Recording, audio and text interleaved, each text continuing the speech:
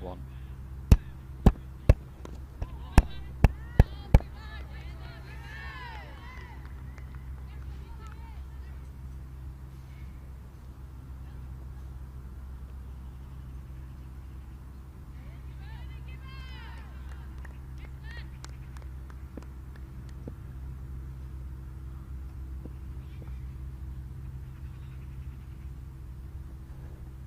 One, two, one.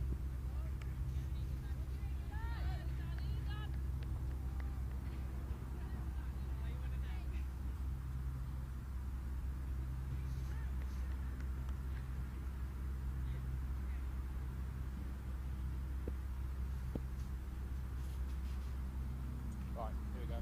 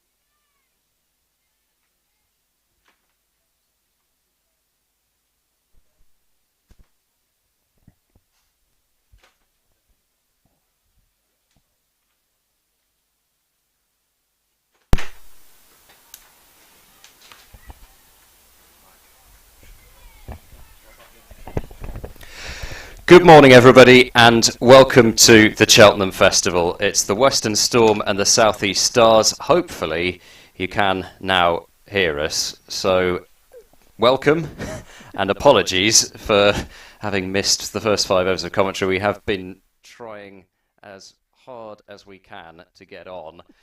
And at last, hopefully, we've now made it. And if the audio quality isn't the greatest, then that's because we're commentating into a camera, Yes. which is something which I've got to say I've never done before. You like a first Ed idea? Well, it's always good to try something new. Ed Seaborn and Claire Jenkins with you for the first, well, I say the first 5 overs, the first 5 overs that we'll actually be commentating on. But it's been a flying start for the South East Stars, with Chloe Brewer and Kirsty White getting them off to that start. Brewer still there. Filer continuing. Pulled in the air and out towards deep mid-wicket. That may go for 4. And it does. So it's another boundary for Chloe Brewer, who has just been timing the ball superbly. Yeah, I'm worried here because we're not far from the boundary the other side. We think the ball might be coming straight in here. It's quite a short boundary the opposite way. Yeah, short square boundaries at Cheltenham, slightly longer straight. Let's just set up the game a little bit because it's a crucial one for both these sides in the table. 2 wins out of 3 for both so far. South East Stars are ahead by 1 on bonus points. 10 for the South East Stars, points total that is, and Storm 9. Driven with beautiful timing again from Brewer, but this time straight to extra cover. So, with only the top 3 making the latter stages, the winner of this one puts themselves in a pretty decent spot. The loser, however, well, the pressure's on then, isn't it? You've pretty much got to win every game. Middle of the table clash, as Sophie Luff mentioned in her preview, if anybody's read that. But yeah, it's definitely in the middle, and I think bonus points are going to come into play. Cut straight to point this time. Fran Wilson very sharp in that region, but well, Chloe Brewer, who I had a great pleasure of commentating alongside at Canterbury, so there's a part of me that actually would love to see both Chloe and Alice Davidson-Richard score some runs today. Divided loyalties, Ed. But yes, exactly. It's there we go. No, I shouldn't have any loyalties at all, of course, but there we go. I'm only human. Oh, struck high up on the pad. Wasn't really much of a appeal.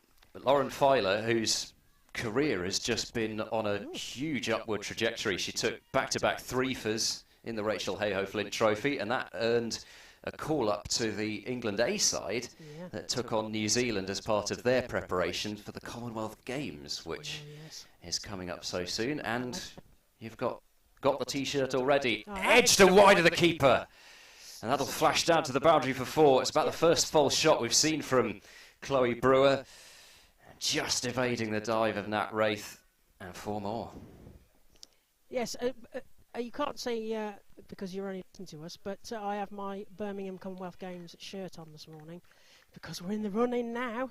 Not long now, 5 days. Oh, it's exciting. So, as a Brummy, you see, I have to have a bit of a licence to talk about that as well. There's a slightly off-putting, Lee. I can hear myself talking away to my left as I'm talking. Yes. But there we delay go. Of the live stream. That's the joy of doing all this, Ed. We love it. There are a lot of people scratching heads here, looking very worried. There was a lot of talk of batteries and cables and things earlier, so we hope that you can hear us coming through. Yes, unfortunately, I think James, who does a magnificent job operating the cameras, just hadn't muted his laptop. But we won't blame him because he's been working, slaving away along with Jake, the head cameraman here, trying to get us on air for an hour and a half and finally succeeding. Nice ball from Filer to finish with, but she has been sort of brought back down to earth a little bit, if that's something you can say. 3 overs for 31, but having had the England A call up and those wickets at the start of this tournament, she's not really bowled that badly. I don't think she's had a lot of great shots played against her. It's a beautiful setting there, though, isn't it, Ed? I mean, we should explain to people there's lots of spires. We're in the grounds of Cheltenham College here, and it's everything that you imagine it to be. Lots of beautiful stone buildings, marquees, and very festive. Indeed, part of the 150th Cheltenham Festival goes back to 1872. 150! Birthday cake later, perhaps. That's Gibson in from the chapel end. And that went down to third just for the 1 run, and we are 47 for 1 here at Western Storm versus South East Stars in the Rachael Heyhoe Flint Trophy. Yeah, and I've got to say, huge pride from my point of view to see Western Storm here at the Cheltenham Festival, combining 2 of my great loves in one day. Yeah. As Gibson comes in to Brewer, who plays that towards the third region as well, but it goes straight through the fielder, and they get through for 2 runs. It's picked up on the boundary. and that moves the score on to 49 for 1. Yeah, it's not quite as quick an outfield probably as it would have been yesterday, but it's still fast enough. Just looking a tinge greener than it was possibly a couple of days ago. Well, I say just a bit, actually. It was a fair bit of rain yesterday. Yeah. Gibson coming into Brewer, who leaves that one outside off, and there is no run. I had a chat with Chloe Brewer just before the start, saying she thought it looked like a road, but she did also mention that there was some moisture out there. So clearly they've not felt that there was enough moisture to be able to say, look, we'll make the most of the early moisture by bowling first and trying to take a couple of early wickets that way. So they clearly feel that the pitch itself is dry enough that bat first. And Brewer posts that to point and just goes underneath the fielder for 4, I'm afraid. So the score moves on to 53, and that's the 50 up for South East Stars in 6.4 overs. So we're still in the power play here at Cheltenham at the festival, and 25 minutes for the 50 runs. I'm just aware, of course, that we haven't actually given you the teams with all the chaos that's going on. So here is the Western Storm team: Alex Griffiths, Nat Wraith, Sophie Luff, Fran Wilson, Katie George, Fee Morris, Danny Gibson, Sophia Smale, Lauren Filer, Chloe Skelton and Claire Nicholas make up the 11 for the Western Storm. Excellent. Gibson to Brewer, who plays that again through the point region. There's a fielder there this time who swoops that up, and there's just the 1 run. The score moves on to 54 for 1. It's been so strong through that region, they've kind of had to put somebody out there at a deep cover. 2 fielders out in the deep on the offside. As far as South East Stars are concerned, Kirsty White, Chloe Brewer and Kira Chatley you've seen. Alice Davidson-Richards is playing today, the debut Centurion in the recent Test match. Gibson to Chatley, who comes forward, and there's an appeal for a caught behind. Chatley certainly came forwards, but Jasmine Naeem's unmoved there, so that's a dot ball, and that's the end of the 7th over, and we are 54 for 1. Yes, it didn't seem utterly convincing, that appeal, has to be said. I think those behind the stumps tried to sell it by advancing a few steps towards the umpire, but nobody else was particularly convinced. So the rest of that South East Stars side then, after Alice Davidson-Richards, Phoebe Franklin, Rihanna Southby, but she won't have the gloves. Kira Chatley will keep wickets, at least if they stick with previous form. Then Lauren Smith, the Aussie import, who's been playing club cricket for Suffolk. Club cricket? County cricket, sorry. I think she's probably playing club cricket in Suffolk as well. As Filer continues into her 4th over. Nice start. Alexa Stonehouse, Eva Gray, and then a new name for me, at least, in terms of... I mean, she may have played before, but I don't think she's played this season. It's Rihanna McDonald-Gay, and then the leggy Danny Gregory. That's the South East Stars line, of course, missing several players, and we'll talk a bit more about that. Later. Clipped away down towards deep backward square for a single by Brewer, who has raced on to 40 from just 26 deliveries. So missing Bryony Smith and Alice Capsey, who've just been called up to the Commonwealth Games squad. England looking to, I guess, put the power down at the top of their order with call-ups like that, and as I understand, Bryony Smith sort of float between 3 and 7. A lot of all-rounders, don't they? And I think that's my view would be that they just want people who can do all sorts of different things.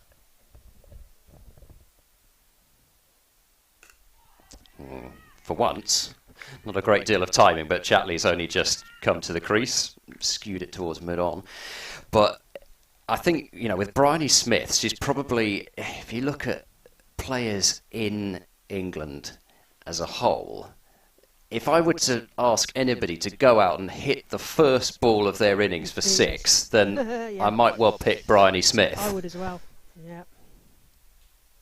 Well, short ball tried by Filer. She hasn't tried so many of those yet. Chatley did not look so comfortable with that one. She was bowling a lot of short balls in the game at Bristol against Central Sparks and bowling them to good effect, but she's been trying, I guess, to bowl full and exploit what moisture there might be out there. but that's the first time she's dug it in short, and it certainly looked like it was worth. Yes, it certainly looked like it was worth a try. A pleasant drive, been knocked down well by extra cover. Danny Gibson moving across. So missing as well Sophia Dunkley as you'd expect, but they wouldn't have budgeted really for Sophia Dunkley playing in games like this. But they have been decimated by those call-ups of Capsey and Bryony Smith. Decimated by success. Filer. That's driven well timed and past the dive of Gibson, and that will go for 4. That's Chatley's first boundary. Oh, we've seen some drives today already, haven't we? We have, and that was closer to us as well. It's sort of slightly worrying. But because Chatley was second in the RHF batting table, as it were, to Bryony Smith. But she had them and did well in the most 4s as well, I think. I think that's last season. I'm not sure if it's this season or this season. Definitely thumper ball. But yeah, you were talking about Bryony Smith.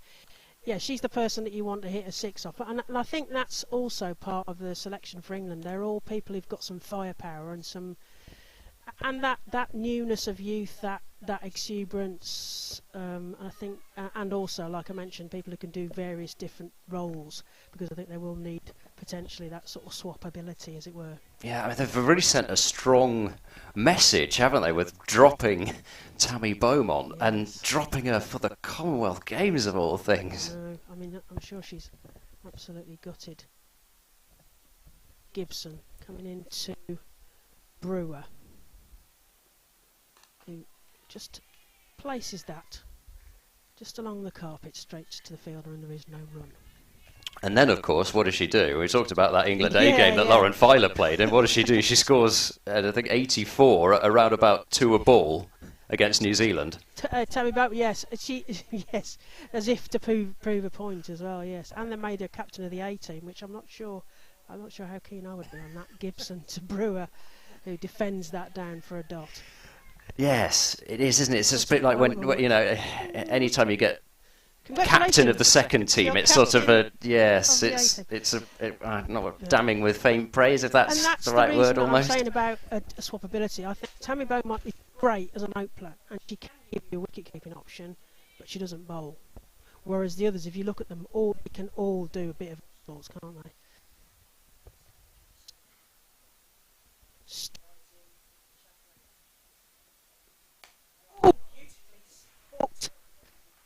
That's another 4. Lovely striking there, Ed. Yeah, really was. Great pick-up. Gibson doesn't have quite the pace of Filer. She's not slow, but she doesn't have quite the height either that Filer has, so it just didn't get up quite so much. And with fine leg up, she knew exactly where she was hitting that Brewer, over the top of short fine. Up and over her shoulder, no problem. 63 for 1. Southern Stars batting against Western Storm here at the Cheltenham Festival in the Rachael Heyhoe Flint, which is the regional 50 over competition between the 8 centres of excellence in England, as Gibson comes into Brewer. Again defended beautifully to the cover fielder for no run. I think for me it's the strike rate argument above average, because Tammy Beaumont is a run machine, whatever format she's playing in. She will score runs in T20 cricket, but England clearly feel now that they need to be sending that total upwards, and they do it with strike rate rather than average. Brewer again defends. Lots of people have been complaining that there was no fresh blood into the England team, and if back 3 years you could almost ink the team in, couldn't you? But both of the regions, as we're seeing today, you've got that strength, you've got the pool. That was the whole point of setting up the regional centres of excellence. You've got that pool to draw on. And in all the formats, we're going to see to specialise in the various formats as waits for Gibson and flicks that for legs, and they get before. It's a beautiful dive here from that to 1 going for 4 then.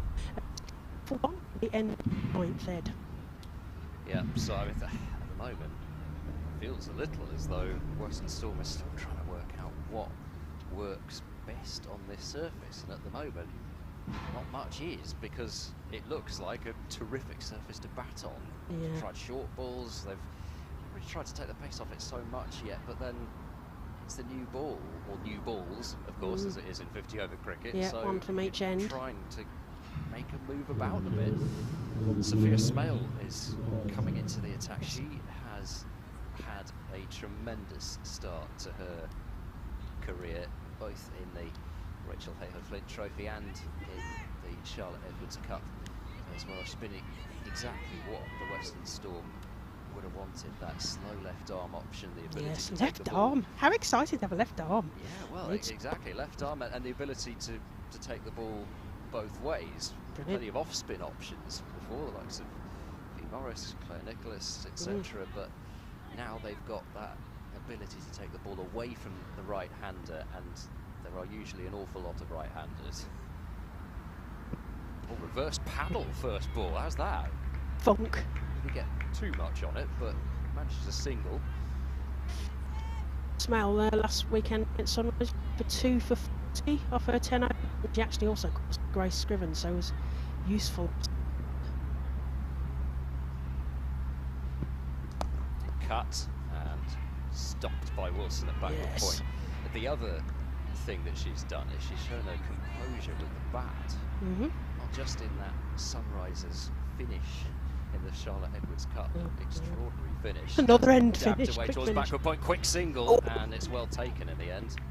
If you can take one to Fran Wilson there, then you can take it to anybody. So nicely judged.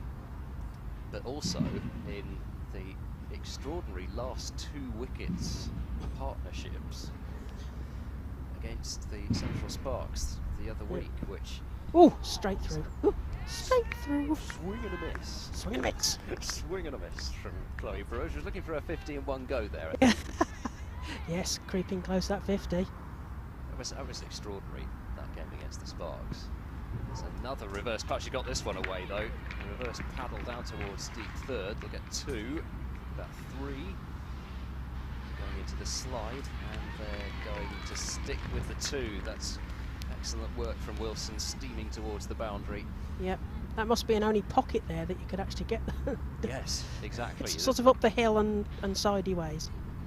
In the corners are the only places where you can think about 3s at Cheltenham, really. But those final 2 wickets against the Sparks in the last home game at Bristol, they put on 117 from 67 for 8, Wow. with Lauren Filer scoring 58 not out. Paddle sweep this time. It's terrific cricket because there's nobody really behind square on the leg side. As you There's mentioned, 2, another and pocket it's down 50 there. for Chloe Brewer. Yes. Terrific innings. Just 36 balls, and she has not mistimed a ball, I don't think. No, it's beautiful batting actually. I mean, that's 4s. Yeah, we mentioned some short boundaries, some pockets, some all sorts there. But yes, nicely played all around the wicket there from Brewer. And I'm going to be handing over to Cassie Coombs, who's sitting in my seat for a bit. And we've had a bit of a sort of shuffle round this morning, but that's the power play over. So we're into the main part of the game, and here comes Cassie Coombs. Indeed, so fielder restrictions can be relaxed, which is a bit of a relief. But Storm is still on the attack with slip, Cassie. Good morning. Good morning, Ed. Thanks for having me. Thanks, Claire, for passing over to me as well. It's been a really interesting start to the game, hasn't it? I mean, Chloe Brewer just showing her class. It's also, for me, it's exciting to see how the approach that the South East Stars like to go with the likes of Capsey and Bryony Smith still in their side. Gibson continuing and turned down towards Smale at sort of deep backward square in the end, just the single. But it doesn't matter who's wearing the shirt, the Johan Myburg philosophy is still apparent. Definitely, I think that's something that the South East Stars like to do. They are a very attacking side, and as you can see, they've started really well here.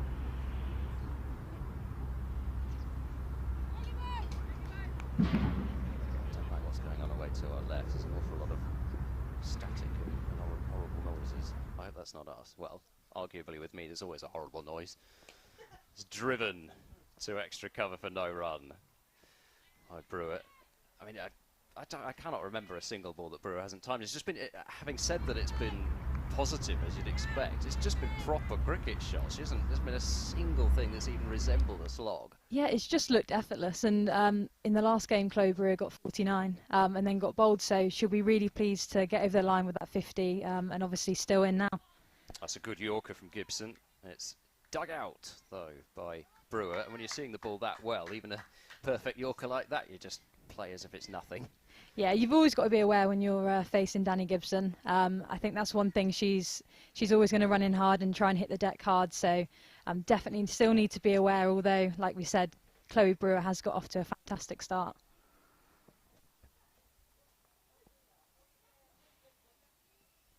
Cut in the air, just past backward point. She picked her gap there. Brewer, only a single. Another illustration, really. I mean, kind of got a sense of the angle that went off at, but you can have a deep cover that only just beat the hand of backward point, but it's still only a single. Yeah, the point's really been in the game today. I think that's an area that the South East Stars have really looked to try and capitalise on. Anything short, really making sure they get it down to that point area.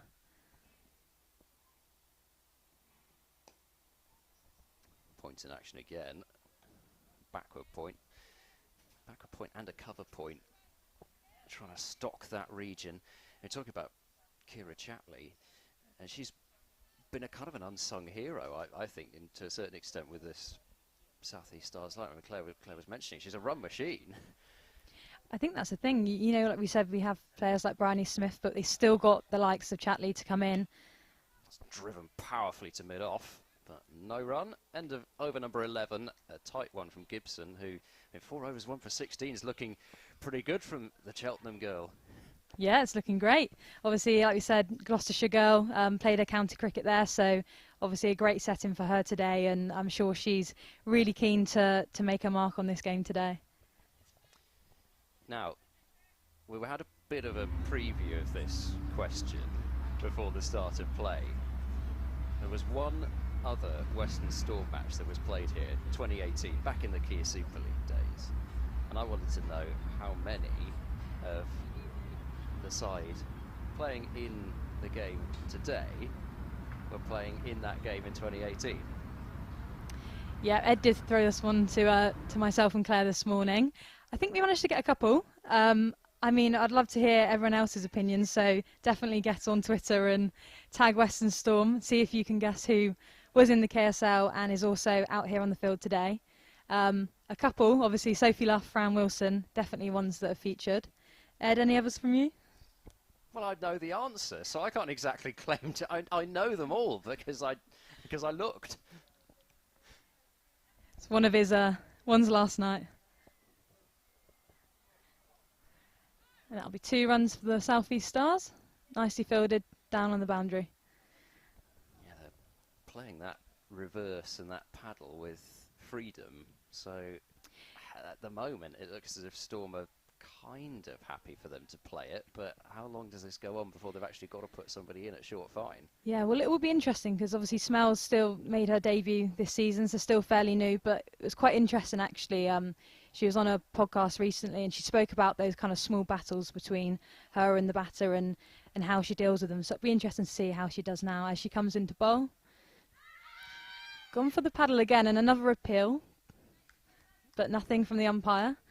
So yeah, it will be interesting to see how she tackles this, how she changes her bowling slightly to try and prevent them from taking that single down there. Yeah, I mean, I suppose just there is why they're happy for it. LBW brought into play potentially. Having said that, they are actually now going to change the field, so deep square comes into a short fine position. Brewer just clips that one onto the onside, nicely fielded by Luff. Always dangerous to take a single to Sophie Luff, we know that, we know how quick she is. Yeah, and actually she was trying to toy with the field there, wasn't she? Brewer. She was trying to Brewer, I can say that without voice cracking. Again, nicely out to point, fielded by George. Just ticking it over here, South East Stars. Smells kind of back on top here. Haven't been any boundaries from this over so far, and just playing it around the field.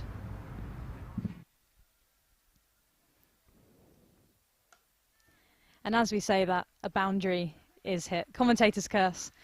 Great shot from Brewer. Just opened the onside up then. Brilliant shot.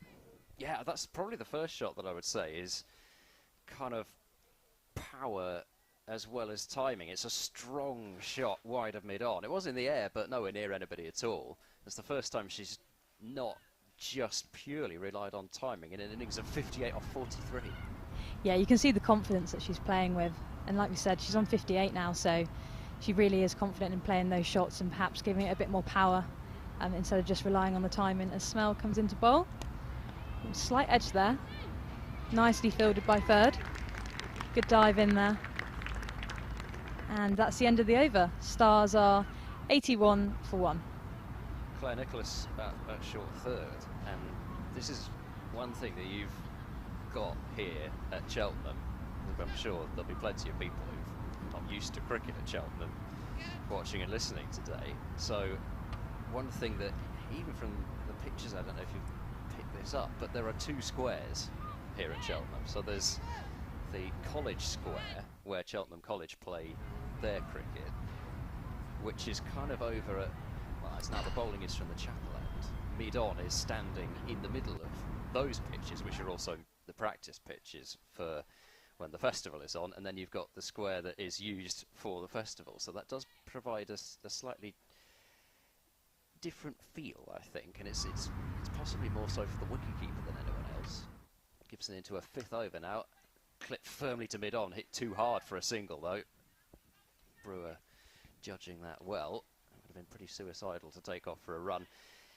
You know, the keeper often has to be trying to stop balls that just bounce in front of them, and they're trying to do that off the end of a pitch, which I'm not sure is something they have to do too often. Yeah, definitely not ideal.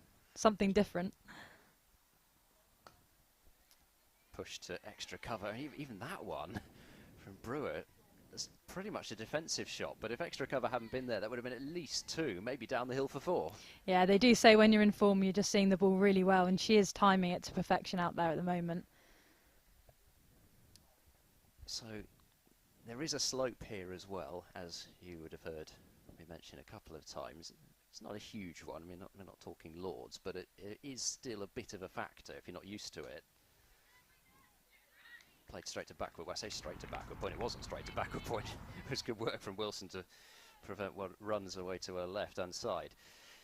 But it's, I think, probably for Kent players, I guess they'd have played at Canterbury a bit. Thinking about South East Stars, who are Kent and Surrey, of course, combined.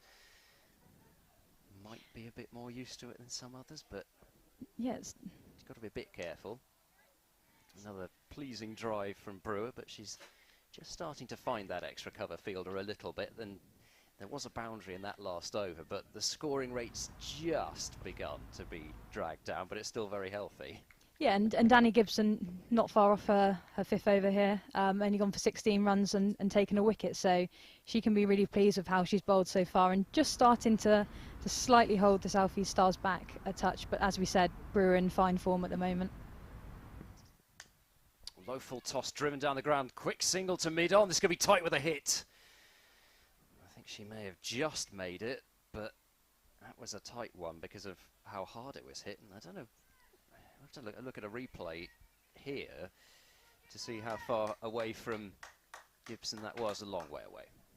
Yeah, long way away, but like we said, a direct hit, and it definitely would have been an interesting one.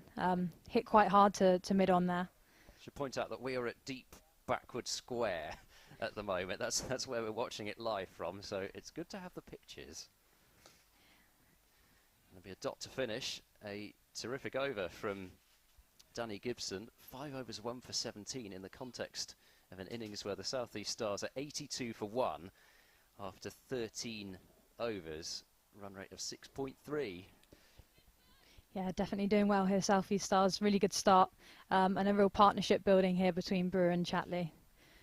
We'll see Smell continue at the College Lawn end.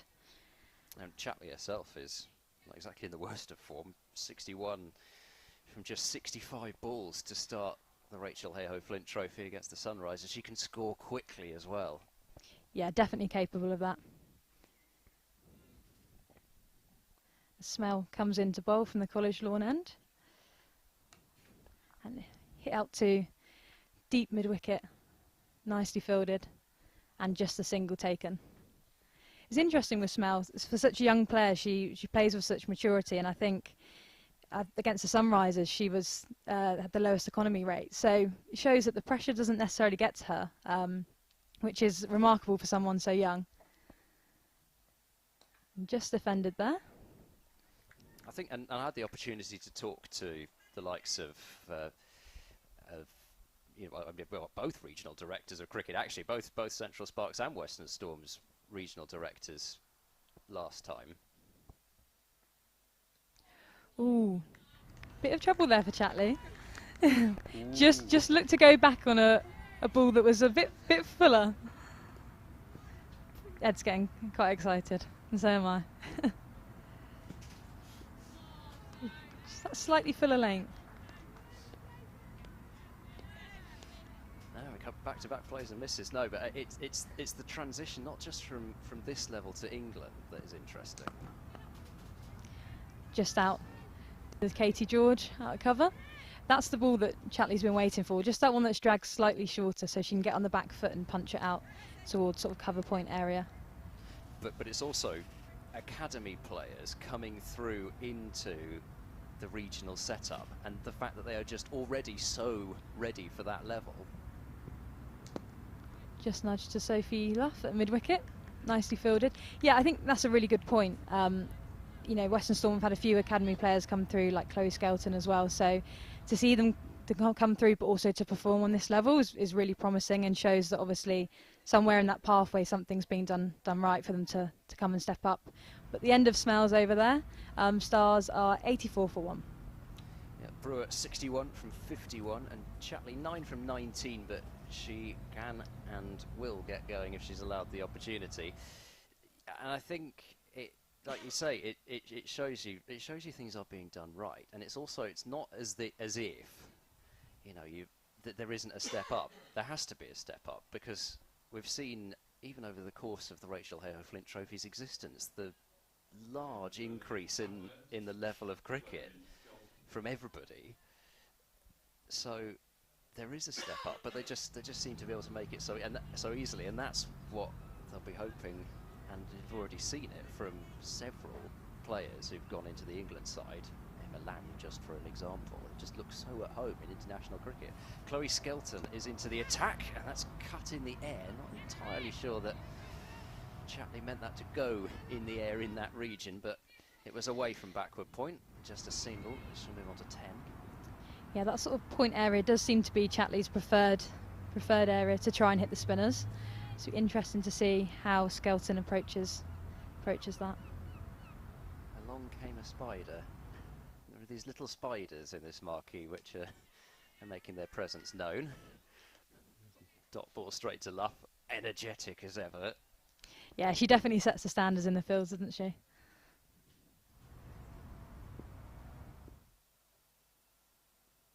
Oh, booming drive attempted, it's up in the air, extra cover running back, good catch.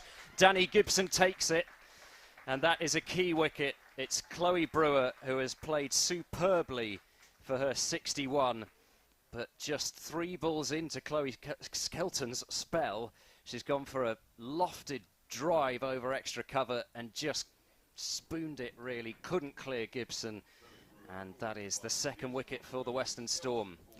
Well, we talked about academy players sort of stepping up, and Skelton's done it just then, and a great catch from Danielle Gibson as well. It's never easy to take a catch when you're sort of running backwards and it's over your head, so brilliant catch, and the breakthrough that Western Storm needed. Yeah, but they practice those catches so much, but it doesn't make them any easier.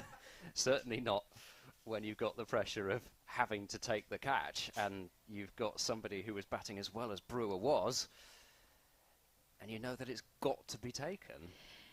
So Gibson taking it comfortably in the end, making it look easy, but one player on superb form leaves the crease and another comes to the crease. Alice Davidson-Richards. Yeah, it's definitely not going to be an easy ride for Western Storm today with the sort of batting depth that South East Stars have. And as we said, off the back of an excellent debut in the Test match against New Zealand, South Africa, yeah, sorry, yeah. Apologies. So yeah, it will be interesting battle, particularly for Skelton, the youngster. Yeah, indeed. She should be full of confidence. Another local product as well. She'll play plenty of cricket here. Oh, that's very slow to start off with to Davidson-Richards. Took all the pace off that one. Davidson-Richards will get off the mark. So 107 it was that she made in that Test match, and she also got her maiden Test wicket, that of Nadine de Klerk. What a game for her. A little bit of bounce there. Chatley does well just to paddle it round the corner and get a run for it.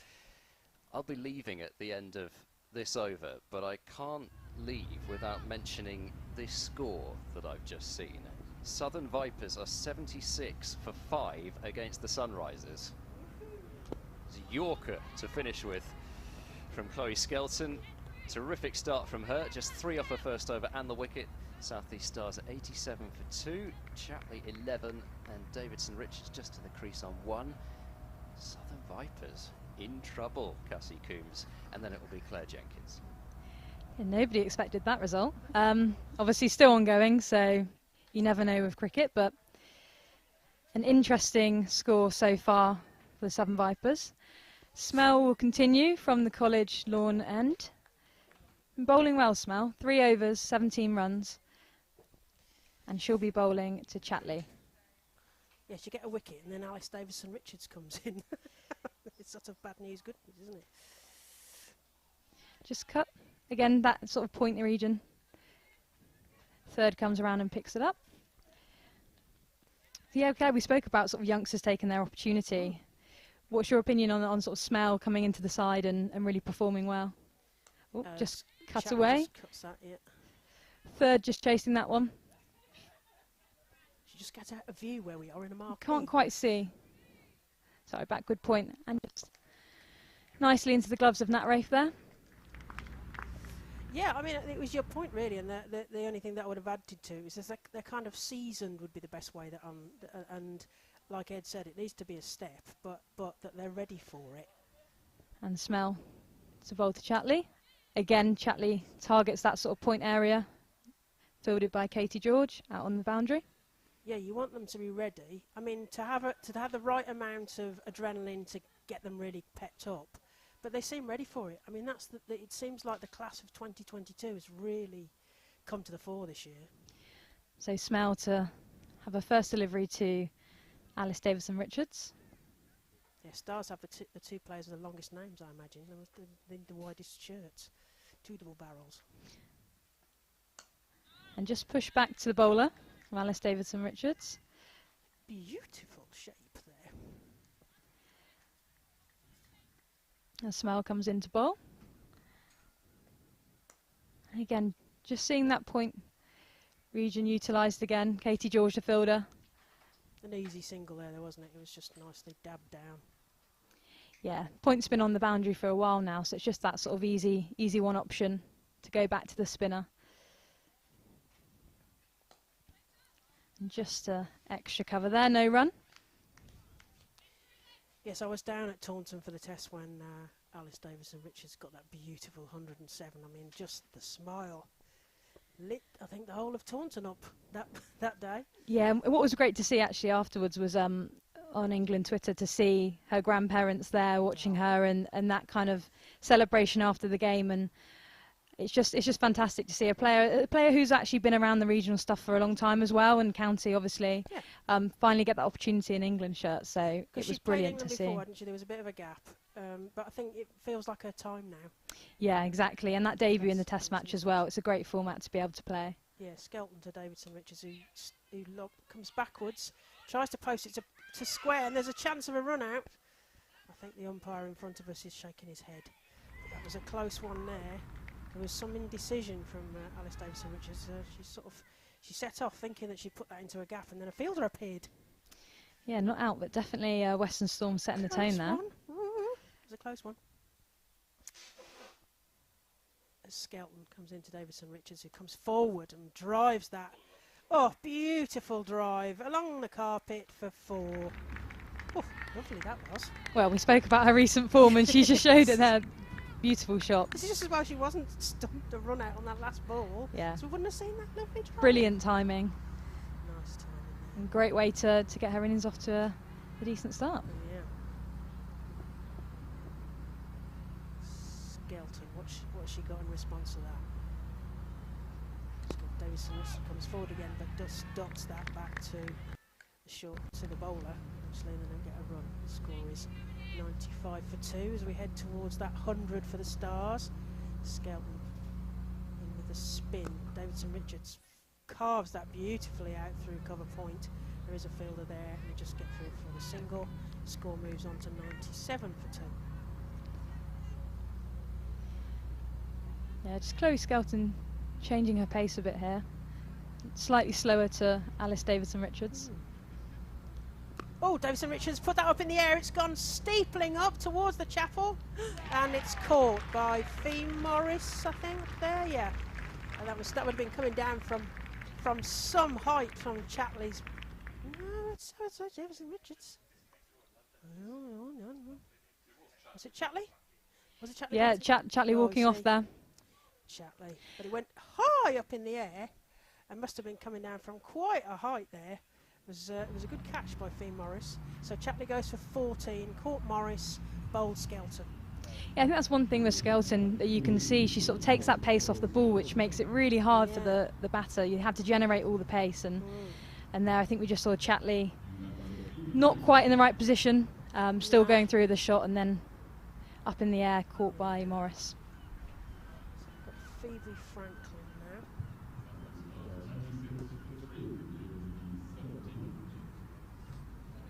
Great. So, and we've got quite stormy weather here. It's sort of bright and dark all at the same time. We've got dark clouds and bright sunshine. Yeah, and quite hot, but not quite the heat wave level that we had last week, which the players are definitely thankful for. Yes, we'd be melting. But the one rule, somebody asked me about commentating, what are the things that your first impression? I said, well, it's either freezing cold or boiling hot, is the thing that I would say. And we're in a marquee, which is towards the warmer end, but there is a bit of a breeze today, thankfully. So, and now we've got the new batter taking strike, Phoebe Franklin here. And of course, it's Birmingham Phoenix. We're talking about Birmingham Commonwealth Games.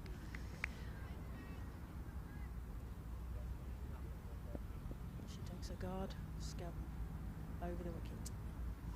Comes forward, and that gives the wicketkeeper some excitement there. She's looking for a stumping. I think there's a bit of a sniff of a stumping anyway. And that's the end of the over, and the score is 96 for 3. 17 overs gone. Yeah, well, just on that point that you said, Claire, about the 100, we've obviously got Commonwealth Games, the 100 coming up, and then the regional cricket coming back in, I think it's the 9th of September, around then. So plenty of cricket to look forward to. Yeah, the region. So the Rachael Heyhoe Flint will take a bit of a break for, as you say, the Commonwealth Games, and then the women's 100. Of course, the men start before the women because of the Commonwealth Games, and we start the double headers. So Smell to continue. And again, just cut away, short third fielding there. Yeah. So yeah, it'd be great to see these players in that sort of level, the 100, the Commonwealth Games on that stage. Be interesting to see. Smell comes in, just hits the pad, and that Rafe there to collect the ball. Games, then the women's 100, which will be the double headers, and you must be able to tell us about the 100. And then the Rachael Heyhoe starts again. And then England have India over on tour, so plenty of women's cricket to watch. Richards. Oh, well fielded. Brilliant from Fee Morris there. Oh, did get the single, but brilliant dive to her left there. I love a bit of close fielding. I was a point fielder, you see, so I always have a sort of soft spot for some decent fielding on this side. It's a great stop from Fee Morris. Yeah, so Phoebe Franklin to face against Smell. She comes into bowl. Just defended back to the bowler there. Yeah, the 100. You were on the content creation for Southern Brave, weren't you? Is it back again this year, or? Not back again, but working closely with a few people that are in the content team. So it's some mentoring, I think. yeah, so it'll be again great opportunity as that's just fielded by Smell. Yeah, it will be fantastic. I think with the content creation side of things, it's just great to get behind the scenes and show the personalities of the players. Brilliantly driven. Fielded by Filer at mid-on there. Yeah, as you mentioned, the personalities of the players, because people want to get attached to them. They want to know the backstory, don't they? And that's the thing where women's sport has much less profile. And so the 100 was just a breakthrough in terms of actually understanding the characters and getting to know the people behind all of that. Yeah, definitely. That was a great over from Smell. South East Stars are 97 for 3. 18 overs gone. Finely poised. Sort of feels a bit more like slightly more balanced now, because it certainly felt like Stars were on the ascendancy in the power play and making the most of this short boundary towards us, as Alice Davidson-Richards eyes that short boundary right towards us, unless you can hear us talking about it, of course. Skelton coming in. Davidson-Richards comes forward, tries that straight drive again. It goes underneath the fielder. There's another one herring after it. They get through for... Is it going to be stopped? Yes, a great dive on the boundary, I think. Oh, no, it's gone for 4. It was a great attempt down there. Who's that herring down there then? Is that, Can't quite. Look at if it was Sophie Luff. No, it's not Sophie Luff or Fran Wilson. Anyway, the fielder nearly hauled it in, and that's the 100 up, as you hear a ripple of applause around the ground. So Stars get their 100, just getting into the 19th over and after 66 minutes. Skelton has a look around the field. What can she do in response to Davidson-Richards, who waits poised, carves that again through long on, and that, don't bother, that's going straight for a 4, straight into the gap. Beautifully played, full-blooded shot there through mid-on. Yeah, she picked up the shorter ball there really well. Just leant back and put that one straight through sort of mid-wicket, mid-on area. Easy shot. Great timing there from Alice Davidson-Richards.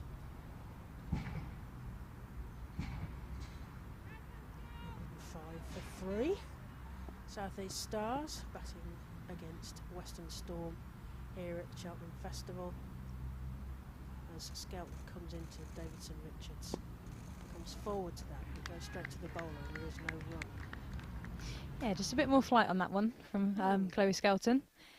I think we've seen that Davidson-Richards has played some great shots down the ground so far in her innings. Yep. And Alice Davidson-Richards just defends that very respectfully, and there is no run.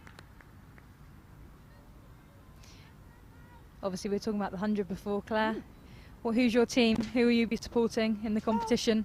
I'll give you a guess in a minute. Skelton comes into Davidson-Richards, loops one up, but Davidson-Richards just plays that beautifully along the carpet to long on and walks through for a single score, moves on to 107 for 3.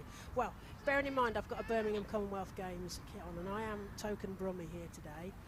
Birmingham Phoenix has to be my team, doesn't it? Although I don't look great in orange, so, but you know, needs must, as Phoebe Franklin just defends that, talking of Birmingham Phoenix, defends that down in front of her, and there is no run. 106 for 3 off 19 overs.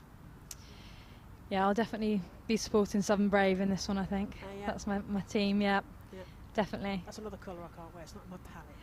Green, well, a lot of for the shirts in the 100 are quite loud. Yes, so they're distinct, aren't they?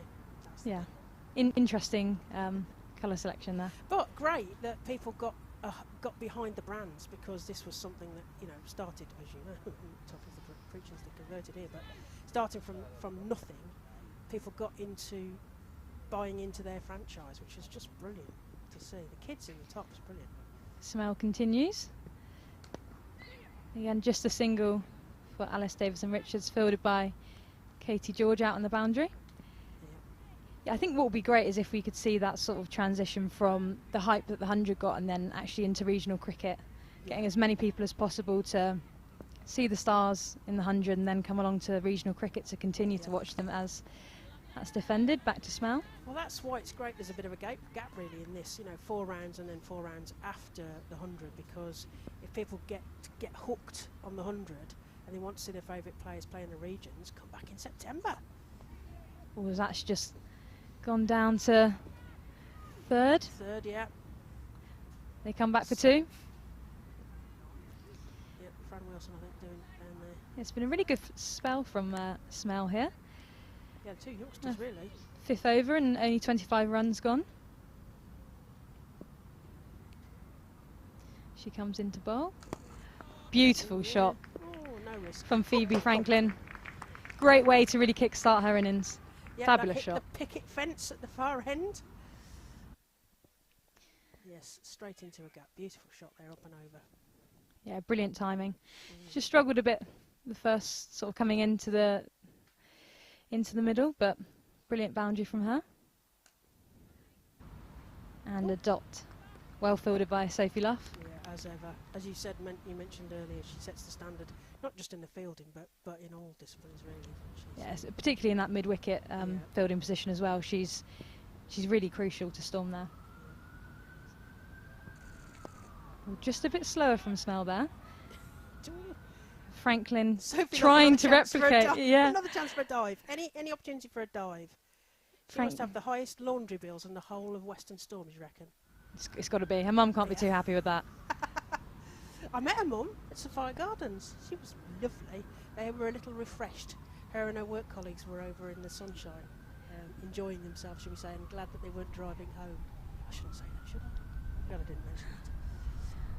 That's 20 overs gone, and the score is 113 for 3. South East Stars setting the total in this 50-over competition against Western Storm.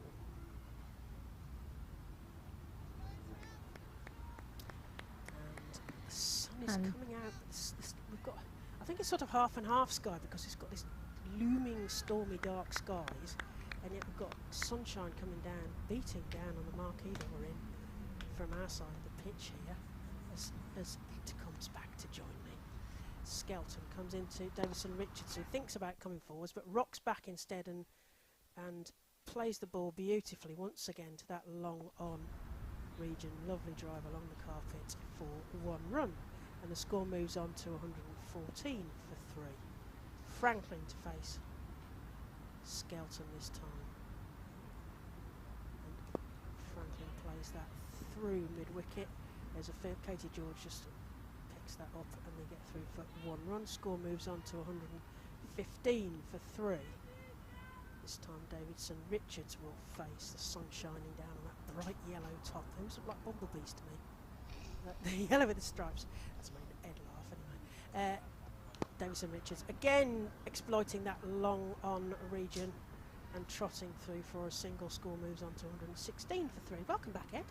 Thank you. Yes, this microphone is extremely warm, I have to say. So, well, keeping the mic warm whilst I've been off air. As Franklin comes forward.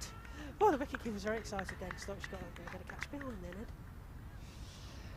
I'm sorry, I was He's distracted. I was distracted because we're getting a few reports about the audio. Oh no, Skelton. Oh, is it a stumping? Is it a stumping? The umpire shakes his head. He's now got to go and rebuild the furniture, like that well-known Swedish furniture store. He's got to put that together himself. No, in fact, he's decided to delegate the matter to the wicketkeeper. Well, I like that. You see, yeah. you fudged it, you fix it. Yeah. You made that mess. Tidy up yourself. As Skelton prepares to come into Franklin, who defends that now, having been caught almost stumped there. So the score is 116 for 3 off 21 overs. Yeah, we are having a few issues. Let's put it that way. We are commentating through a camera, so unfortunately it does mean that we don't have a great deal of control over things like levels and quality of audio. Hopefully it's well, exactly. Hopefully it is better than having nothing at all. Yes. Is all I can say, because if you were with us from the start, you'll know that we did have nothing at all for the first 5 overs, as we were still. I mean, promise you, we were I went off about 10 overs ago and listened at the back. we were seemed to be at it coming for through, over an hour and a half trying to sort it out. yes. And unfortunately, it still spilled over just slightly into the start. But at the very least, hopefully, you can hear us in some respect. Fee Morris is into the attack from the College Lawn end. So potentially off-spin from both ends here. Skelton 2 for 20 from her 4 overs. The other thing I should say is, and I'm sure that there will be people who've pointed this out as well, is that we know that there is no scoreboard. Unfortunately, the scoreboard provider is having issues at the moment. So again, it's just one of those mornings. But we're on tour, I promise you, there is. Away from the big ground, so well, yes, but with the scoreboard, unfortunately, wherever we were, we would have had issues with that because it's the provider itself. So if there are any other games which are using that scoreboard, then they won't have scores either. So it's 116 for 3. Morris's first ball's cut powerfully towards extra cover. Work to do round the boundary rope. Filer dives. Terrific effort, but just can't quite bring it in. Another yard. If the boundary had been another yard, she might have made that. There was a great run. Well done, Lauren Filer. She's very tall for running all that way. She's making groaning noises as she comes back, so that must have been quite. I was going to say, well, it's just where you feel a little bit like whispering just as they come right past. We'll leave this time, and that's because it's a wide. Davidson Richards has judged that one. Got a wicket last week against Sunrisers, and she won for 37 off her 8. So what can she do?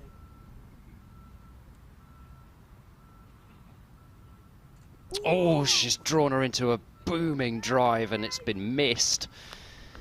And actually missed by Nat Wraith in the end as well, but there was no edge on it. I like the way that Alice Davidson Richards pointed with her back where she was going to send that afterwards. Yes, it's not quite like calling your shot in golf or baseball or whatever, is it?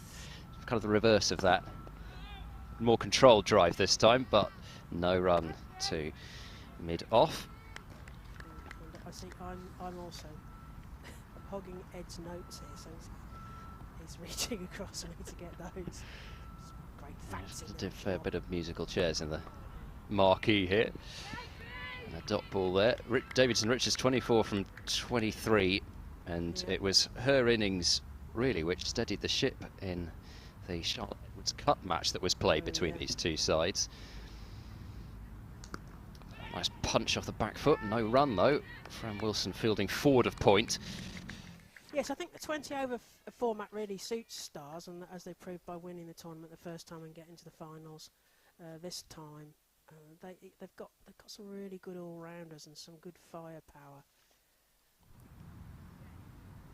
That's quite short, but Morris, terrific stop off her own bowling. So it was technically 5 off the first ball that she bowled with the wide as well as the boundary, but then no more runs off the rest of her over. 121 for 3 are the South East Stars after 22 overs. Davidson Richards has 24 and Franklin has 7. Davidson Richards, it was 35 off 25 that she made, which doesn't sound like a kind of gigantic contribution, but it was exactly. It was exactly. So they're only chasing 110 on an extremely difficult pitch, which was proved by the men's game that they had there afterwards as well. It wasn't just the first part of the doubleheader where there was a bit of difficulty. Skelton into Franklin this time, who sweeps that beautifully towards us, and there's a big gap here behind square, and that goes through for 4. Lovely shot there, Ed. Yeah, it was timed perfectly and just helped round the corner. Wasn't much pace on the ball to use, so she had to create quite a bit of it. Powerful wrists to send it away. And I was speaking to Alice Davidson Richards actually at Canterbury about the approach, and you were saying how the T20 suits them so much. Yeah. Franklin drives that, but straight to the fielder, no run. And basically what she said is that Mibes, as I think she calls Johan Myberg, the coach, Mibes just tells us, just go for it. Yeah. Franklin, lusty blow, and that's going straight for 4. The fielder's not even going to bother running after that one. 4 runs, the score moves on to 129 for 3. So Mibes, I don't know, but you know, I'm going to call him Mibes from now on, yeah. Yeah. Suits it. He says go for Just it. Go for you it. know, if you come out 5 or 6 down for 30 or whatever, just go out and whack it. Yeah. That's pretty much the philosophy, and that's how coming they down play. From the top as well, isn't it? We've seen it at the international level as well, as Skelton has a false start there towards Franklin. The wind's starting to get up here. The marquees are fluttering. Franklin rocks back and plays that beautifully through the cover, and they get through for a single there. Score moves on to 133. I just had another look, and Oh, yes, Cassie's what's just happening? passed me the What's happening score in between the the Vipers? Vipers and the Sunrisers. Tell us. Of course the Vipers are recovering. Yes, as Davidson Richards comes forward and plays that to her favoured long on region, they get through for a single. Paige Schofield, 59 not out from 47 balls with 9 fours and a 6, so she's... Well, we're not saying that she's whacking it because we can't see it, but judging by that, she's probably whacked a couple. Franklin comes forward and just dots that down, no run. So that's how they've approached it. So what's the score now, 116 for 5 are the Vipers after 23 overs. And you know what? As good as the Vipers are, I reckon if you told them they had to defend 116, they'd probably manage it. Yeah, I think It feels that, they've built up that you can formidable hear Charlotte reputation. Edwards saying to them, "We've got this, girls." They're 20 Yeah. runs short or whatever it is, you know. Well, Vipers 116 for 5 off 23. But that was from 38 for 5. And they won the toss and elected to bat, so they must have thought this is what to do. Kate Kopak took 4 of the 5 wickets to fall. Slightly odd figures in a way, 4 for 37 from 7 overs, so she's gone for a few runs as well as having taken those 4 wickets. Morris to continue, over number 24. Davidson Richards to mid-wicket for no run. Elsewhere, Lightning off to a good start against Diamonds. Lightning are 100 for 1 in the 24th over. Use of the feet, down the ground towards long on, but it's wide of the fielder. Will bounce twice to go for 4. Another despairing effort on the boundary. Proper thunk into those advertising boards as well as it gets through. Nearly cut it off. That was placed well, that from Davidson Richards. So she's 29 now from 28, just for, I think, the first time in her innings the strike rate had just dipped below 100, but right back there again. And a cut and a miss this time from Davidson Richards. She was looking a little bit hopeful that there might be a wide there, but Yeah. nothing You doing. mentioned the Vipers. I had a quick listen to them earlier. I think it's Kevin James down there, and there was a female voice I didn't recognise. It sounded a bit Australasian. I can tell you her first name as Morris goes back and defends. I can tell you her first name because Between us. Kevin was trying to organise this during the championship match that we've just been having. Yes. But unfortunately, I think I only knew her first name. Her first name is Kayla, I can tell you that. Kate. Kayla. Kayla. Oh, okay. So we've got a start then. And It's she's definitely an Kevin overseas player for, I think, Melissa Story's club. Ah, okay. So that's the connection there. On the back foot, cutting neatly out to deep cover, just for the single. So I believe even the pool of talent that Kevin James has at his disposal down for the Southern Vipers, that there had to be a little bit of sort of a scramble to try to find somebody. So I'm sure she's terrific, though. Yeah, it sounded good. Australasian always sounds like, you know, anybody, sort of Kiwis and Aussies always sound like they know what they're talking about. I don't know why. Shall I try the accent? Yeah. As a leave this time If you like. from Franklin to end the over. So Just start calling you Bruce. 5 off that over from Morris as well. 136 for 3 is the South East Stars total, and we're very close to the halfway mark. It does fly, this. Yes, it goes faster than you think. Kevin James, so he and I were on the commentary for Vipers versus Sparks up at the Edgbaston Foundation ground, and when he found out that because it's the old Mitchells and Butlers brewery ground, he found out that one of the ends was called the brewery end. He had a great deal of fun explaining to me about whether I could organise a party in a brewery, and he kept saying, "Oh, that's the brewery end. You'd know that, wouldn't you?" And I was like, so Skelton into Davidson Richards, who rocks back and plays that beautifully through the point region. There's a fielder there, and we just get through for the one run. I would also like to say well negotiated by saying party rather than anything else. You see, I could have described that in so many other ways, couldn't I? But I said to him, it's good for my my reputation if I was sort of hard drinking. As Skelton comes into Franklin, who just defends that down. There is no run. I love those deliveries where she takes all the pace off. Yes, and you can see the batter going, oh, I should have made the most of that. But now it's gone. Franklin rocks back, misses it, goes straight through to the keeper, and there is no run. Yeah, and she's then firing the odd one through like that, and it just will seem that much quicker. Quicker, slower.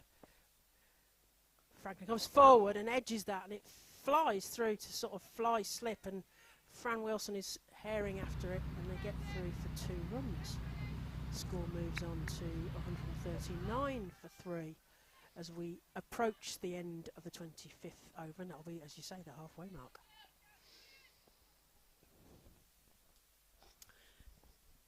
As Skelton comes into Franklin, comes forward and plays a lovely drive up and over the fielder. It's going towards the boundary. It's sort of holding up. It might be a bit damp down there, and I think the fielder might cut it off. Does a big dive. Does she cut it off? I'm looking to my left now. The man with the camera. The man with the camera says 4 runs. Yeah, the sun's on. He's pointing at the monitor, but the sun's on it. I can't see that. Oh, is that the man with the camera? Sorry, I thought that the cameraman at the far end was signalling 4. He looks like NASA here, but he's got 3 different laptops, and he's given us a TV screen. But it's very bright in here. So that loops up, and Franklin comes forward again and plays a single down to long on. They like that region. They like that long on region. They're getting a lot of singles down there. And the score moves, and this is the halfway point, and the man with the camera and the he's now the man with the TV screen. He's got the TV. He's playing with the TV screen because I've complained about the light on it. So we're halfway through, 25 overs. The score is 144 for 3, and they're going to take a well-earned drink, and Cassie's going to take over. So she will be. Cassie Coombs is the next voice you will hear on the microphone. Thank you, Ed. So, South East Stars in a strong position, just under a run a ball, 144 for 3, and they're just still going to keep going. That's pretty clear. Phoebe Franklin has already gone down the pitch a couple of times, launching it down the ground. It's exciting cricket, this. We've seen 3 wickets as well. Yeah, we spoke about South East Stars' sort of brand of cricket, and they're definitely not afraid to be aggressive and really put away that bad ball. And we spoke about Western Storm obviously getting the wicket of Brewer as well, and Chatley, and thinking potentially they had a bit of a grip on the game, but then these 2 have come in and solidified that partnership very well. Yeah, indeed. Let's actually, I kind of started talking about that Lightning Diamonds game, just bring that scorecard up. 107 for 1, Lightning in the 26th over, and Tammy Beaumont 44 not out off 77 deliveries, so having scored what I think was her fastest ODI 100 the other day, and that innings against New Zealand for England A, which was worth 74, pardon me, from 40 deliveries. Finding it a little bit tougher going against the Northern Diamonds. Yeah, definitely. I think we spoke about it before, but it's difficult for Tammy Beaumont. Obviously been such a key figure for England for the past few years, and obviously not picked for the Commonwealth Games, so she will be looking to sort of, you know, get back to her ways. And like you said, she has certainly been in good form, but definitely struggled a bit more today. But we know how the Northern Diamonds, how good they can be with the ball, so yep. I'm not surprised by that as well.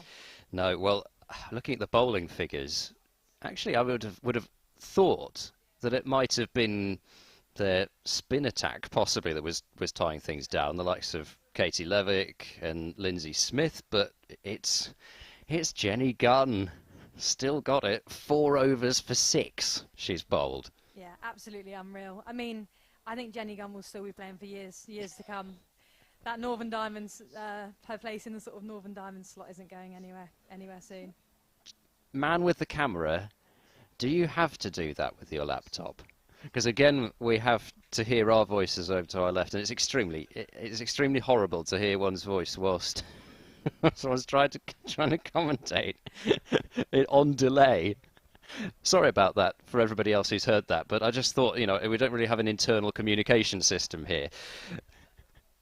Anyway, Lightning 110 for 1 now after nearly 26 overs, and Vipers still that partnership builds between Schofield and Hill, who's 24 not out alongside Schofield.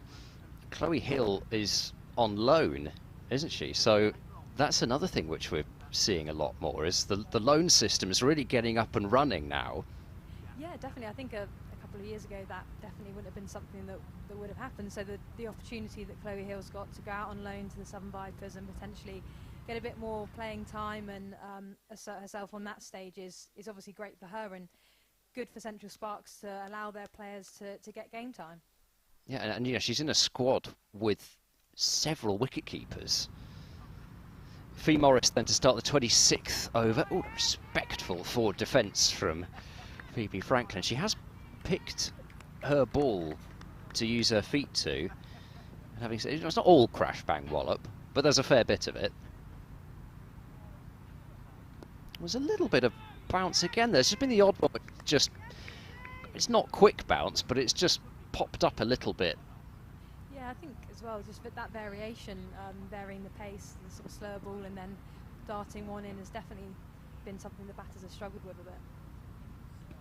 Another cut shot is missed by Franklin. I'm not suggesting that the previous ball had everything to do with that one, but it is potentially something when the previous ball pops up a bit and you're trying to play that cut shot and judge the bounce.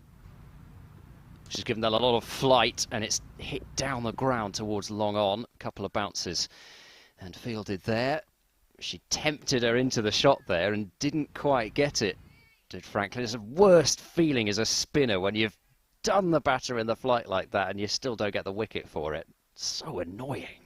There's been a couple of occasions where the South East Stars players have just gone through with a shot that wasn't quite there. That's quicker through the air and shorter as well, just dragging the length back, seeing whether Davidson Richards wanted to use her feet. She might have been in trouble if she did, but stayed in her crease. So just the one run off this over so far. And that's how it will remain. Davidson Richards, well, maybe it's just that thing of drinks brings a wicket. I just wanted to make sure that they played out an over. Well, actually, having said that, it was used anyway, but maybe the one that fell short of long on was the wake-up call. 26 overs have been bowled, and the South East Stars are 145 for 3. Davidson Richards has 31, and Frank has 24. Yeah, nothing worse than losing a wicket after drinks. That's sort of normal saying, but Katie George is about to come on here. It'll be interesting to see for Storm. Obviously, I know the last couple of years she struggled with injuries and stuff, but definitely a great option for the Western Storm. Yep, so another bowler used, and left arm option, and it is a nice kind of rounding out of the attack that they've got now, Western Storm, because of, we talked about having the slow left armour, but also with Katie George back bowling this year, she can not only provide that left arm over option to have at the start, they didn't use it this time, but she can also really fire it in from round the wicket later on, and that angle can be really hard to get away because it's constantly coming into your body. Yeah, and to have someone with that quality coming on in like the 26th over is just brilliant for Storm as she comes into bowl and just push to mid-off. Good start for her. Yeah, Franklin's 24 from 30. 16 of those have come in boundaries, so it has tended to be a little bit at the moment from Franklin. It's either a bit block or yeah, hit. She struggled to sort of rotate the strike a bit, but again, put away the bad balls. Again, no run. Straight to Sophie Luff, the fielder at mid-wicket.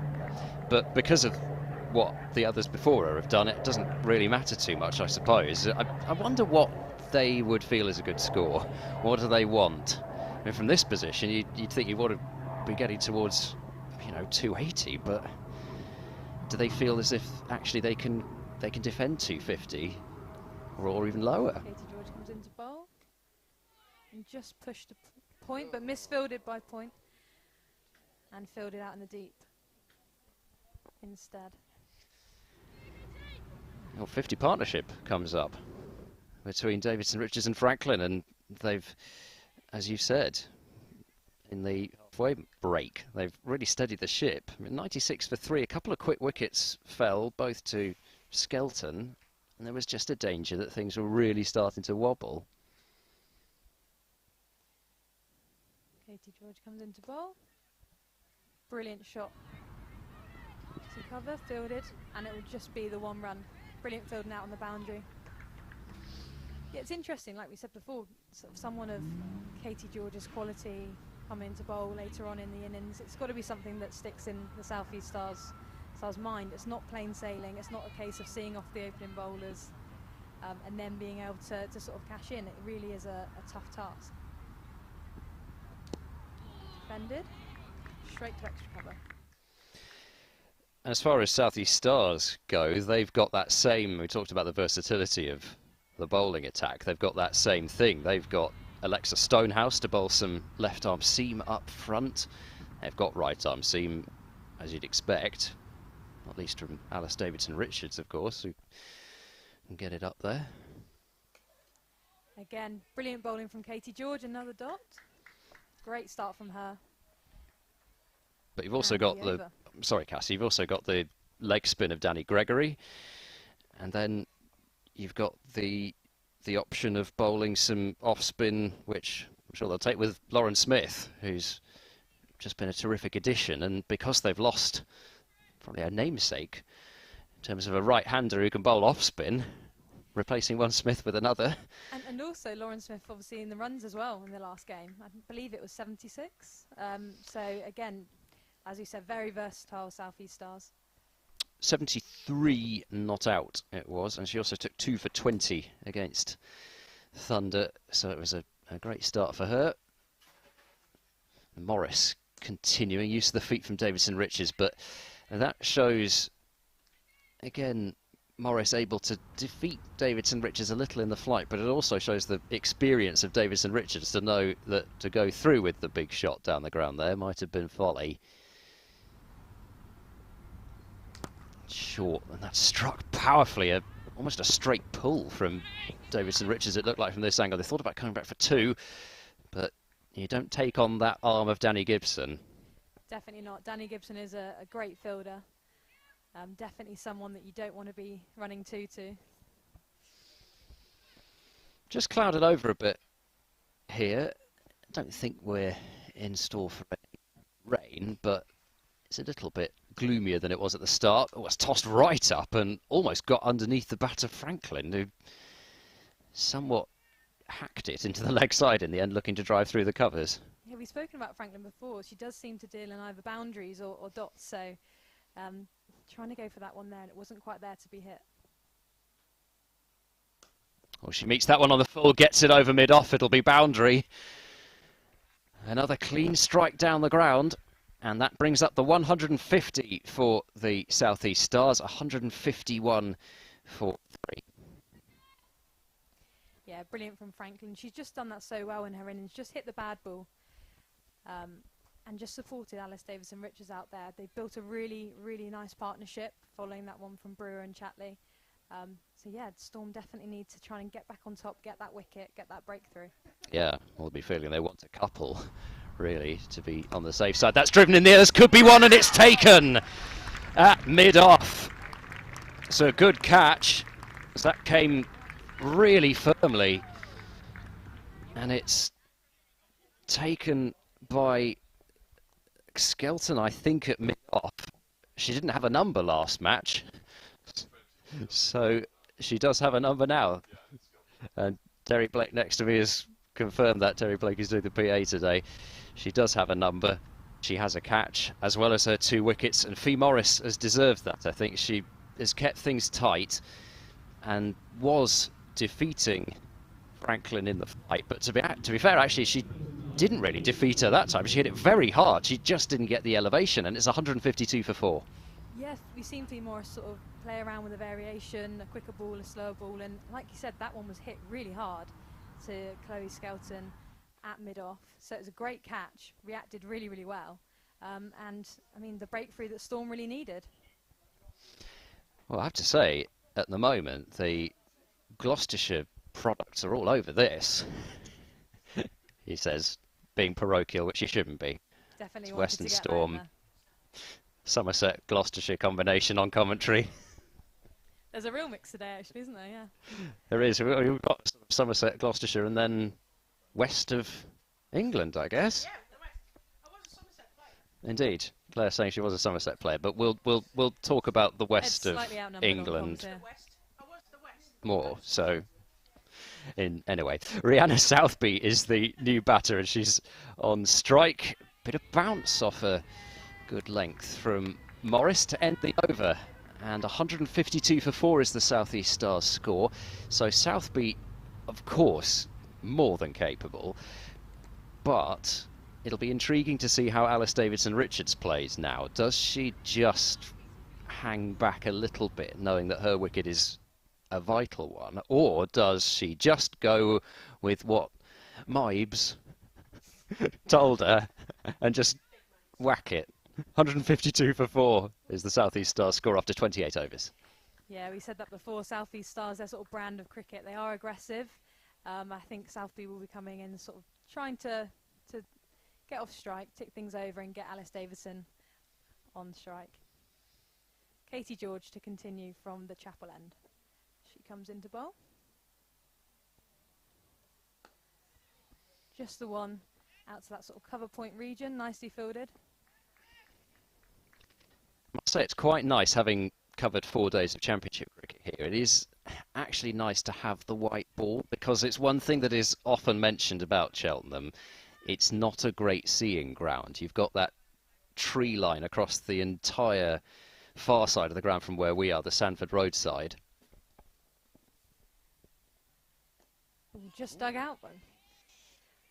By Southby there. Difficult ball to face when early on in your innings. Yeah, she just about jammed down on it, but I don't think it missed off stump by masses, but it probably wasn't quite as close as it was looking as if it was from this angle. But yeah, you've got the tree line, you've got the Victorian architecture around the ground. Not the easiest to see, and Claire Jenkins is signalling slope as well. Slightly shorter from George there, just pulled away to square, nicely fielded by Smell, out on the boundary. But the white ball does make that somewhat easier. Yeah, definitely. But it's such a great setting here. It's nice to, as we said before, have a Western Storm game here. Obviously, Ed's pleased with Gloucestershire representative.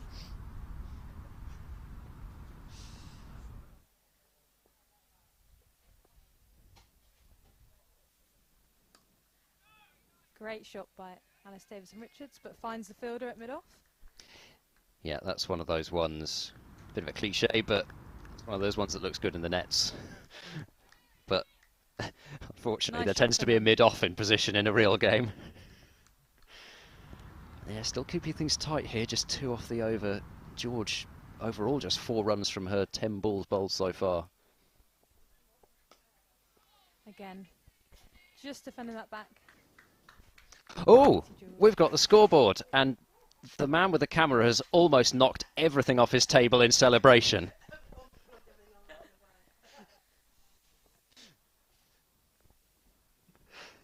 That would have been some way to celebrate, James, by taking us completely off air. Defended by Davidson-Richards. Really good bowling here from George. Great over. And South East Stars are 154 for 4. So at the moment it does look as if the South East Stars have decided they are going to consolidate for just a couple of overs. Maybe it is only a couple. Batting to come, they've got Lauren Smith due in next, then Alexa Stonehouse, Eva Gray, Rihanna MacDonald-Gay and Danny Gregory. So there's plenty of batting to come, but these two want to make sure that they're the ones to take innings further into its progress, as that's cut, and great stop at recover, and that is terrific work from Sophia Smale away to her right hand side, because that surely would have been 4 if that had got through. Yeah, it was a magnificent dive. One-handed stop, full length, short again, and this time it's past backward point. They'll look for 2, but as we've mentioned a couple of times already, square of the wicket, the boundaries are so short that you're not getting many 2s. Yeah, and particularly with that sort of cover point areas, Western Storm put someone out there quite early on, so it's been very difficult for South East Stars to score out there. Use of the feet, strong strike down towards long on, but it's still, even though she was looking for the big one there, she was not necessarily looking to smack it all the way into the marquee. She was looking for that, well, gap, I guess, between long off and long on straight down the ground. It's fired through by Morris this time, in respectful defence. Yeah, you do just get that sense that, as you mentioned, Ed, South East Stars are slightly holding back now, just looking to not lose another wicket, keep the scoreboard ticking over, but not taking too many risks either. That one really did pop up on Southby, who's not the tallest, and she had to ride that bounce there. That could easily have just flown straight to backward point if she'd gone through with that shot fully. Had to pull out of it a bit. This is cut, and Smale manages to keep it in front of her on the slide to her left this time. Been busy in that extra cover region. That's the end of over number 30 of this innings. South East Stars are 156 for 4. Davidson Richards has 35 and Southby has 2. And after a few more words from Cassie Coombs, it will be Claire Jenkins. Yeah, Sophia Smale's definitely been in the game today with the ball and in the field. Some great stops, extra cover in the last over. So from the Chapel end, we'll see Katie George continue her spell. Isn't it lovely to see Katie George back bowling? It just heartens me no end. I'm very pleased about that, just to see her back. Yeah, she's such a great addition to this Western Storm side, and I think just having her as an option is a great thing to have for Sophie Luff. As said, Katie George comes in, left arm over to Davidson Richards, who just edges that to point, but didn't really mean to do that, I don't think, and there is no run. Score is 156 for 4. And we talked about her sort of recovery, but it'll be great to see Katie George, you know, when she is really back, fully fit, taking that new ball as well, because it'd be great to see what she can do with that. We know she's a proven sort of opening bowler, so yes, can't wait to see her back to that. Great to see her back. Left arm over, and Davidson Richards just nicks that behind square, but she had no idea where that ball was going. But they do get through for a single. Score moves on to 57 for 4. Not quite a nutmeg, that one. Not quite a nutmeg. Yeah, not quite a nutmeg. That's what. Yes. And with the score is 157 for 4. You're listening to Claire Jenkins and Cassie Coombs. Ooh, that's thumped by that Southby point, and they think about a second through for the 1. Score moves on to 158 for 4. This is South East Stars batting against Rachael Heyhoe Flint, which is 50 over competition between the 8 regional centres of excellence in England. So this is the layer below England, and this is the pool that England are pulling from as George comes in to Davidson Richards, who puts that through cover point, and they get through for a single. There's a diving stop on the boundary, and they burgle a second run, and the score moves on to 160 for Alice Davidson Richards on 38 and Rana Southby on 3. Yeah, just starting to push things on quite nicely here, South East Stars. Just using those boundary riders, picking up the singles, ticking the scoreboard over nicely. Yep. This is a good contest, though, I think, George against Davidson Richards, because they will have met at various England camps and things. As Davidson Richards just plops that on the head, and it goes down to deep third. But I'm not sure that she meant to get for a single, nevertheless, and it's 161 for 4. Yeah, it's been a brilliant over from George so far. really I good, mean, just that left arm option. It gives you something else, doesn't yeah, it's a different angle, isn't it? A different angle of attack. That's the point.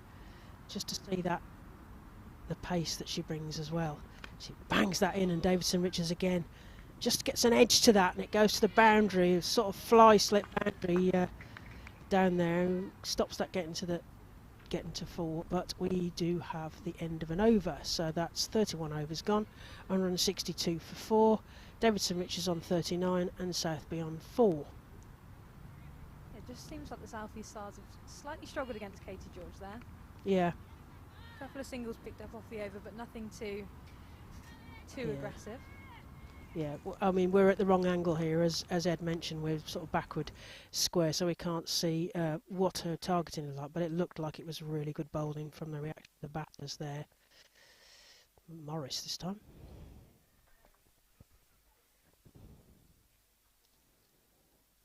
Ooh, just tries to sweep there. Mhm. Morris continuing from the college lawn end. Nat Wraith was very excited about that one, wasn't she? She's quite an animated wicketkeeper now. You what? Oh, aren't all wicketkeepers animated? I That's thought what that we was like to part of the see. job description. Again, cut away to point. Nicely fielded by Fran Wilson. Oh, see, I was a point fielder, so I love a bit of good point fielding. 2 dots to start the over from Morris. She comes into bowl to Southby. Just clipped away on the leg side. And they'll come through for 1. Yes, that's good. It's controlled. You got to hear that she knew where that was going very easily. I think It's come back from rope here for Alice Davis. They've seen those long drives she plays, Cass. yeah, very good down the ground as Morris comes into bowl. Ooh. Just missed that one. They put Again, looking to sort of cut that out to cover point. Yeah, they put the fielders back and then they served the one outside of off. I wasn't quite sure whether that was to plan. It was a loosener.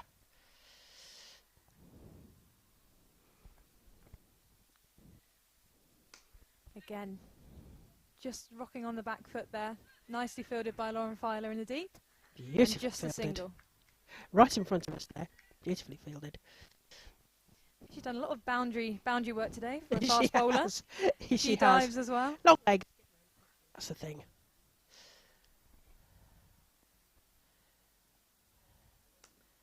Defended by Southby.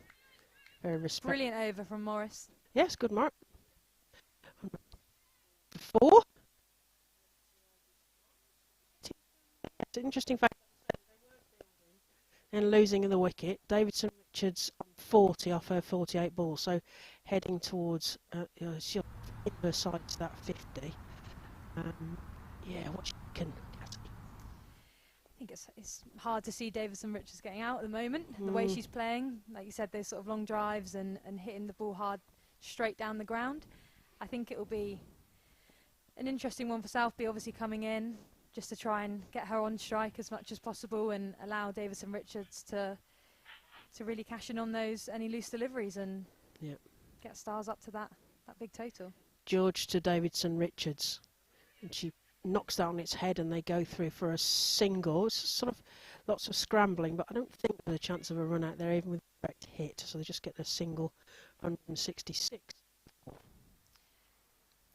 Yeah, George has bowled quite a full length, particularly to Davidson Richards, that sort of Yorker area at times. It's a lovely action, and it feels at the beginning of the season it felt like she was holding herself back. It's starting to look more like Katie George of old now, I think, as Southby squeezes that backwards of square, and there's a fielder there. In fact, it's Lauren Filer again, and they get through for the single score move, 66 for 4.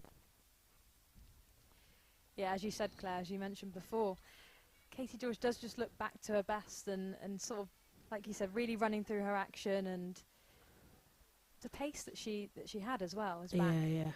But I'm sure she'll be maybe slightly nervous after that back injury as George comes into Davidson Richards, who indeed respectfully just dots that on its head and goes it round the field for the ball round the field. To keep that shine, no doubt. It's got a bit cloudier here. It has, and the marquees are starting to get a bit fluttery as George comes into Davidson Richards, who comes forward, plays a drive. Oh, it's a chance of a run out there. Oh, there's all sorts of excitement here. That was a risk too far, but even from here I can tell that Alice Davison-Richards has got a big smile on her face. Well, And as Katie George explained how close that probably was. well, it's the second time that South East Stars have done that. Hit it quite hard to To a fielder. to a fielder and run. So a direct hit, and I mean, it looked like it would have been pretty much out. Yeah, it felt like a risk too much there. As what can George bring in to Southby this time, who can't quite time that and doesn't get a run there. 167 for 4. You're listening to Ed Seaborn, he's off for the moment, playing with his phone. Cassie Collins and Claire Jenkins on the live stream for Western Storm, which is coming to you from Gloucestershire Cricket's YouTube channel. Please hit that like button so other people can find the stream for us. As Katie George ran to Southby, bat high, plays that to cover point, and they get through for a single. And the score moves on to 169 for 4 off 33 overs. Yeah, we're just starting to get the sense that that sort of Katie George and Fee Morris combination is just slightly slowing South East Stars down. There hasn't been a boundary in the last couple of overs, just the singles. So Yeah. definitely a good bowling partnership here for Storm. A bit of there's also a bit of a sort of stormy here. It's a little bit airless. I did check my phone for weather, and it says they're not going to get any precipitation, but it doesn't look like that. Looking at the marquee across the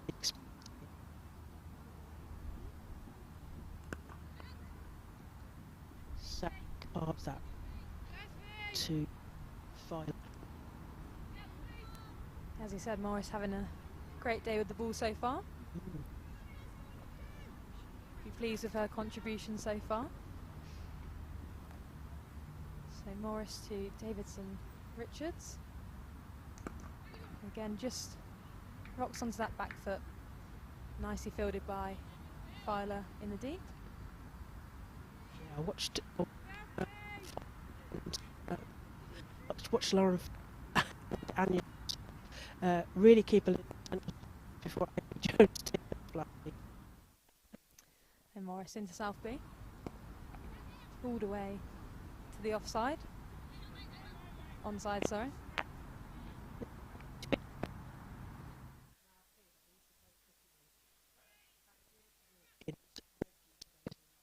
Hannah Lloyd did. She's probably scored now. She was Hannah Lloyd when I played with her. Again, down the ground from Davison Richards. They're played much higher level than I did. But really good juniors in that generation at Somerset when I played down there. Them included. Again, pulled away to that onside. Storm have really got those boundary fielders out, so just a single. It's great to see so many people down here today and supporting Good Western crowd Storm. in. Got a good crowd in. Apart from obviously Catherine Wilkins, Hannah Lloyd themselves a mischief. Again, brilliant from Davison Richards. Just rotating the strike, really strong down the ground. But a great over again from Fee Morris. As you said, just starting to feel that the South East Stars are lulling slightly. Yeah, I think Western Storm are starting to frustrate Stars slightly. Alice Davison-Richards seems to have stalled a little bit. She's on 45 off the 50 that she's faced. South is on 10 off 20. And we have Vipers against Sunrisers. Vipers are 151 for 6 with 16, nearly the end of the 17th over. So other matches are going to be exciting today. So there's a day-night game at Old Trafford against West Thunder playing against Central Sparks. And if you had a ticket for yesterday's England men's game, you can get in for free up there at Old Trafford. Katie George into Davison Richards. The fielder goes over the top of that. Think about a second. They're running through. There's a Ball's coming in. For easy runs. Yeah, great running from South East Stars there. Good intent. Just past the fielder at extra cover and push that boundary fielder all the way. Yes, the Thunder versus Sparks game is at Old Trafford. And it's a day-night game, and you'll be looked after there by Faith Florence and Mike Perkins on the live stream as George comes in to Davidson Richards. There's a big appeal, but Jasmine Naeem is standing still. So just a thump of the pads there, Cassie. Yeah, it looked like one of those where, as a bowler, you're always going to try, always going to appeal, but Katie George didn't look too concerned when the umpire said not out. So I think it was more. Davidson Richards taps up, waits for the next delivery from Katie George, left arm over, some pace and a great length as Davidson demonstrates there by just dotting that down. There is no. yeah, and just 3 more runs for Alice Davidson Richards, and then should be on her 50. So Yes. This isn't. Is this late? I think it's got to be. 47 off the 57 balls she's faced. What can Katie George serve to? She's poised. Comes forward. Plays that in the air. Past the bowler. There's a hands to mouth shot from Katie George. We're at completely the wrong angle, but I assume that was possibly a chance. What do you reckon, Cassie? It went in the air. That was the Definitely thing. in the air. We talked about the nervous 40s, so Yeah. maybe a bit of commentator's curse there. But yeah, no, Katie George has been unlucky in her spell so far. She's really restricted the South East Stars, but hasn't had a wicket yet. Davidson, who plays that respectfully back, there's a bit of foot. To the keeper, there is no run. 174. George did used to play for Yes, Hampshire, I thought Football. that. I thought there was a football connection. I seem to so remember no that. surprise that she chose to use the boot there. Yes. Very painful if you get the wrong bit of your foot. If you Yeah. shoot, yes, depending on your shoe. Believe she played left wing, but I'm maybe Well, incorrect on that. I- But definitely using her pace. Left arm, left foot. Comes into Davidson Richards, who nudges that into the offside. Oh, there was a chance of a run out, but quick running from South. Got home. It's 15 to Yeah, you can just see George there, hand on hip. She's been unlucky. She's bowled very well it was in good this spell for no spell wicket, there. but Yeah, again, great economy. So 5 overs. Yep. But he's just needing to put something. V Morris is just to all change it.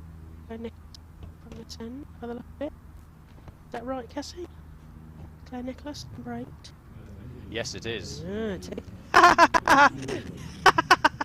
As if by magic, the PA and Ed tell me it is Claire Nicholas. As Ed comes back in. Oh, okay. mischievous. Yes. We missed you, mischievous self. Well, been really impressed with Katie George's spell, which I've been admiring a lot of Yeah. from behind yourselves. Just 17 off 5 overs.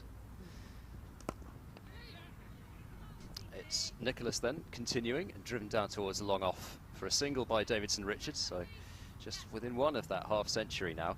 But I just wonder with Katie George, and obviously game by game she's going to grow in confidence with the ball, yeah. But also 74 off just 43 balls with the bat in the last game against the Sunrisers. Oh, she's dug that one out nicely, but straight to backward point and there's no run. But I just wonder, you know, you always think about this with all-rounders, that confidence with one discipline can transfer over to the other. So Yeah. whether that's also at play, but she's bowled well, whatever the reason. That's in the air and over mid-off by the batter Southby, and that's 4 runs. We've seen a fair few of those lofted drives over mid-off today.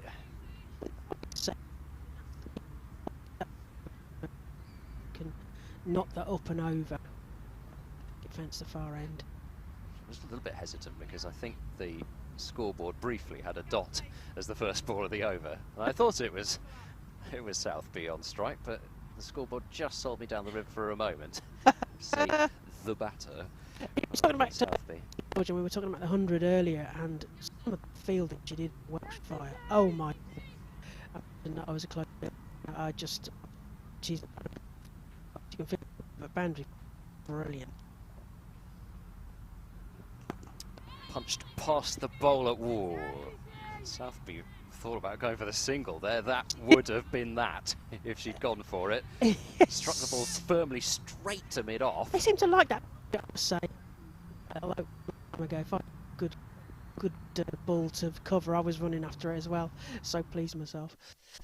Cut shot attempted to a ball that wasn't really that short. It can only have been about 2/3 up the stumps, and she missed it. It's a shot that a lot of keepers like, that cut shot, and especially if you're not the tallest, you can play that cut shot off quite a full length, but maybe not quite that full.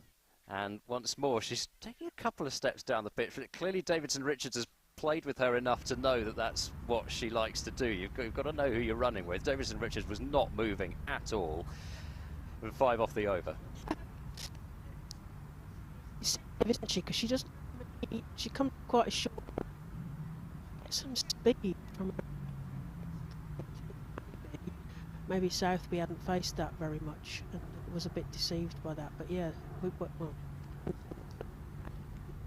blood ahead from the start. So hit some full-bodied shots in the field, doesn't it? I'll take once, but it's very exciting viewing. Ed? Certainly, yeah, it does. And Nicholas, her trajectory is slightly different from a lot of off-spinners. She doesn't give it masses of air, but equally, it's not as if she's darting them either. It's sort of in between the two. Yes, George comes into Davidson Richards, who comes forward and just defends that front. And she can often get a lot of drift, more so than turn at times, which can be really awkward if you're setting yourself for the off-spinner and you think the ball's going to be turning into you. You've got to catch it coming into me, and that's where she can bring the outside edge into play, by actually swerving it away from the right-hander.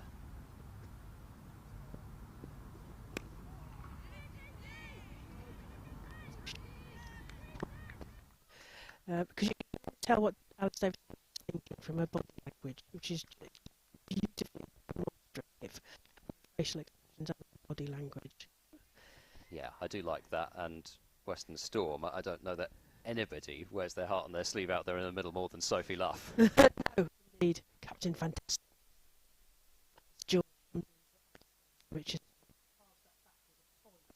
And they get through for a single. And just a single. The 50 up for Davis Richards.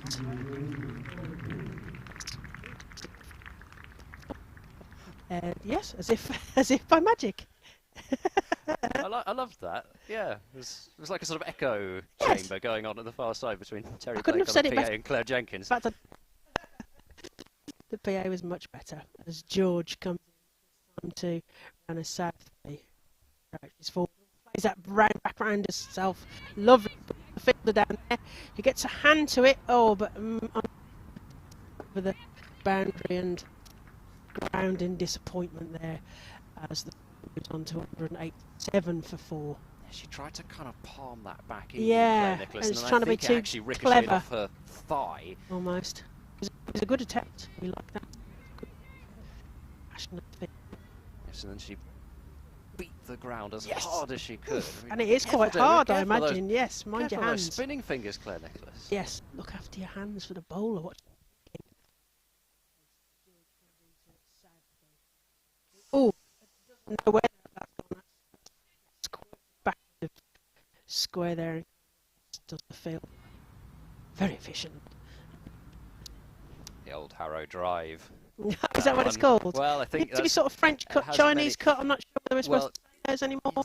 that's it, isn't it? I think we can still pick on Harrow. We can. I Oh, think that's on Harrow. still something that we can do. Yeah. George. Ooh. I do love, though, how everybody shouts catch it. Still, though, as if that might somehow put the umpire off. Yeah. Or as though Nat Wraith weren't going to take the ball. Yes. I don't think it's into David Richards who plays. Oh yes, and it hits Katie George on the way through. Just wearing a brace and so on. There's no run. The score moves on to 189 for 4. 7 overs. What you looking at? Well, I think probably Katie George might take a bit of a break fairly soon. She's been bowling for a decent time. She's bowled those 6 on the trot, hasn't she? I think. Yeah. Had a break yet. So yeah, I think probably as well as she's bowled, A, give her a rest, but also B, save a few overs for the death because you may well need them. They've sent her down to Cow Corner. That might be because she's a brilliant fielder down there, as mentioned, or just have a little rest. Get off to Cow Corner. You bowled her wide. Get off to Cow Corner. She's standing in a very orange marquee there. It's Claire Nicholas continuing. Oh, that's an intriguing shot from Southby. She's gone down on one I knee think that was going, sort of slapped it. That was going Katie George, but I think that was going to the 5%. Oh, we'll call it 5%. That was going up a bit. Right up in the block hole from Nicholas, squeezed out to deep cover by Southby, who at the moment is providing the perfect foil to Davidson Richards, and you just worry a little bit if you're a Storm supporter about the acceleration that Davidson Richards can provide now that she's got that milestone. And she's looking for it here with a reverse sweep, but she's going to be caught at short third. And Claire Nicholas has got the wicket. Stars, what we played with you after you just said that, you built her up. That's proper commentators. Well, that's all right. Is that okay? It's okay, yeah. It's, what's the logo on the stream? I don't think it's the South East Stars logo. A decent catch from Smale. I mean, it was coming right at her, but that's the second catch where the ball's actually been hit pretty hard. And I know it's a reverse sweep, but she's used the pace of it. She's put a bit extra on it, and that's a crucial wicket of Davidson Richards for 50, 190 for 5. Of the one person who won't be pleased, though, is Alice Davidson Richards herself. And if she does hear of that, then I'm sure I'll hear about it. She was looking. Yeah, she's tweeting now. No, Alex, because shouting at her bat as she walked off the disappointment. She's probably got the sort of, well, actually no, because you don't get cherry marks, do you, with the whiteboard? She was shouting at what colour, you know, you can actually shout out damn spot at the bat. But no, that's got to be frustrating because, like I was saying, she got to 50. Her role then is to play the big innings, go on, accelerate things, and that's exactly what she was trying to do. And actually hit it quite well, just didn't get the placement as much as anything. And that brings the Lauren Smith, the Aussie. To Lauren Smith, Who will be used to yellow as a colour. It's their national colour, isn't it? So it's also very similar in terms of the opposition colour to her Big Bash team as well, Sydney Thunder. Yeah, she's the Thunder, she. It's not quite the same, but sort of feel a little bit odd playing, you know, playing against a Trevor Griffin-led side in green. Feels slightly odd for her. It'll be unsettling. Oh, she's driven that one in the air, past backward point, and that will go for 4. There was a bearing dive by Fran Wilson. If anyone's going to take that sort of catch, Fran Wilson's going to take that one. I don't know how close it was because we were completely at the wrong angle.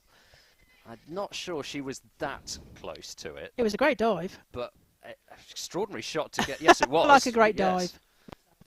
Hit the ball or not. Catherine Wilkins. Dive like a cormorant.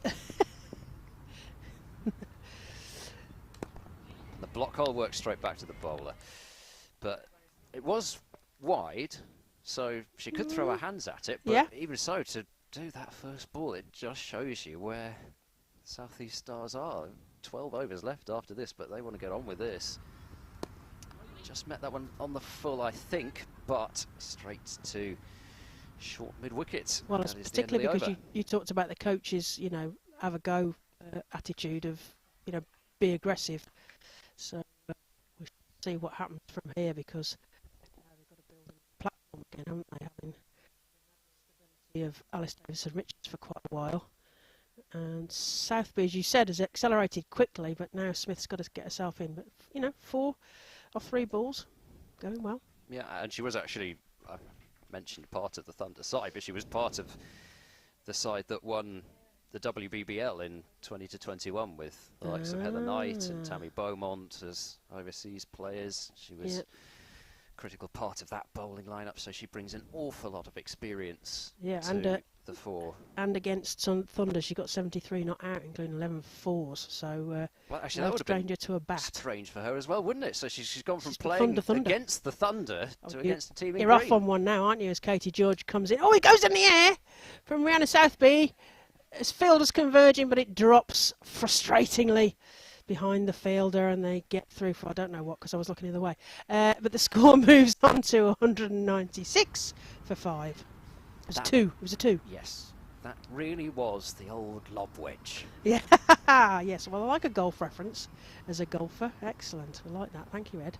Thank you for making me feel welcome as the Stars head towards that 200 milestone, 196. Where can they go from here? And that's nudged through third by Southby, and they're coming back for 2. And they get edged closer again, 198 for 5. Ed. This is good as well, back-to-back 2s.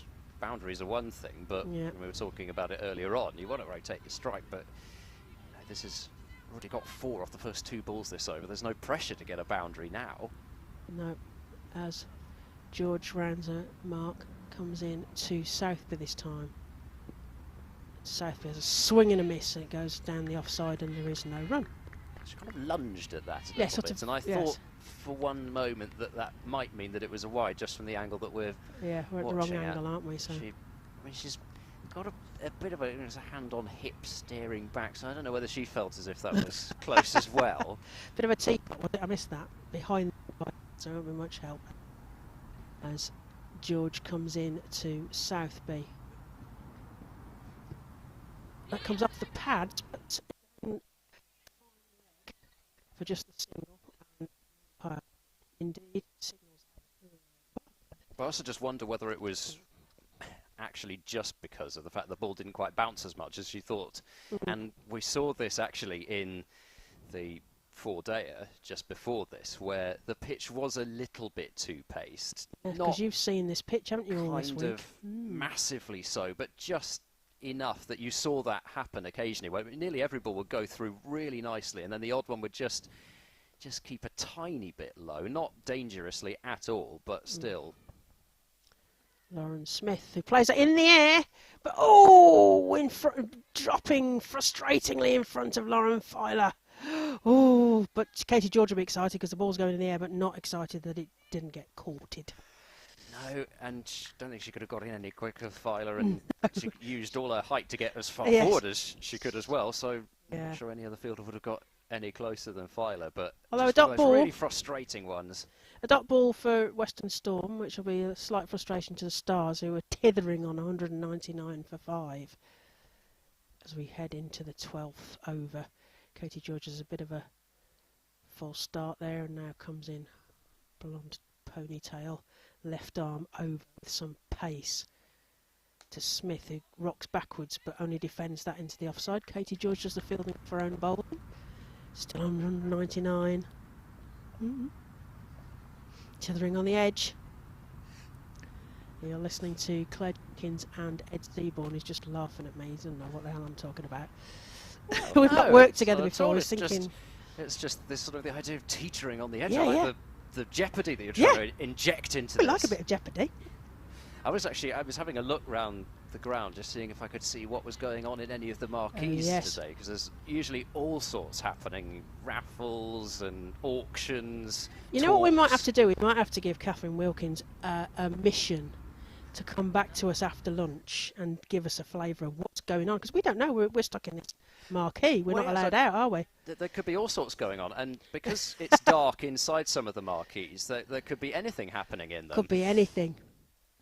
Nicholas to continue. Booming drive. This is coming towards us. One bounce, 2 bounces, and underneath me. Oh, and it slaps Cassie into Coombs the feels chairs that. At the back of the box. I hope you got a great noise there of plastic being hit.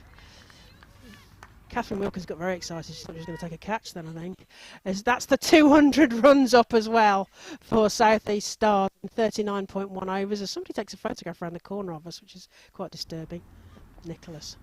Nicholas with a full toss, which is hit down the ground to mid-on. She'll probably feel she's missed out there, Southby, because she's played that shot over mid-off quite well. And if she'd looked to do that, then she would have had the elevation to clear mid-off, but maybe just out in front of it ever so slightly. The field's adjusting a bit here. We've got a long the person now. who was taking the photos Yes. is Ruth, who takes terrific pictures. Oh, excellent. As Smith drives through extra Go on, cover. go on, the field is there. It's Oh, going it's to gonna be cut off, is it? Oh, that's She a has terrific stopped it. effort Yes. from Danny Gibson. Well, I reckoned without the speed and agility of Danny Gibson there when I said I think that might be 4. It is 2. Great field in there. Terrific Scoop work. it up there. Because that is one of the long corners of the ground. Yeah, You've it got is. the long off going all the way around into that corner. Struck on the pad this time is Smith. It'll go down towards fine leg. But yeah, Ruth takes terrific photos of Gloucestershire and Western Storm trying to get. She's got a great one of you there. Goes for the Looking at me like, what is she bolts. going to say next? like seeing those stumps flying, and if you look at her feed, you'll see lots of those. Excellent. As that'll go out to deep mid wicket for a single, so it's been a profitable over this for the. She asked me, South was East it all Stars. right if they cheered? I said, of course it's all right. We like a bit of cheering going on. So unfortunately, of course, because of our setup, we don't have the effects over here, so We're we enjoying won't be it. able to hear that. We'll enjoy it though, Yes. as that goes behind square on the leg side for a single via shot. The stumps which hits. It's a hit. I think it's fair to say Southby might have been in a different postcode, but not from the side. A run and that's- half a that the rounder Western there. Storm wanted. End of the over there, 208 for 5, and that's 40 overs bowled. 9 runs from that over from Claire Nicholas. And I hand over to Cassie and Ed in the commentary. Well, 200 now, Cassie. Hand over. Thanks, Claire. Well, it was a slightly smoother changeover than the last one, where Cassie suddenly Had a much lower quite voice. a deep voice. May or may not have been deliberate, that. Bit of entertainment whilst on comes. Right, so Danny Gibson's only bowled the 5 overs, but well, she can bowl out, and it appears as if she may be going to come back on from the chapel end. So I wonder, it's quite a tall order to bowl 5 overs in a row at the death, but she may well do it. They've got options of Western Storm, at least with Claire Nicholas is in the attack at the moment, who should be more than confident with her experience to bowl at any time in the innings.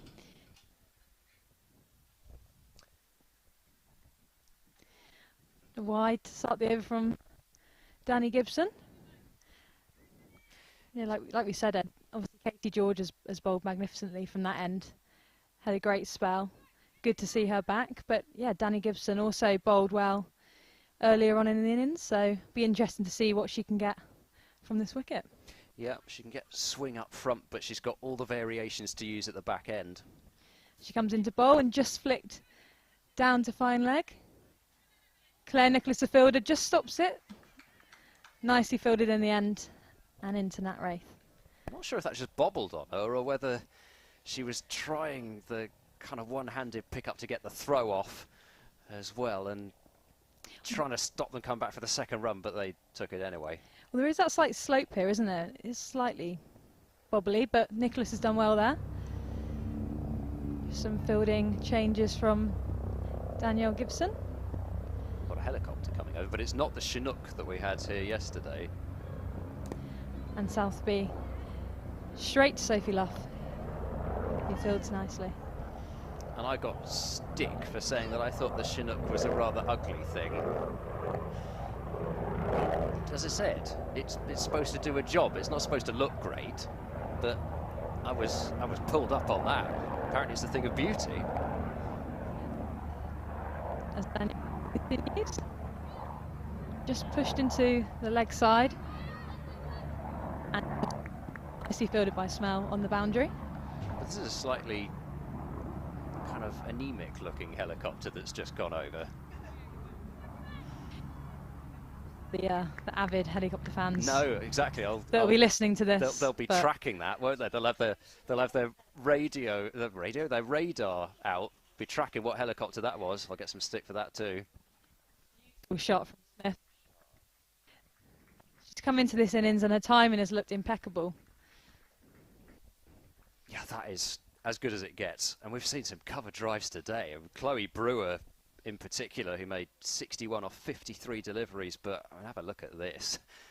Oh, she's really given it a whip. It wasn't sort of, all in one kind of vertical bat motion. She's really put a lot into that.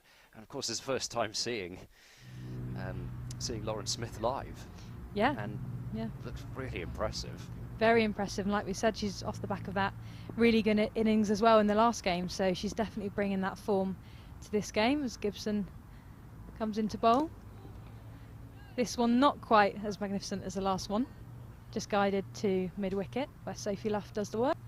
There are an awful lot of Smiths in the regional game, and Jones is, yes, as Claire Jenkins points out, yep. Smith and Jones book, not quite a sketchbook, no. I was trying to make that work, but it doesn't. Wide ball from Gibson. Just struggling to find her line a little bit, but top here. Yes, I must say I did deliver that keeping up with the Joneses line, because there was only Eve Jones playing in the Central Sparks game against Storm the other day, but I think at one point I accidentally did say Amy. No run there, but again a nice shot from Lauren Smith. And that's the end of the over. South East Stars are 217 for 5. So that's 9, I think, off that over again. So they are getting the acceleration here. Oh, the South East Stars. Southby and Smith just again building a partnership, and we've seen that really. The only time when we saw 2 quick wickets were Brewer and Chatley in the space of 2.2 overs, but since then they've just been able to build these partnerships, South East Stars, one after the other, and it's just meant that they've never lost that, I'm going to use the word momentum, oh dear, momentum through their innings. Try not to use that. Yeah, Claxon's going off behind me, yeah. No, definitely, even when Western Storm have felt like they break through, the next batter comes in and there's a solid partnership, so it has been really difficult for them to keep on going, but change of bowling at the end. Indeed, Sophia Smale is replacing Claire Nicholas, so slow left arm. Smale 6 overs for 29 so far, and that's a powerful cut shot behind point by Rihanna Southby, and there's nobody anywhere near it, and it goes in front of the manual scoreboard for 4. Yeah, there's obviously a nice story here as well, with the fact that Sophia Smale and Claire Nicholas obviously having coached Smale as well, and knows her as a younger player for Wales, so that's quite a nice story there as well. She's tall, actually, is Smale. I don't think I'd really quite realised her height. It was the first time, probably about the first time ever I've commentated on the Storm at ground level, as there's a drive and a miss from Southby, and it goes through everything. I'll get a couple, and it looks as if it's not going to be signalled by, so there was a little outside edge on it, and just enough that it was able to get past Nat Wraith and a couple of runs. Yeah, I think you could see Nat Wraith's face there. It's a very difficult one, but they did just get an edge. On the back foot, looking to work into the covers, but Katie George able to do the fielding. There's just so many options. Nobody has bowled more than 7 overs, so it was difficult for Sophie Luff actually to know where to turn. So another cut comes out from Southby, moves into the 40s, 43 deliveries for Rihanna Southby. She's not exactly been absolutely dealing in boundaries, so that it's the way that they've built this partnership which has been very impressive, and bringing Lauren Smith back on strike, and a defensive shot comes out, but it's a fairly easy 7 again that they've got if this over, and the last couple of overs they've scored 9s, so how can they finish this over off? Struck on the pad. Smale sort of liked it, but I think when the wicketkeeper doesn't appeal, it's usually a fair sign that it's not out. And it's 224 for 5 at the end of the over. Definitely, yeah. But you just touched upon Southby there, and she has really built that innings really nicely. She obviously came in when Alice Davidson-Richards was in and just sort of steadied the ship and allowed Davidson-Richards to get on strike and, you know, put the ball away. But she's also taken on that role quite nicely and just sort of built her innings steadily as it's gone on. And it's also she is also one of the people who are getting extra opportunities because of the people missing. And it can't be easy for her to have been kind of the established keeper right at the start of things. Then Chapley comes along, bats higher up, and then gets the gloves, and now she's having to play as a specialist fielder. It can't be an easy position to be in, and knowing that you might only have a few games to make an impression, but she's doing it here. Yeah, she's definitely taken the opportunity. I think that's one thing we've sort of spoken about before with the regional setup. It does feel like it's getting a lot more competitive, so there is that sort of jeopardy where if you don't score runs or you don't take wickets, your place is up for grabs. Beautiful shot from Southby, as we've spoken about, her steadying the ship. A lovely fall down to sort of between backward square leg and fine leg. That is superb placement from Southby. Just a little clip, but it's so easy to send that straight to one of the fielders. And that's a classy shot, albeit to a ball which is down the leg side. But then at the same time, at this stage of the innings, you don't be giving any width, and we've seen how well Southby cuts. So it's not the worst ball, it's just that the shot was that good. Yeah, she's used the pace on the ball really nicely, didn't she? And just guided it down, clipped it off her legs. I see Sophie Luff having some conversations with Danielle Gibson now. The figures are taking a little bit of not quite a pummeling at this point from Danny Gibson, but it was, what was it, 5 overs for 16 I think she had at one stage.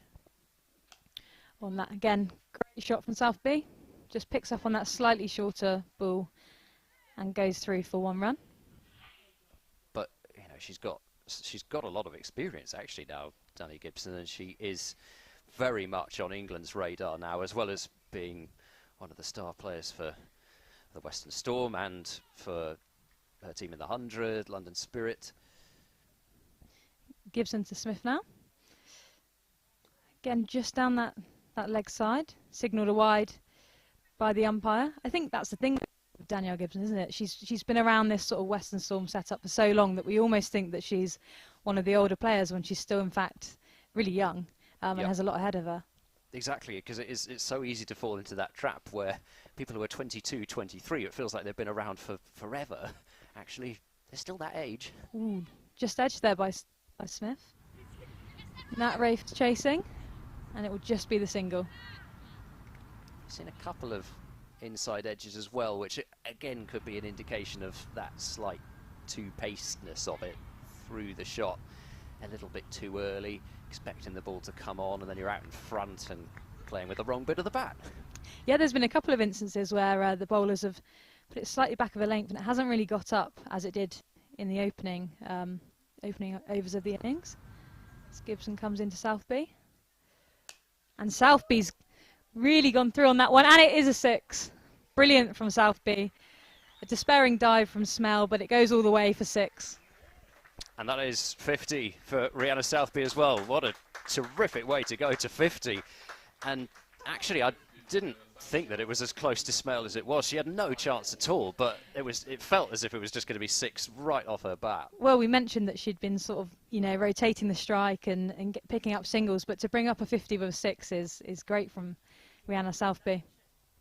Schumacher, that says Claire at the back. Yeah, well, that was one of the shots he loved the best, that pick up over the leg side. Just slur ball from Gibson there, it looked like, and she chases off her own bowling. Just a single, fielded by Luffy in the end. Yeah, it was a back of the hand slower ball from Danny Gibson. Does have all the tricks, as I mentioned, but at the moment it's the South East Stars running riot, and this has started to become a big problem for the Western Storm. It's feeling like a pretty huge total they might be chasing, even up towards 300. Yeah, it just feels like that sort of solid partnership. The Stars are sort of really starting to cash in on that now. Gibson comes in to bowl to Smith, and again, just clipped down the leg side, but great stop from Nat Wraith to limit it to just a single. So have you had any more thoughts about these people who may have played in that 2018 KSL game, the only previous. I'm definitely Western getting one Storm, in. Grace Gibbs. Yes. I called that one well, earlier. Grace Gibbs, unfortunately, isn't playing in the 11. However, she did play in that game in 2018. So, okay, squad member. I'll let you have it. Okay, have a little think. We've obviously got Sophie Luff, Fran Wilson. It'll be from the South East Stars that I'm not too sure about though. Well, I can tell you are missing a couple from Western Storm as well. Claire Nicholas? Yep. I don't think... No, Femor's Female a sort of later playing addition for the to... Vipers, yeah. Yeah, to Western Storm. Well, we'll take this over to have a little think. It's Smale then to continue from the College Lawn end, and a slog sweep comes out which goes straight to mid-wicket, and there's no run. I think that one was aimed towards, as Claire Jenkins has dubbed it, the Vipers marquee, with the orange top to it, and yes, it does also double as deep straight mid-wicket.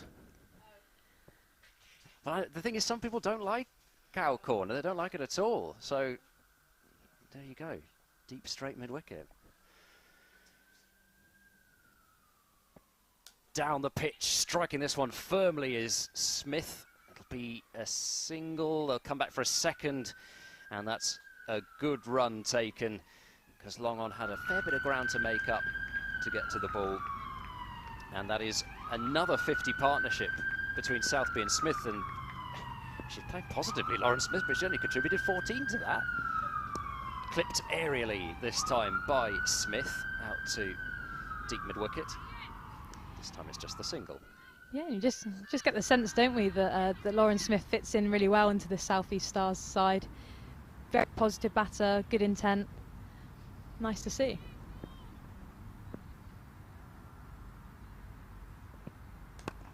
Driven through extra cover. This is heading towards us again.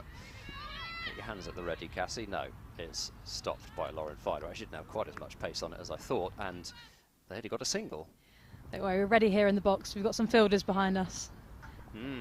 Well, Poised and ready. goodness knows you don't have one in me. Oh, just had to check her shot there, did Smith. She was winding up for the heave and then realised the ball wasn't where she was expecting it to be. Yeah, you just get the sense that she's really starting to push on this innings now. Obviously lots of wickets in hand. That'll be a dot to end the over. So that's the over that the Western Storm needed. A cheaper one with just 4 from it. And there's 6 overs remaining, 243 for 5. But if they do get their foot down, they can still get towards that 300 mark. And is it just me, or has the temperature just dropped a little bit in the last few minutes? I don't think that it's going to rain still, but it does just feel as if the wind maybe has got up a bit, and clouds are certainly pretty thick set. Yeah, it does feel slightly stormy, doesn't it? Thanks, everyone. Great support from the crowd behind us in the marquee. Looks as if Chloe Skelton's coming back into the attack. So spin, and this is a vote of confidence in Chloe Skelton, and why not? She's taken 2 wickets, 2 for 38 from 6 overs. Definitely, I think it will just be a case of Sophie Luff thinking to take the pace off the ball a bit. Obviously, the last over from Gibson went for a couple. Slightly nervous there, as that just goes to point. So there's a lot of sort of yes, no, yes, no, yes, no, and then eventually no. So Skelton to Southby. Again, just sort of a slightly shorter ball, goes out towards deep cover, and just a single. She's still not afraid to take the pace off the ball, which is what I like so far from Skelton. She's not afraid of getting launched down the ground, because for part of the reason is that she knows that that's longer down there than it is square of the wicket. Definitely, and a lot of her wickets have come from sort of taking that pace off and giving it a bit more flight. Again, a slightly shorter one from her there, but finds the fielder in Danny Gibson out at deep mid-wicket. Yes, I think probably you'd say that was more than slightly short. Definitely Anyway, dragged that one a bit. Single in the book. Brilliant. Brilliant ball from Skelton. Seems to miss everything. Nat Wraith, not sure where it's gone, but fielded nicely down on the boundary. Yeah, and that's a chance which Wraith will be furious at having missed. She's such a good keeper, and she was gone for all money there with Southby way down the pitch, defeated by the length. Bit of bounce maybe did Wraith too. Again, the slightly slow ball from Skelton. Is it going to be caught? Yes. Sophie Luff, safe hands at mid-wicket. Another wicket for Skelton. That's 3 for her now. And Western Storm are starting to claw it back, potentially. Well, that's certainly a start, isn't it? Rihanna Southby trying to slog sweep, but again, that length that Skelton bowled, it wasn't right up in that slot length that is always drawn on the pitch map. And so that just made it hard to get hold of. Just a bit of extra bounce, top edge, and another one of those catches over the shoulder, this time from Sophie Luff. And the most relieved person on the field will be Nat Wraith. That chance has only cost the 2 runs in byes. Definitely. Obviously a great innings from Southby, but as you said, Skelton's just bowling that really good length where it's quite difficult to get away, and obviously credit to Sophie Luff for bringing her back on and making that change. Yeah, proved to be an inspired move. So 3 for 40 from Chloe Skelton, and the tall figure of Alexa Stonehouse comes out to the middle. An appropriate Gloucestershire name, but I don't think she's got any Gloucestershire background. We'll have to double check and to ask her. Well, perhaps back in history, I don't a loan to Western Storm would be fitting if she did. Well, you know, she's doing particularly well this season for South East Stars. Just kind of emerged this year. She's only 17 years of age, but she's also got some ability with the bat, as she showed actually in the Charlotte Edwards Cup fixture, where she was out there in the middle when the winning runs were hit. So Skelton to Stonehouse. Oh, the first ball of Stonehouse's innings goes down to deep point. Slightly shaky start. Yes, that was a slightly intriguing shot. Sort of a chip past backward point to start with, but she was not wasting any time. Straight into it, looking for the big shot, but it just didn't go particularly far. Anyway, it's great to see that they're still looking to get on with this. Oh dear, voice has gone again. 2:48 for 6. And there's 5 overs left. It'll be Cassie Coombs and Claire Jenkins to take you through the rest of the innings while I go in search of some water for my throat.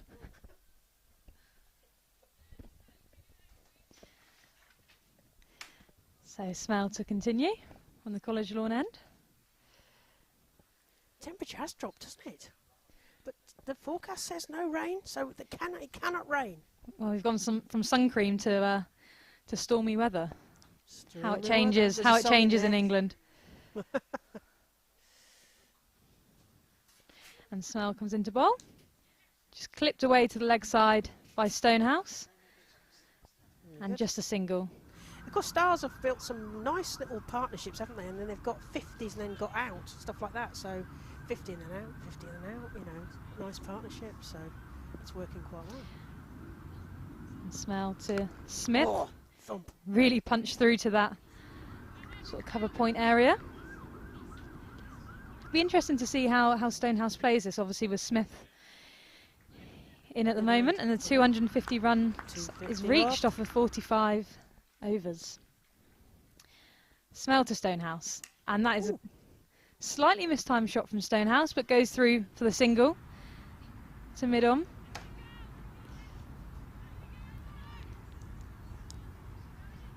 That would just be interesting how these two approach this.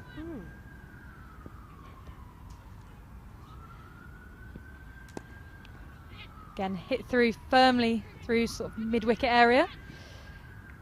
2 runs. Great fielding from the Western Storm player on the boundary rope. What do you reckon they're going to want to get to? I mean, they've got to be looking. They've got to have 300 in their sights, haven't they? But whether that's a realistic or not. Yeah, I mean, considering 6 wickets down, I mean, still wickets in hand, and they've gone through for a quick single, and they will complete the run. In the end, no risk. It's got to be near that 300 mark, surely. It's got to be, and also I think you know, one or two people. The regional setup has really seen better middle order batting from the women. Now they're getting the coaching. Smell to Stonehouse. Ooh, And Stonehouse times that one. But it will just be a single. Danielle Gibson out on the... Oh, no, they decide to take two. Danielle Gibson slightly disappointed then that she couldn't just limit that to the single, but great running from South East Stars, and that is the end of the over. You get the feeling that they've got the G up here, haven't they? Something they've been told to Myberg the end of this. Yeah, well, I think it's always interesting when you've got 4 wickets in hand. I mean, definitely when I was playing cricket and being coached, it was always a sort of ambition that you could afford to lose a wicket and over. So with sort of 5 overs, well, 4 overs left now, a wicket and over, they've definitely got the chance to free the arm a bit and push on. Yeah, some wickets, as you say, left. So 256 for 6. We're just about to start the 47th over. So, and it's Smith on strike from Skelton. Smith launches that into the air. There's 2 fielders converging. It's going to be an easy catch in the end from Claire Nicholas. So that's Smith out, caught there off the bowling of Skelton. Oh, caught Nicholas there as well. So for 20. Skelton's definitely made a mark on the game, hasn't she? She has. 4 wickets now. Which is great, isn't it? Potential for 5 with the remaining overs left. Yeah, which is great to see those youngsters coming in. Brilliant. So yes, so we're getting to the pointy end now, aren't we? The last few balls, and yeah, you just start to get the feeling that South East Stars will really want to capitalise on this really strong foundation they've built, and they want these last 4 overs to be high scoring. But Western Storms, Skelton's bowled well this spell. And we've got MacDonald Gay coming in now. Is that right? Yeah. Rhiannon MacDonald Gay. As if I'd said that myself. I'm sure that Eva Gray and Danny Gregory can bat as well. They can all bat. That's the thing, isn't it? You know, I think that's the difference. The regional setup here, it strikes me that the tail enders aren't tail enders. They are probably bowlers, but they can bat as well. So I think that if you're new to watching regional cricket for the women here, I think that's what will surprise you, that they won't be afraid to lose a wicket as Skelton comes into MacDonald Gay, who flicks that off her legs. They get through for a single. There was a chance they were run out if it was a direct hit, but unfortunately not a direct hit. But yes, still got the single, burgled a single there. Yeah, we kind of talked about it this morning when we said that it almost feels like it's not enough now to just be a batter, or you have to have a bit of that all round. She comes down in full toss, launches that into the air. There's a fielder there. It's another catch. Great catch. Coming in there in the deep, running in towards the ball, and that was a great catch. So that is Stonehouse out. Was it Stonehouse? Yeah, Stonehouse out. Launching the ball to deep long off, and that's caught the 5th. Oh, Skelton gets 5 wickets. 5 wickets. 5 for brilliant. 5th wicket. Brilliant moment for Chloe Skelton. Great catch by from Lauren Filer. Lauren Filer, yeah. Off Skelton for 5. This is brilliant. So, well, we said that they take some risks with these last few exciting balls. Yeah, well, we talked about the risk, and we also talked about youngsters stepping up and not looking at a place in a Western Storm shirt. So Chloe Skelton's definitely done that today. Yeah, because it strikes me that people say, oh, you know, they've got no fear. But youngsters, I'm looking behind me at Catherine Wilkins, I remember her as knee-high to a stump. They've got no fear. They don't have the fear that those of us who are older and know what might happen. So it's great. I mean, it's great. It's proper exciting stuff, aggressive cricket. This is what we want to see. Yeah, and it's been such a This good, is what the crowd want to see as well. such a good innings as well. Just it's been back and forth. The kind of balance has changed as the game's gone on. I think Stars are a pretty well balanced side actually in terms of all departments. As Skelton comes into Gray, who advances down the wicket and plays that comfortably to long on for a single, but certainly an accomplished batting stroke there, not the sign of somebody coming in at number 10 there. Definitely. It's always difficult coming in though. Obviously 2 new batters to the crease, both on 1 run and near the end of the innings, so it'll be interesting to see how they play Donald this. Gay comes forward again. Doesn't quite get hold of that and goes straight to the fielder, and there is no run. 258 for 5 into the 47th, and McDonald Gay rocks back and knocks that just too long on. They get through for a single. Score moves on to 259 for 8 of 47 overs. So 3 overs left. Cassie, what do you reckon? I know, it's been another great over from Chloe Skelton. I feel like Western Storm have really pulled it back here and limited South East Stars. Obviously, South East Stars going along quite nicely up until that point, but it does feel like Western Storm are slightly on top in this last couple overs, last 5 overs. I think both teams will be pleased, because Stars will be pleased that they've really given it some firepower and pushed that score, because let's see what they can get to. You know, each milestone will be ticked off, no doubt. 259, so you know, getting to 275. Can they get beyond that? Smell interval. Oh, and just straight to the fielder, Katie George, at extra cover. Yeah. So yeah, and I think also Western Storm will be pleased with themselves because they've got these wickets, and also obviously Skelton with the fifer. And the final ball over from Smell here. Just a single taken, driven out to mid-off. The cheap seats have predicted 283. That's Catherine Wilkins just nodding ahead. I mean, I think, like you said, Claire, Western Storm would be happy if it was that, because at one point it was looking more likely to be around 300. So yeah, absolutely. Smell interval to Gray. Ooh. And Gray tries to be inventive with a sort of reverse paddle, but trying the funky stuff. Hits have had nothing. Is it too soon? Yeah, well, Smell's bowled brilliantly in this innings, so Yep, another youngster. confident from Gray, but Smell comes into bowl. Gray uses her feet, but again straight to the fielder at mid-wicket. Sophie Luff comfortably fields that. You say she used her feet lovely. I mean, it went right to that, but just couldn't quite get the middle of the bat to the ball. It's just that lack of pace, isn't it? Makes it quite hard. Smell comes into bowl again, and just step back then, Eva Gray.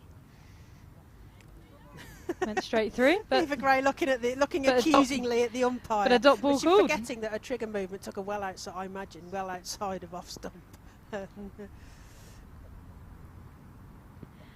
Uses her feet again. Goes over the top, but just a single as Danny Gibson fields out at deep mid on. Like we said, we've seen a lot of those lofted drives, haven't we? From, you know, it doesn't matter where they are in the batting order. They've played beautifully up and over, and actually no risk. It's not been. I mean, I know we did have the one, but mostly it's been for no risk. Yeah, definitely. And those sort of, it is quite long straight here, so it has been quite difficult for them to get the boundary straight as well. It's just been a case of rotating the strike and hitting it out there. Yeah. So 2 overs left. Score is 261 for 8.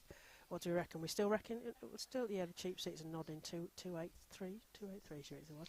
Yeah, so 261 for 8. 12 balls remaining. Skelton still bowling. She's on a 5 for 44 off her 8 overs. What can she serve up in her 9th over? As Gray comes forward and lofts that huge hit out into the deep. There's a fielder underneath it. Oh, and it drops frustratingly in front of the fielder.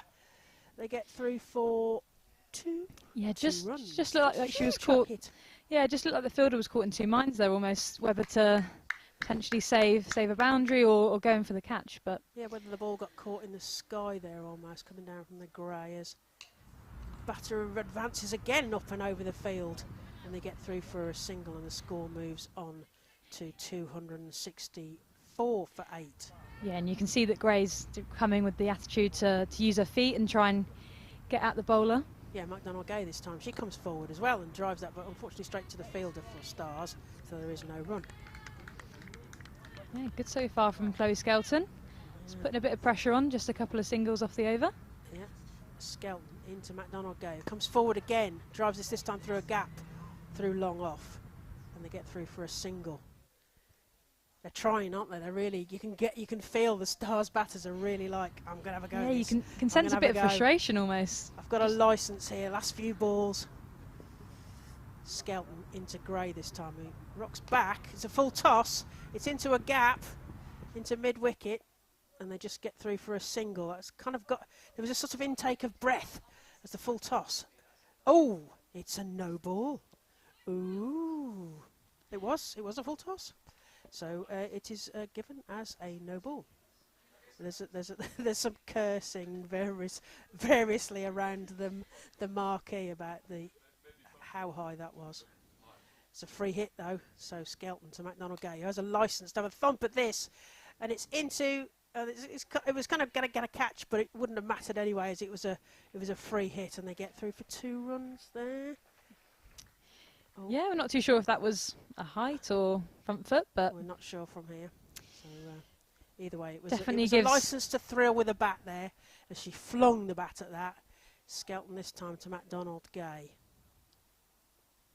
who comes forward again, knocks that through the gap in the covers. They're going to get 2. There's a nice scooping field round on the boundary at the bottom end of the pitch there, away from us. Some 2 more runs to the score. 271 for 8. 6 balls. final over. Interesting as well. Obviously, Smells bowled out, so it looks like Claire Nicholas will take the final over from the College Lawn end. Brilliant bowling from Skelton now. I mean, that's a good day at the office. Yeah, rightly so. She gets a round of applause from the crowd. So it'll be Nicholas. Final over.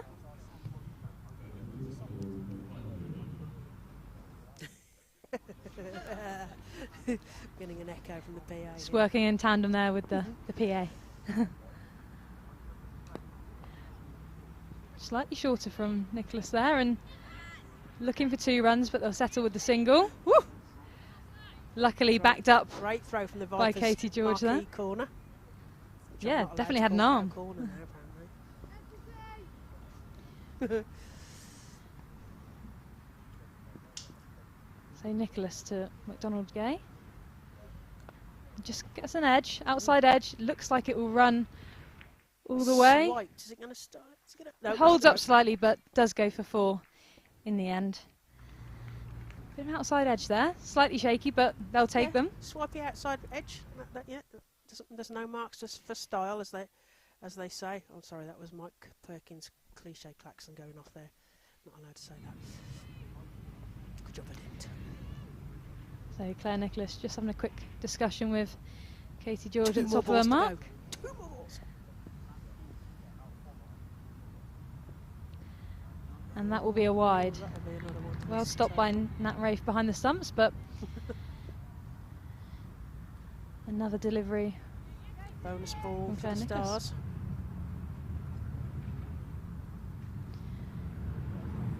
Ooh, straight onto the pads there. Looked like she was trying to clip it the onside, but missed, and a dot ball for the Storm. It's always difficult with a final over, but Nicholas is doing well here. Obviously that outside edge that went for 4, but aside from that, just gives it a bit more width here and hit straight out to Lauren Filer at cover.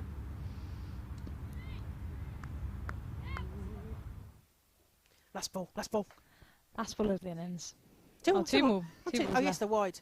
Silly Clary. And Gray just looks to sort of give herself some room for the leg side, but Fielder going off. goes all the way. Oh, over the boundary. And it will be a 4. Just got something on that. Clipped it away down to that sort of fine leg Now region. can I say final ball? Can I say final ball? Yeah, final ball. Go for it, Claire. Final ball. And Catherine Wilkins said 283.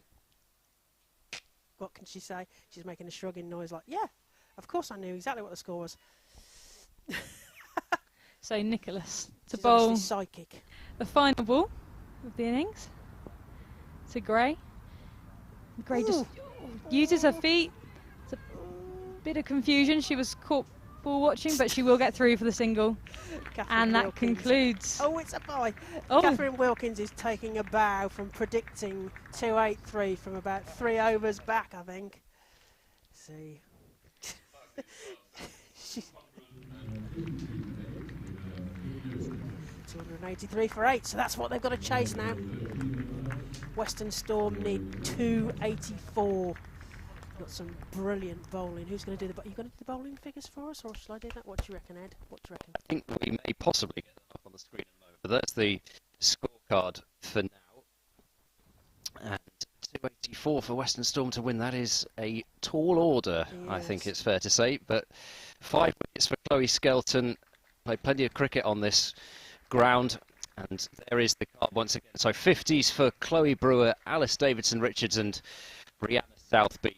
And contributions really pretty much all the way down the order for the South East Stars. But it's Skelton providing the headlines as far as the Western Storm are concerned with those 5 wickets. A terrific moment for her. Brilliant. So 284 to win. There are the bowling figures on the screen now. 5 for 54 for Skelton. Morris 1 for 26. She bowled tightly. A couple of other bowlers picking up wickets with Claire Nicholas and Danny Gibson.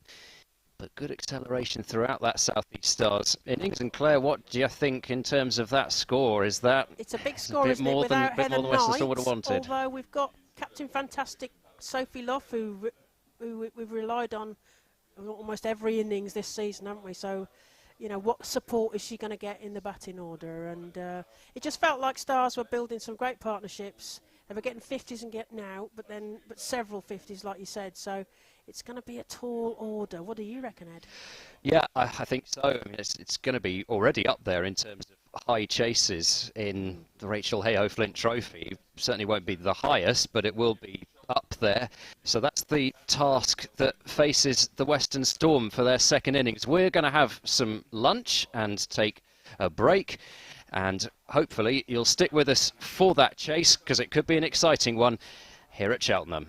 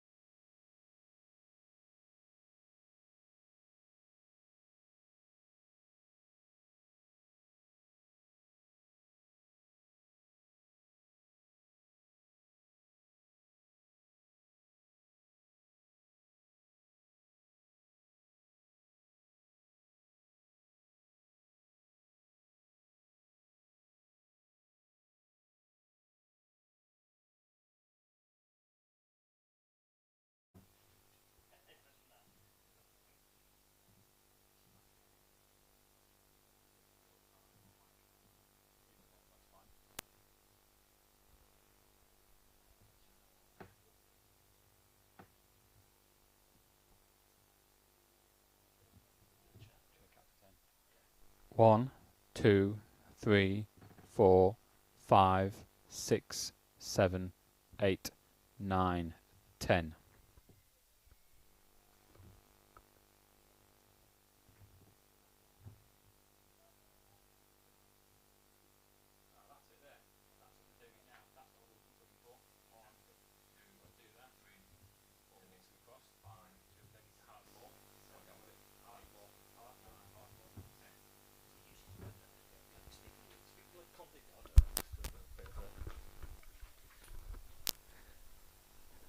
Hello, welcome to Cheltenham College. We are just doing a test on the Western Storm stream just to see if this microphone is working. South East Stars batted first and at 283 for 8. We're just at an innings break.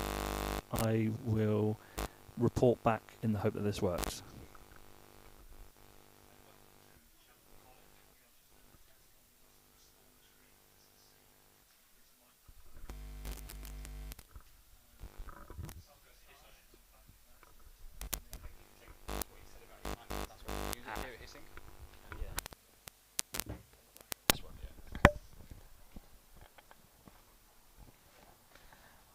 And now we've changed the microphone over. I feel a little bit like John Motson here with a lip mic, but we're at Cheltenham College, and as I said before, South East Stars hit 283 for 8, and we're just seeing if this works.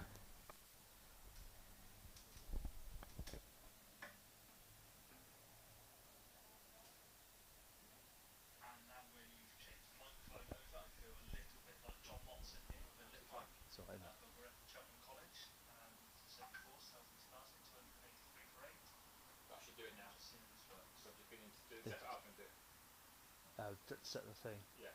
I did say maybe wait until interval because I didn't want anything to go down. Yeah, that's fine. Cool. Thanks, mate. But I'm going to go and get some to eat. Yeah, we can do. Have you actually voucher? I've got my voucher. Check what's over. Very kind of you. Give you 2? No, just one.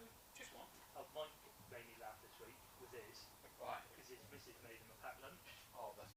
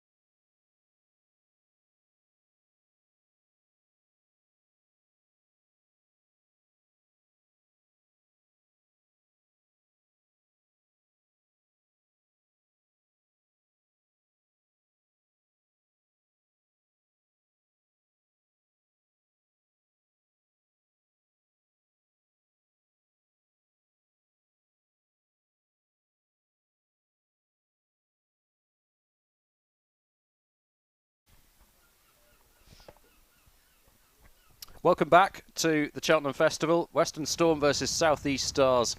And it's the Western Storm who are chasing 284 to win after the South East Stars piled up a big total courtesy of half centuries from Chloe Brewer, who top scored with 61 from just 53 balls. Alice Davidson-Richards, who made a 50 on the nose, and Rhianna Southby 54 from 52 balls. And Alex Griffiths and Nat Wraith are the Western Storm openers, and a wide is offered up first of all by Phoebe Franklin, who is opening the bowling, pardon me, for the South East Stars. Ed Seaborn and Cassie Coombs to take you through the first 5 overs. Cassie, Western Storm need a good start here. Definitely, we've just been speaking about that in the lunch break actually, just how important their start is to the Western Storm. There's a play and a miss from Griffiths. Franklin just wouldn't always do a massive amount of bowling, but this is what the South East Stars seem to have done. Everybody who's been put in to these new roles almost by necessity because of these extra call-ups, etc., they just seem to have taken them on with such ease, as that's an inside edge, I think, onto pad, dribbling into the leg side, and already Franklin's causing some issues. Yeah, I think in some ways, obviously, having so many England call-ups can be a bit detrimental to a side, but I feel like in the South East Stars case, it's given those players an opportunity, like you said, Ed, to take on a different role and actually develop that side of their game. Yeah, and Phoebe Franklin took 2 for 25 last game against the Thunder, but that'll be another wide down the leg side. So 2 without loss. Alex Griffiths, Nat Wraith opening.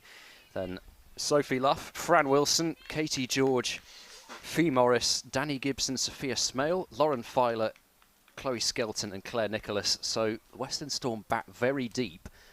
When your number 9 is coming off a half century a couple of matches ago, I'm sure you fancy your chances of having enough depth of batting to get this total chased down.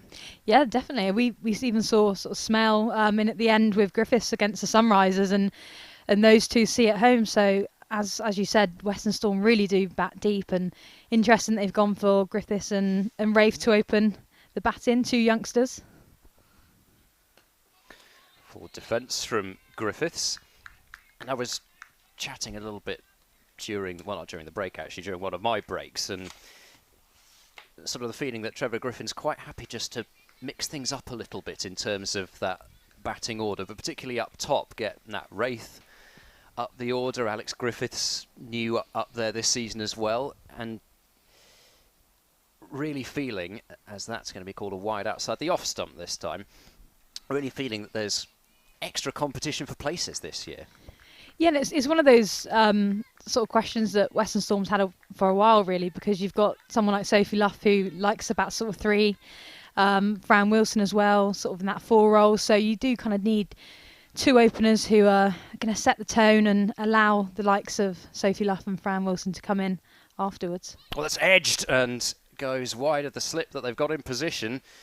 Kirsty White, the fielder, in at slip, but it'll head down to deep third for a single, and that's the first run off the bat, but not in entirely convincing circumstances as we have a look on the replay here. Yeah, probably a second slip would have gobbled that up.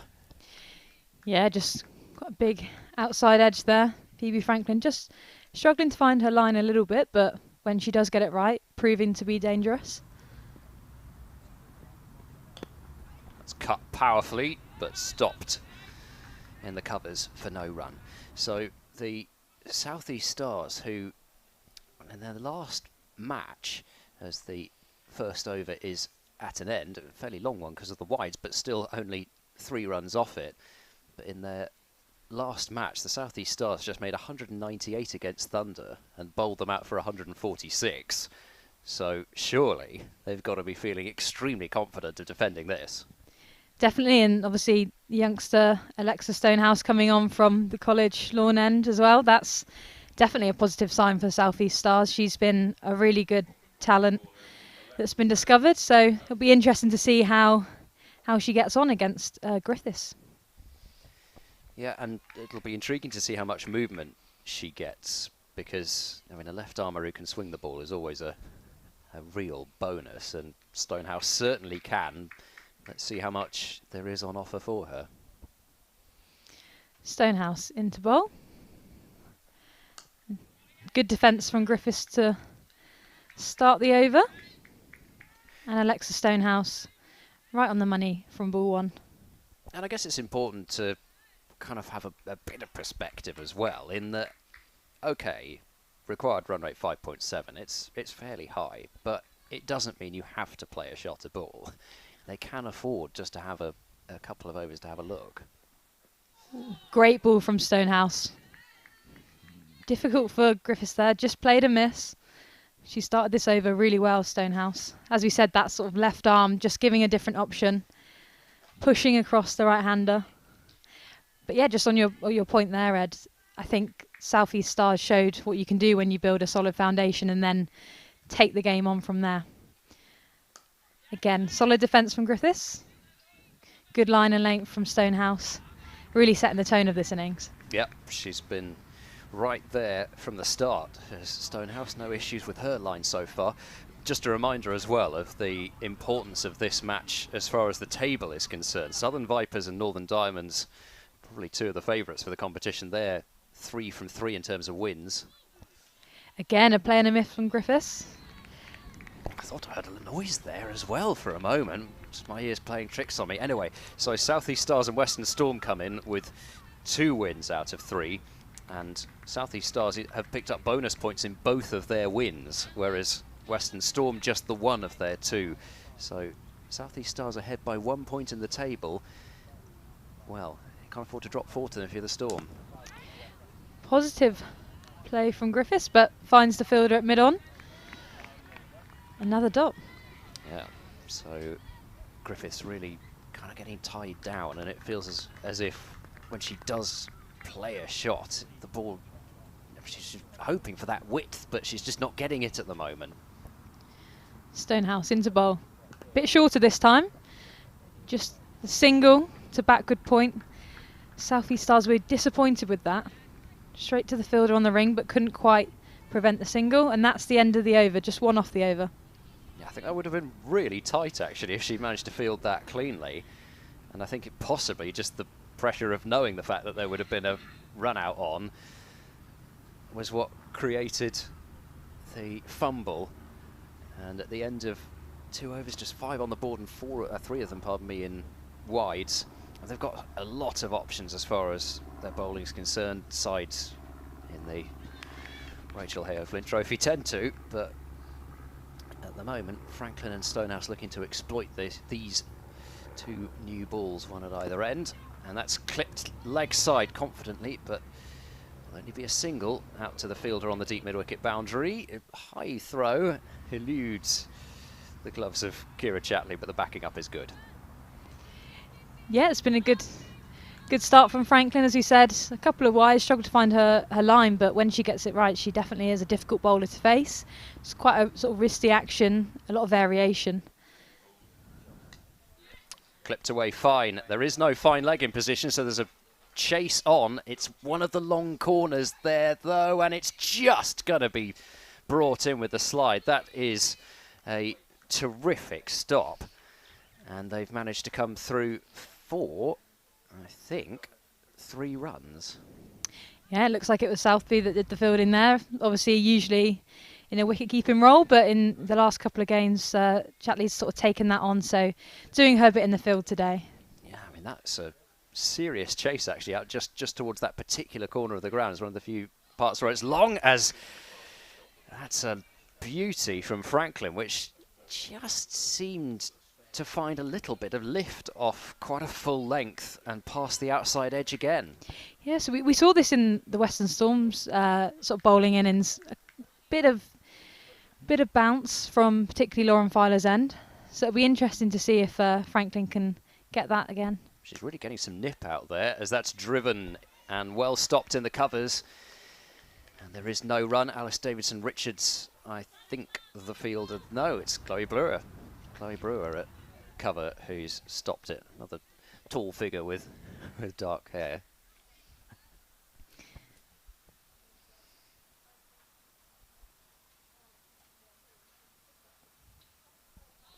this time, just leaving alone. And I think that's an indication of the fact that there is some movement out there. Whether it's seam or swing, it is causing a few problems out there at the moment. But you know, I still think that even if you're late 30s without loss at the end of 10 overs, that's better than being a couple down for 50, I think, anyway, as that's a single to end the third over. 10 without loss are the Western Storm. Oh, Cassie, on camera. We need some notice next time. Don't think I look my best then. Come on, I mean, camera guy didn't say that there was commentator cam today. There isn't, but the camera from the far side of the ground can point at us.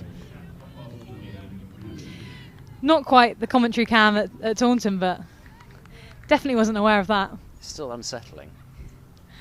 So Stonehouse to continue.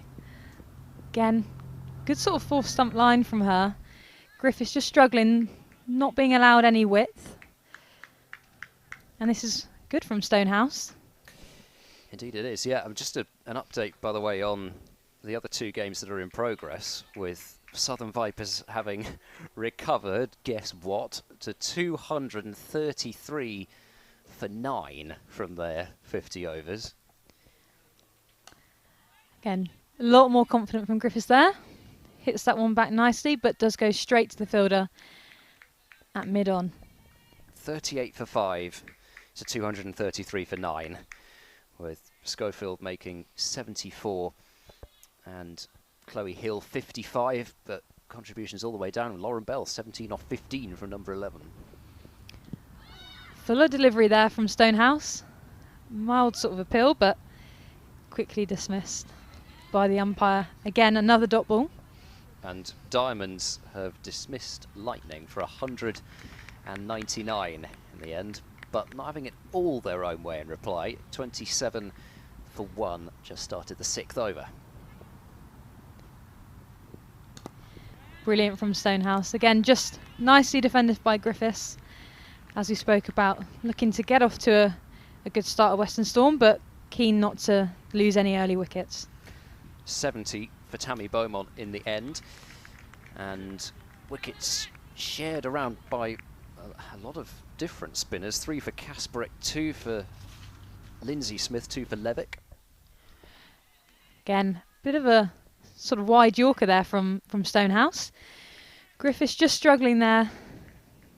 Thought she had a bit more width on offer, but a fuller delivery caught her slightly off guard. And Claire Jenkins has very kindly put up the playing 11 for the T20 International between England and South Africa, which starts in just a quarter of an hour. And Griffiths just finding the gap there, piercing the field, and a 4 for her to end the over. That's a nice shot from Griffiths. That should ease any nerves that might have been there. 4 off 21, but she finally got just that little bit more width that she was after. Still looked from the replay as if there was a bit of swing on offer, but timed it beautifully. So I guess the headlines from that 11, or the big headline, is Alice Capsey. So Capsey on the card, down to come in at 6. And yes, it is. It's the cap for Capsey, is what it is. Franklin starting her 3rd over. Sort of a low pull from Wraith. Will only pick up a single though, with the sweeper out on the leg side boundary. So it'll be intriguing to see what they do with that order, because you could really bat almost anybody anywhere. And there was mentioned about Bryony Smith kind of being 3 or 7. She's down on that list as 7, but if they lost an early wicket, it may well be her at 3. Just covering up in defence this time is Griffiths. Yeah, I think we've spoken about this before with that England side. There's so much talent and people that can bat in those sort of opening positions and get England off to a flyer. So it's definitely competition for places, and it's great to see someone as young as Alice Capsey getting the recognition she deserves. That's a beautiful straight drive from Griffiths, and That will run over the College Square and will not be caught.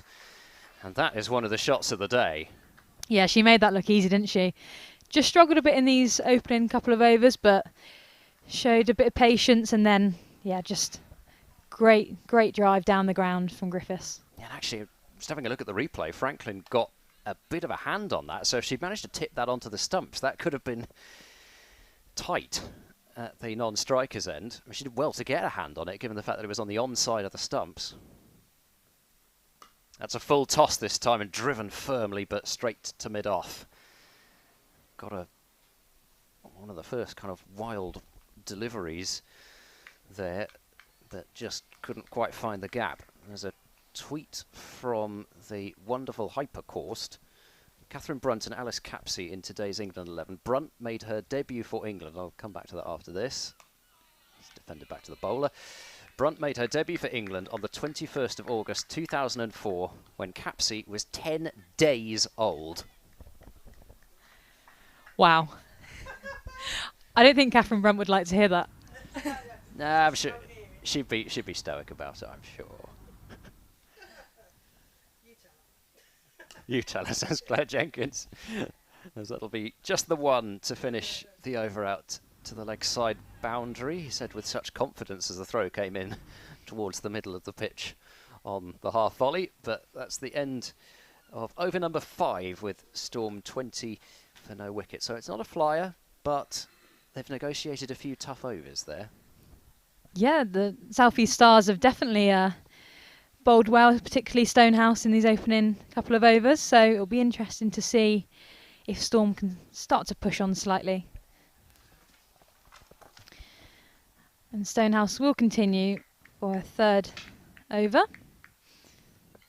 She comes into bowl to Griffiths. Ooh. Again, defensive shot from Griffiths. Back to mid-off. So Edge just taking a break, and we've got Claire on the mic now. Yeah, back from a pizza eating. It was very lovely. Handmade pizza. It is a great setup here, isn't it? It is a lovely setup. And again, great line from Stonehouse. Griffiths really just struggling with the lack of width on offer here. Yes, 20 for no lot. This feels like a big target for Western Storm. What can they do? I think, like we mentioned before, this opening power play is so crucial to Western Storm's chase. Stonehouse comes in, and again, really tight lines, just forcing Griffiths into that defensive shot. As you say, making the most of the fielding restrictions, which in the women's game is 25-yard circle, and they're only allowed 2 fielders outside of that in the power play. First 10 overs, slightly different in the men's game, 30-yard circle in the men's game. So Stonehouse coming into bowl to Griffiths, clipped away to the leg side. Nice Deep shot square, there. nicely fielded, just for the single. Still gloomy skies here, but it is bright, which is good. And the forecast says it's going to stay dry, and that's good enough for me. No rain, that's the main thing. I think Old Trafford struggling slightly up there with some showers. Yeah, the live stream there, Faith Florence and Mike Perkins watching some drizzle, I think, up at Old Trafford. And well deserved from Stonehouse. She's been knocking on the door the entire innings, and she finally has a wicket. Rafe gone for 4. Yeah, spectacular bales flying there as Rafe goes for 4 off Stonehouse. And she's really deserved that, hasn't she? Bowled such tight lines the first 2 overs, and more of the same in the third. And this will be what Western Storm wanted to avoid, losing that early wicket. Yeah, and the power play, it's that key, isn't it? Not losing wickets, making the most of the field and restrictions, but we shall see. I mean, Stonehouse, 2.4 overs gone, 6 runs conceded and a wicket, so great figures for her to start off as Captain Fantastic, as Claire likes to call her. Captain Fantastic, Sophie Luff. So against Sunrise, she got 100 not out and hit the winning 4 off the last ball, because they do like to have a close finish. Do Western Storm and Sunrisers. We'll see various previous score sheets, and Yeah, she's number 4 in the batting for the Rachael Heyhoe Flint in terms of the tables, but Western Storm certainly rely on her to be a stalwart and to get lots of runs whenever they play. Well, it feels like we almost say this before every game, but again, Sophie Luff coming into the game with great form. 100 not out versus Sunrisers in the most recent fixture. So she'll be eager to try and build something for her side here and hopefully chase down that total. Yeah, they're going to, I mean, I don't know if you can call it home advantage because they probably only play here once a year if they're lucky in terms of Cheltenham, but it is the home game, so let's hope a bit of that rubs off on them. So the final ball of the over from Stonehouse to Luff. And straight on the pads, but not out from the umpire. And a big intake of breath and a sigh of relief when the umpire's unmoved with that one. So we're completely at the wrong angle here to judge how close that was. Yeah, I think every Western Storm supporter in the crowd let out a sigh of relief then. It was definitely a gasp. But she survived her first ball, and it will be Luff and Griffiths to see if they can build some sort of partnership here and get some runs on the board. Yeah, certainly will. So we've got Phoebe Franklin from the Chapel End, and last week against Thunder she took 2 for 25 of her 7 overs and a catch. Oh, big launched. There's a field underneath it, but it drops just in front of her as Griffiths lays a lusty blow out to the boundary just in front of us, but the ball drops, frustrating for the fielder, just in front of her. She dives forward and they get through for a run. Yeah, it's always one of those difficult ones, isn't it? Running forward and downhill. Stretching out, but Eva Gray just short of that catch then, but good effort from her. Yeah, it was a mighty blow, but unfortunately for Western Storm, not to the fielder. Franklin into Luff this time. There's a pad thump again, and there's no run. Yeah, just a slightly shaky start for Sophie Luff here, but again, just getting used to the pitch, and Phoebe Franklin's bowling as well. Franklin at the top of her mark, Luff tapping the ground. Oh, she's posted that through point, and there is a gap there. The fielder's herring after it, and has it reached the rope? Yes, it has reached the rope, and the cover's down at the far end. That's 4 to the total. Total moves on to 26 or 32. 32. No, the graphics are changing. 26 for 1. Oh, it was a great shot by Luff. Just sort of halfway through the 7th. Waited, pierced that gap between cover and point. Yep, down the hill. Franklin into Luff again. It tips that to backward square, but there is no run. Yeah, just Franklin just taking the pace off slightly, it looks like, and Sophie Luff just struggling to read that one.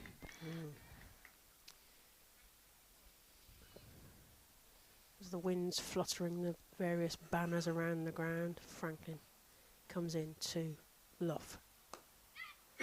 Pops that into the covers. There's a fielder running after it. She may well have found another gap there. It's racing off down the hill, and it's another 4. Captain Fantastic hits another 4. Didn't even look like she hit that hard. It was just complete timing and control. Yeah, right along the carpet. No risk, into a gap. The fielder couldn't quite get to it. Yeah, it was almost just a sort of flick of the wrist and through the gap for 4. 30 for 1. Last ball of the 7th over. Franklin to Luff. Plays a lovely drive to mid-on. It's gone underneath the fielder. It's racing towards the rope. And it's hit the rope. That's another 4 from Sophie Luff. Pushing that beautifully. So Luff is doing really well there. Happy days. So Luff is 12 off the 6 balls that she's faced, mostly in 4s there. Yeah, lots of appreciation for that shot in the commentary box. Yeah, I like that. 34 for 1, and that's the end of the 7th over. Yeah, just the first couple of deliveries that Sophie Luff faced looked slightly shaky, both hitting the pads, but seems to be finding her rhythm out there now. Yeah, and the other games today up at Chesterley Street, Northern Diamonds need 157 runs of 41 overs at 3.8 with 9 wickets remaining, so they are 43 for 1. And then the other game, Sunrisers require 219 of 44 overs at 4.9. So Stonehouse continues. Again, struck on the pad, but we'll get through for 1. Yes, Western Storm want to hear the noise of a bat, not a pad. I mean, there's no surprise that Alexa Stonehouse is continuing from this end. 3 overs, 6 runs, 1 wicket. She's definitely set the tone for this South East Stars innings. Indeed.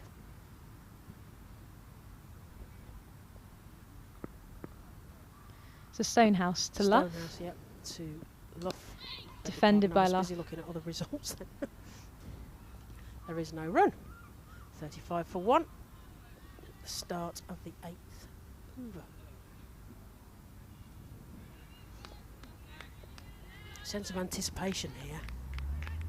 How long can Sophie Luff start stroking these 4s through to the boundary? Stonehouse comes in, speeding in, and Luff puts that straight to the point fielder, and there is no run. She got hold of it and went straight to the fielder, who picked that up very nicely. That's Eva Gray out there at the point. And some good stopping there, because that was off for 4. Had she missed that, tall figure of Stonehouse coming in from the lawn's end, left arm over. Luff goes out to get that one, and again it goes to the point fielder, and there is no run. Yeah, they have really struggled to get Stonehouse away, haven't they? She's Yeah. bowling that really sort of tight line. Yep.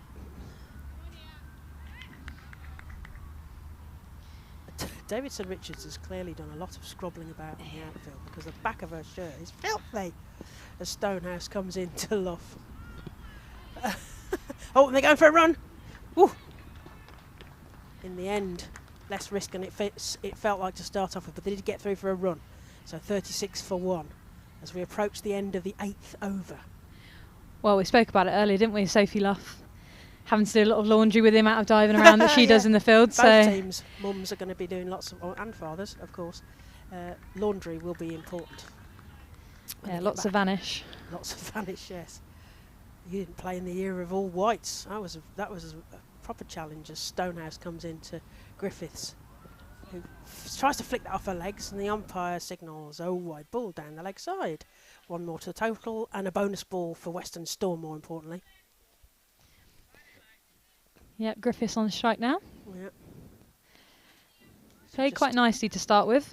Again, struggling to get Stonehouse away, but she's starting to rotate the strike a bit more now. Yeah, Stonehouse into Griffiths. Oh, it gets a bruise on the thigh for not getting a bat on that one, and there is no run. 37 for 1, 8 overs gone. Luff on 12 off the 10 balls she's faced, and Griffiths on 15 off the 34 she's faced. Yeah, it's been difficult for us to see from this angle, but it seems like Stonehouse must be getting some sort of movement with the amount that she's hit the batters on the pads in her Yes. first 4 overs. TV man who's still finishing his pizza was making ball swinging noises earlier, so I think it must be hooping. He can see better than we can because he's got lots of cameras. TV man. McDonald Gay. There we are. Change of bowling.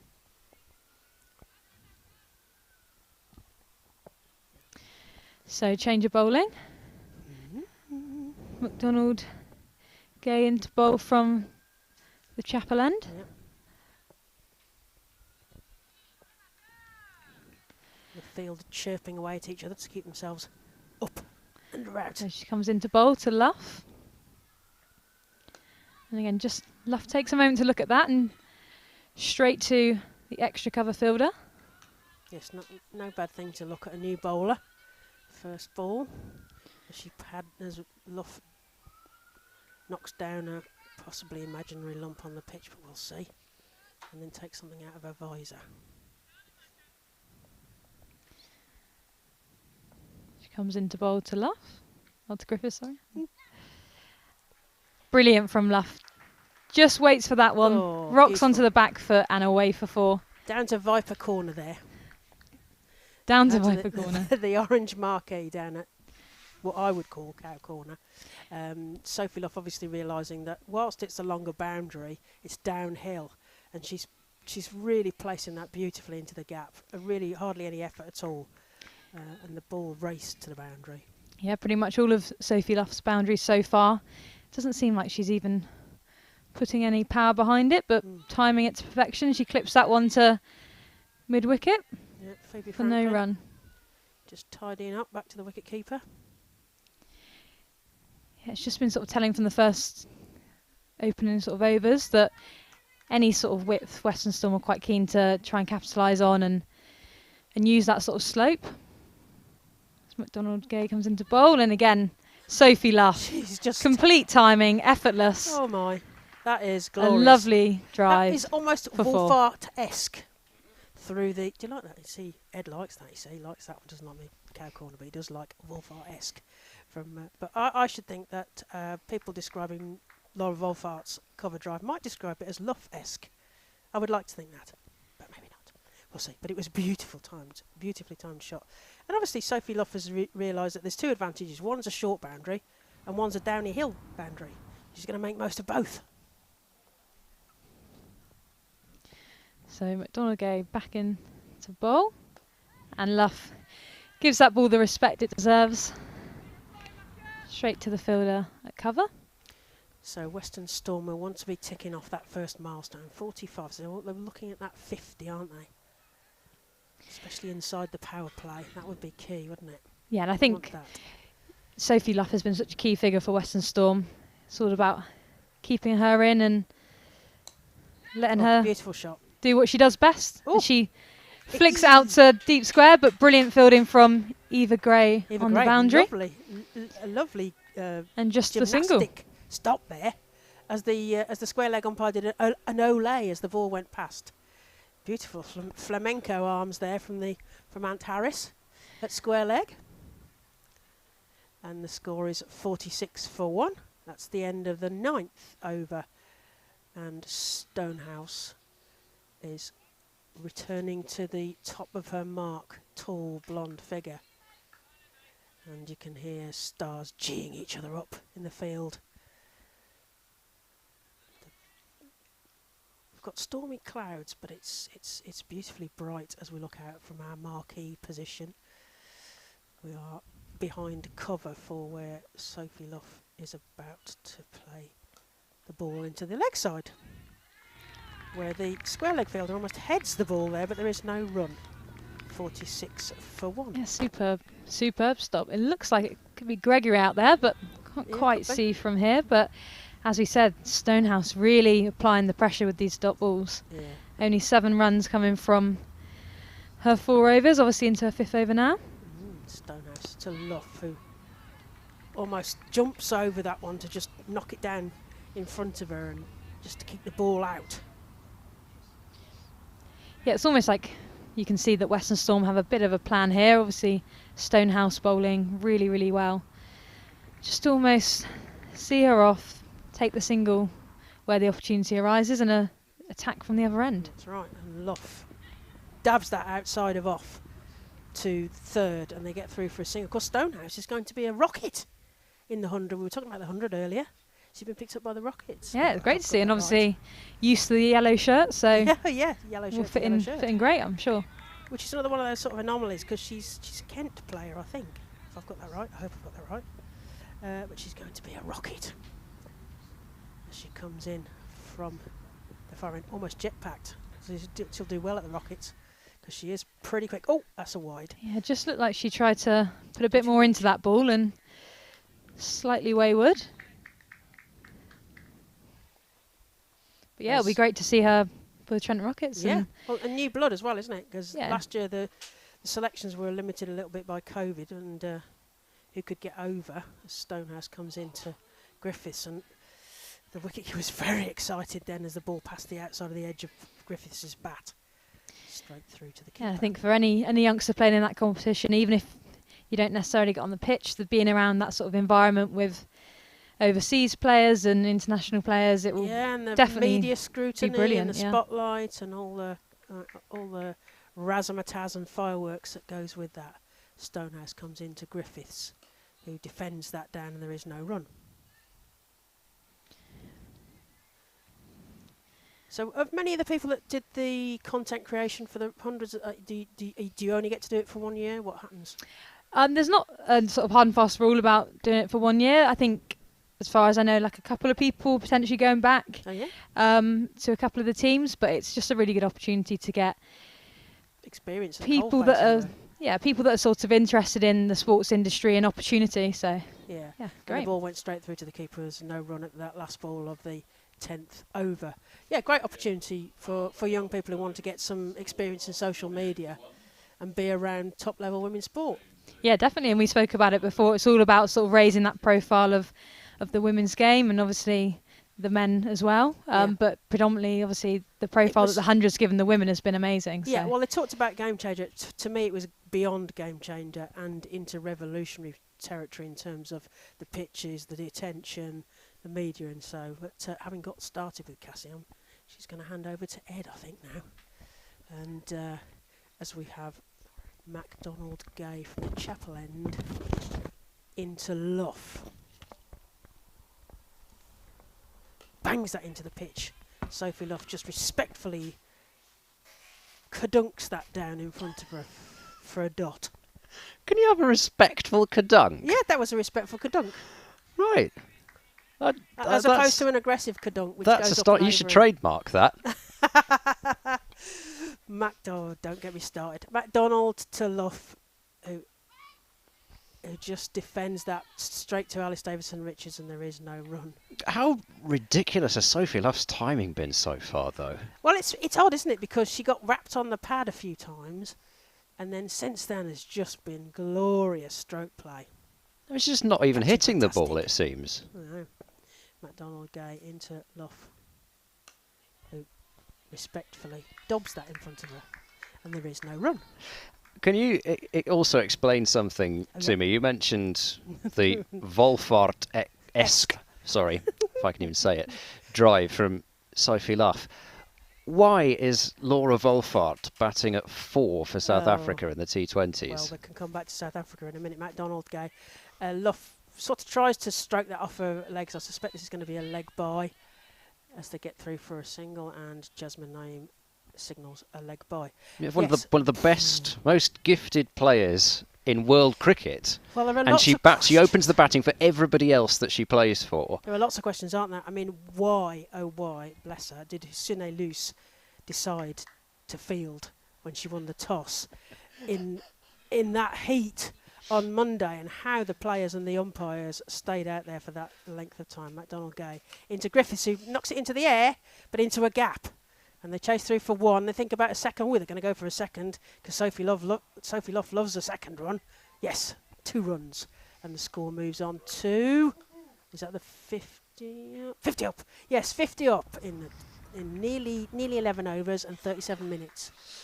Yeah, no, you're right. I mean, I suppose I should talk about that though, and the 50 up, because it's been a slightly odd start so far. Yeah, MacDonald Gay into Griffiths, who manages to play the shot that Sophie Luff tried to play to the last delivery and just strokes that off her legs, and they go through for a single. Score moves on to 52 for 1. So the required run rate is now up to a runner ball. It's not up much from what it was at the start, and yet you've got Griffiths, who, particularly against Stonehouse, and she's had to bear the brunt of that really probing opening spell from Stonehouse, which does look as though it is now at an end. And she's 18 from 39, but she's done the hard work. She's made sure that they didn't go losing wicket after wicket to Stonehouse, as could certainly have been the danger if she hadn't played that innings. But it does make for slightly curious reading on the scorecard, because you think, well, how can you actually say this hasn't been that bad a start when you've actually got somebody 18 off 39? But she has really done extremely well. I mean, just looking at it in front of me. 23 balls of the 39 she had to face Stonehouse for. But it's going to be Eva Gray now from the College Lawn end. And Griffith still not to be brought too much out of her shell, but she's got time. She has the time to play with, unlike South Africa when they decide to put Laura Wolfhard at number 4 and then Chloe Tryon at 5 or 6. 6, I think it is, they stick her at. I mean, at least they've got Mignon Dupree back, but they have been terribly unlucky with the injuries and personal issues in terms of Cap. Oh, that's another play and a miss from Griffiths. They've been unfortunate with circumstances, haven't they? Because when that series against South Africa was announced last year, and it was a mouth-watering prospect of a full-strength, golden age South Africa team, and it's not turned out, unfortunately for them, to be that list of players that you might have wanted to play. But the Test match was a great, proper ding-dong, a battle, and legends were born. Just a leave this time, and it is just called a wide by umpire Ant Harris, so another run goes onto the board. Yeah, I mean, I have to say still, I massively enjoyed the ODI at Bristol, which I went to, and why not? It's still a terrific venue. Everybody seems to love playing there, going there, which is always, as somebody who watches a lot of cricket there, it's always great to hear that kind of feedback from the players as well. So that's punched back to the bowler. Good work from Luff to dive back into her crease. Yes, because there was fingertips there, wasn't there, Ed? There was, and I think I can't remember how many times she must have done that when she made that incredible 157, I think it was, from memory. The big score from against the Sunrisers last year. She must have done that a good 6 or 7 times, have to dive back into her ground. This time it's driven straight to Brewer at mid-off. There's no run. 157 not out. I was helpfully provided by Mike Turner, who's one of the scorers today, with the sheet of everything combined in terms of Rachael Heyhoe Flint trophy batting. It's magnificent. I mean, an average of over 70 in the Rachael Heyhoe Flint trophy for Sophie Luff. She's fantastic. That'll be a wide down the leg side to Griffiths this time, and she's passed 50 in 9 of her 16 innings. You couldn't want for a better role model for a captain, could you? In terms of, she always wants to score fast. She gets runs. She runs around like a maniac in the field. I mean, it's brilliant.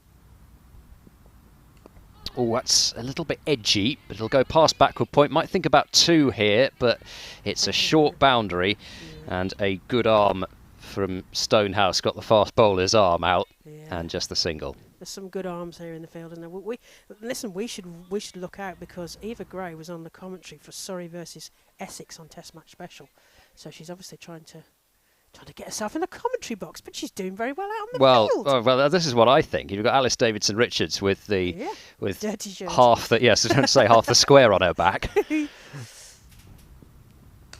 having that one driven past her by Luff crisply out to deep cover, but just a single. So 4 off the over and a couple of wides in there, but still a tight enough start from Eva Gray, and Storm 56 for 1 after 12 overs. But it does annoy me when you've slaved away for a few years already doing this job, and then somebody like Alice Davidson Richards goes out and scores a blooming century on her Test debut, and then is good in the commentary box as well. It is just so annoying. That'd be something that you do much better than she does. Do we know what it is? That I do better than Alice Davidson Richards. I'm probably better at lying in the morning. Yeah? Is it something that you practice a lot? Well, I think, I just get the impression that ADR is probably somebody who's up at 6 o'clock for a run and, all that sort of thing. MacDonald Gay into Luff. It comes forward, but there is no run. Yeah, she strikes me as somebody who's just full of beans all the time. I mean, I just think she is. Yes, that's also something I do better than her. I'm lower energy than she is. I'm better at being lower energy. Lying in and lower energy. Okay, fair enough. So MacDonald Gay comes into Luff, who is also full of beans a lot of the time. She could dunks that forward, but straight to the bowler. So it's can you? neither defensive nor attacking. Aha. Okay. So I was going to say because I could do with the sort of the exact definition of the kadunk so that I can use it in the If future. only I knew what was coming out of my mouth before I said it. That would be a great skill. As MacDonald Gay comes in from the chapel end to Luff, who dabs that beautifully out to point because there's a gap there, and she spotted that gap, and they've come through for the single. And Luff moves on to 24 off the 27 balls she's faced. Griffiths on 19 off the 44 she's faced. There's going to be extraordinary celebrations when South East Stars can manage to prize out Luff, though, because they'll really feel as if they've removed that linchpin. That's right. MacDonald Gay into Griffiths, who flicks that off beautifully off her legs. There's a fielder down here who's going to scoop that up. White down here at fine leg. Sends that back in again. And the score moves on to 58 for 1. I sort of feel as if I've spanned this out probably way longer than I should have done, but I can tell you there is only one member of this South East Stars lineup that played in that game 4 years ago. Gay comes into Luff. I'm trying to ignore Ed now. And Luff just defends that down and there is no run. He's still on about the key. So which one are we missing? Because I think, are we going to give in, Cassie, or are we going to... We're going to still... yes, Cassie wants a bit more over for We've got to end this soon. This has gone on what I'm asked. Might also have been involved with the Kia Super League game here, as MacDonald Gay comes into Luff, who dabs that again, just into the offside. There's a gap there again. She spotted that gap, but they've just got through for the one run. I think Cassie's gone through every member of the side by now. Yeah, we're just gonna list the side out and see if that's the answer to Ed's quiz question. Well, come on, put us out of our misery. Unless you want to wind the listeners up. It's Eva Gray. Eva Gray. She have the Test match special commentary. It is Eva Gray. She's the only member. There would have been more because now this is the sneaky one. You see, Freya Davis, part of the South East Stars squad, but played for the Western Storm in that game. But of course, selected for the England T20 squad, so she's not here. You see, people talk about Kia Super League as though it was years ago. It's only 4 years, isn't it? Was it? Anyway. No, it's 3, isn't it? Oh, great. Oh, come on. This is over to you, Ed. Yeah, don't worry. It's down to deep third for a single to start this new over from Eva Gray, who played in this game in 2018, don't you know? Yeah. Is that the one that I was watching? Yes. That would have been the one you were watching. So I was in a temporary stand where we're looking across the electronic scoreboard, which is sort of chapel end. I was in there. I brought my mum down. We had a lovely day out. Sarah Taylor, unbeaten 50, as that comes off the pad down towards fine leg, and will be a leg by. All the stats about that game that was here. Well, no, that's all right. I think that'll do. And I remember it because I did a bit of work with the New Zealand women's cricket team, the White Ferns, and my mate Rachael Priest was the keeper and batter in that game. So I enjoyed watching her play. And Gray comes into Luff this time, who again dabs that down into the leg side, but there is no run. Yes, she's Rachael Priest is out in Australia, I think, the last time I had a text conversation with her. And of course, she played in the 100 last year. All the Kiwis end up in Australia. I'll let you tell them that. As Gray aborts her run and thinks about where she's going to serve this to Sophie Luff, who plays a beautiful shot out through point. And that is a 4. You can hear you can probably even hear the applause in the background. That was a beautifully timed shot. She does like the ball outside off, doesn't she? Where she can get a proper decent whack on it. Yeah, and we haven't yet seen her against spin in this innings, which is probably where you'd say her trademark in terms of the use of the feet, just which is working the ball about. And well, yes, that's they've probably worked, true. Yeah, but given she's 30 off 32 against the seamers, might be about time.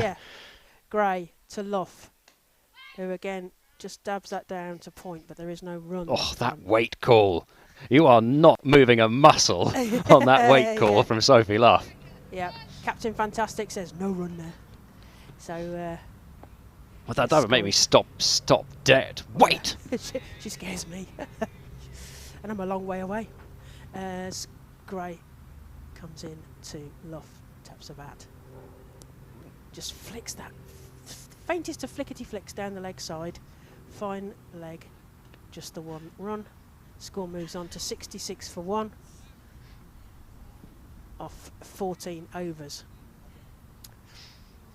Don't worry, I just enjoyed a flickety flick. Flickety I think flick. everyone enjoys a flickety Yeah, flick, yeah, don't they? yeah. As well as a kadunk, a respectful kadunk at that, not just any old kadunk. You've got to be specific. Mm. That's the thing. That's what we're here for, isn't it? Describe the action in whatever way we see fit. We like a bit of nonsense in here as well. Does look as if we're going to get spin now because Yes, Danny because- Gregory's got her cap off and the long pigtails as usual. Of course, a 100 winner last year Oh, yeah. with the The big Oval pig-tailed Invincibles. Danny Gregory, as I like to describe her.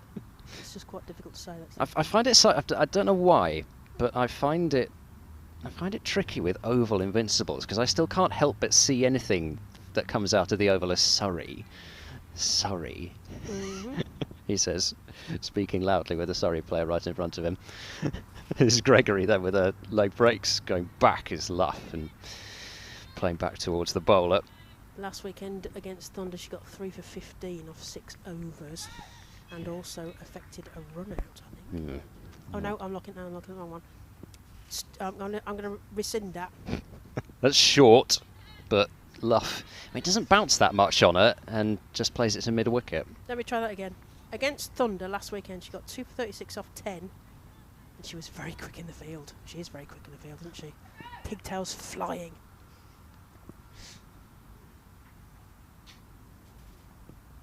Oh, strikes Luff on the pad, but wasn't any appeal at all.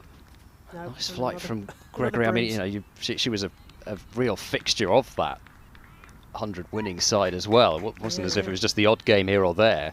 And playing against the best of the best, that's where you want to be proving yourself. And she's another one. She's only 23 years old, but Yeah. she's another one in that group of people who feels as if they've been around for longer than that. Luff does use the feet, and not sure where she knew where that one had No, gone. sure, no, I think it Ricocheted was off her pad out towards backward point, but Where'd it go? Yeah. yeah.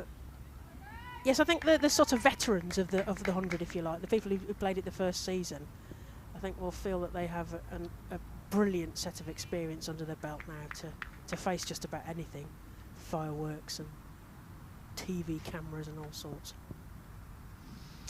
No runs yet off the over. And makes it into a full toss as Luff, but there is a long on in position.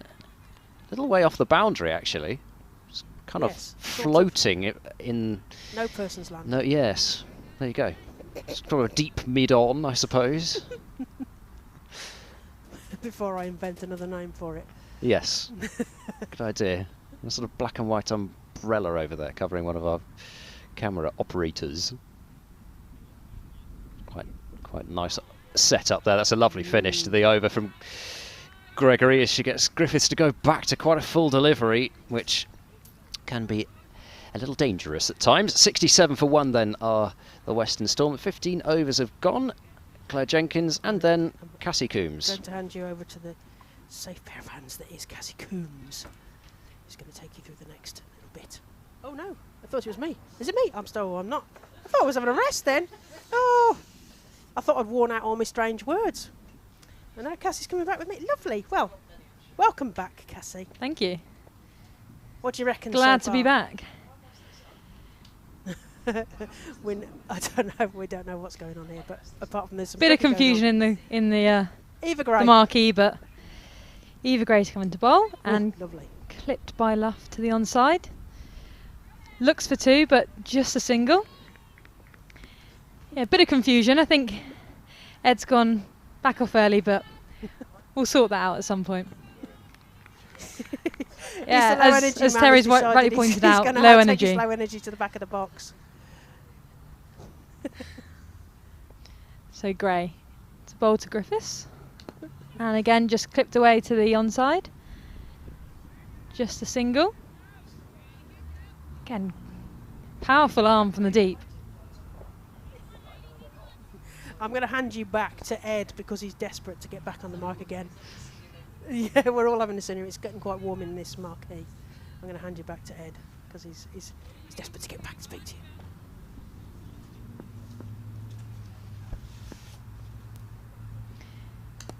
And Luff pushes that one to extra cover. Dot ball. And Ed's returning. Well, thank you. Yeah, the thing is, I thought that I did 0 to 5. And then, so I've just done my 10 to 15. Oh no, I'm having a really senior moment. I'm sure it's my fault. Again, well bowled from Gray. Just forces Luffy into that defensive shot. Well, I wasn't getting the fear of missing out from the back of the commentary box, I promise you, Claire. But somebody who does apparently have fear of missing out, and I should give her a mention, is Hannah Thompson, who is of course regular voice on the Western Storm stream. Again, Luff just struggling to get Eva Gray away here. Quite a tight line, no width on offer. But yeah, I think she's looking on at the pictures a little jealously of the Cheltenham Festival and the beautiful ground. And actually, I probably should stop before I start making it even worse. The pizza, I shouldn't mention the stone-baked pizza either. No, don't mention the beautiful conditions to watch cricket in either, or the exciting game we've got, or the company of Claire Jenkins and Cassie Coombs. So Gray into Luff. Oh, well bowled from Eva Gray. And a great way to finish the over. Good news. They're playing between Thunder and Central Sparks. There was a little bit of a problem with the wet outfield, I believe, but they've got the game on, and it's a 48 over a side encounter, which is better than nothing. And pretty much might as well just play the 50 overs. But anyway, no, rules is rules. Anyway, elsewhere, Northern Diamonds are 88 for 3 in reply to Lightning's 199. So kind of another low-scoring thriller on our hands. Lauren Winfield Hill is 45 not out, as Gregory prepares to start her second over. It's driven nicely to mid-off, but no run. I like what they're doing with this field here, South East Stars. They're keeping people tight on the singles, realising they are building up a bit of pressure here. Yeah, definitely. Still got those boundary riders out, but as you said, Ed, really looking to squeeze with the people in on the single on the ring.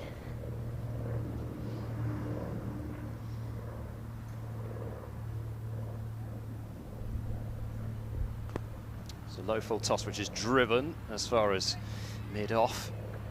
Not at the moment tempted to go over the top, Alex Griffiths. She's got a lot of power, and surely eventually she's going to decide enough is enough, but not yet, it seems. Just the one run off 1.2 overs from Gregory so far, and she won't concede a run here either. Sharp work in the ring at mid-wicket from Phoebe Franklin.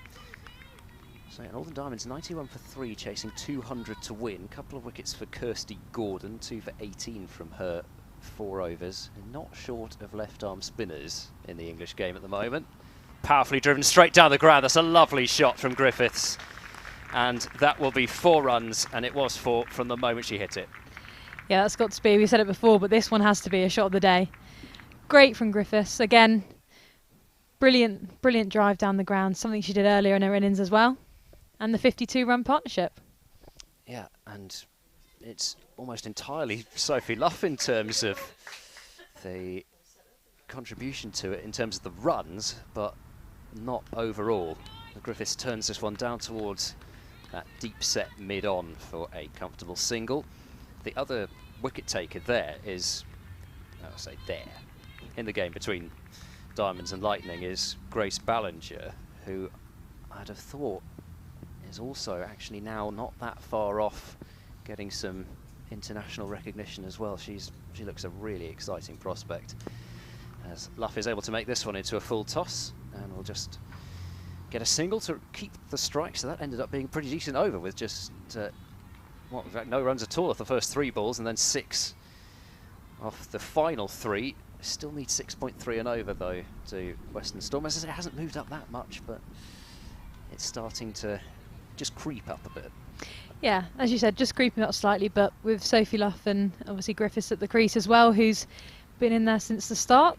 Western Storm can take some positives from that, and the 50-run partnership as well. So hopefully they can continue to work the ball around and put away the bad ball. Sunrisers 51 for 1, but in the 15th over, in reply to Vipers 233 for 9. And Gray comes in to bowl to Luff. Again, just looking to clip that to the onside, but straight to the fielder at mid-wicket. Grace Scrivens is the one out, bowled by Charlie Dean for 15. And Cordelia Griffiths 20 not out, along with Datani on 5 at the moment, but they need a partnership between those two, you feel, in order to get that total. Yeah, Scrivens and Griffiths have definitely been some key players for the Sunrisers. Again, good lines from Eva Gray, just forcing that defensive shot from Sophie Luff, which she holds. I can tell you Thunder have already lost a wicket against Central Sparks. Georgie Boyce caught and bowled by the returning Em Arlott. Yes. Which is great to see Em Arlott back, and she's got a wicket in her first over. Again, Eva Gray with that really tight sort of line. Frustrating for Sophie Luff, who just wants a bit more width on that. But again, a dot ball. One member of our commentary team is exceptionally happy about that, beyond the happiness of the rest of us. I'm sure you can guess who it was.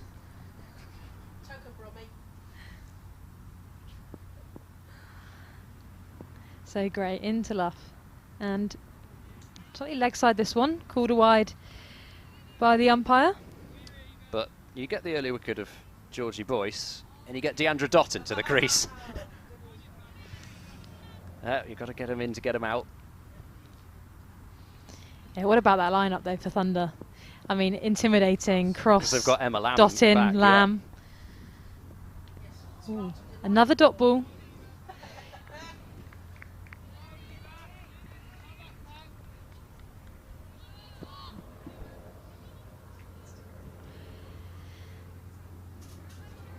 So Eva Gray bowling really well here so far. Just keeping to that sort of tight line. So just down that sort of leg side, clipped away by Sophie Luff. Looks for 2, but will just be the single. Well fielded down on the fine leg boundary.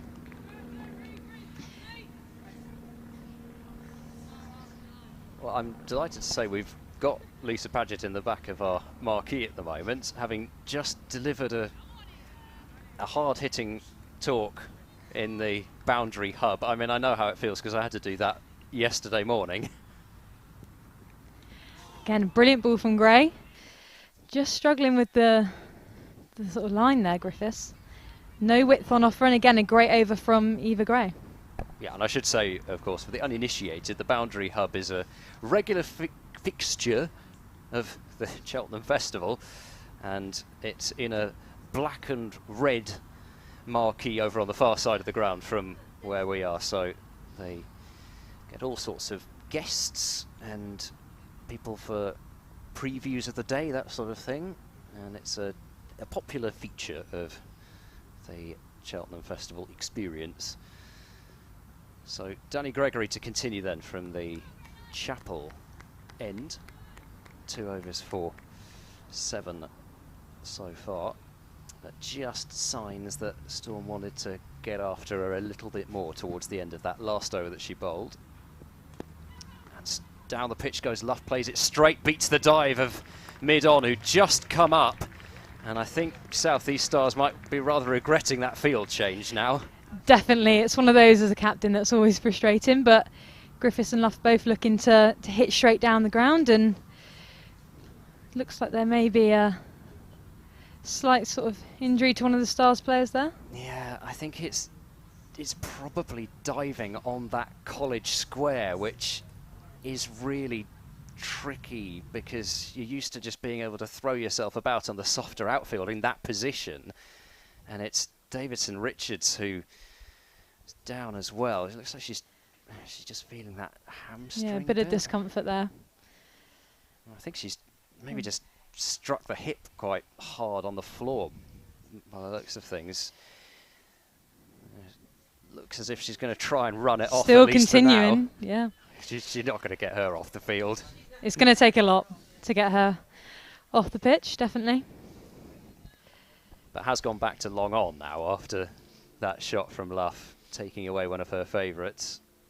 Oh, she just about manages to keep that one out in the end after getting a little bit defeated in the length, but that's what Luff can do. She can make the adjustment even if it doesn't look particularly pretty. Yeah, South East Stars will know that Sophie Luff is so good against spin, and she does like to use her feet and come down the wicket.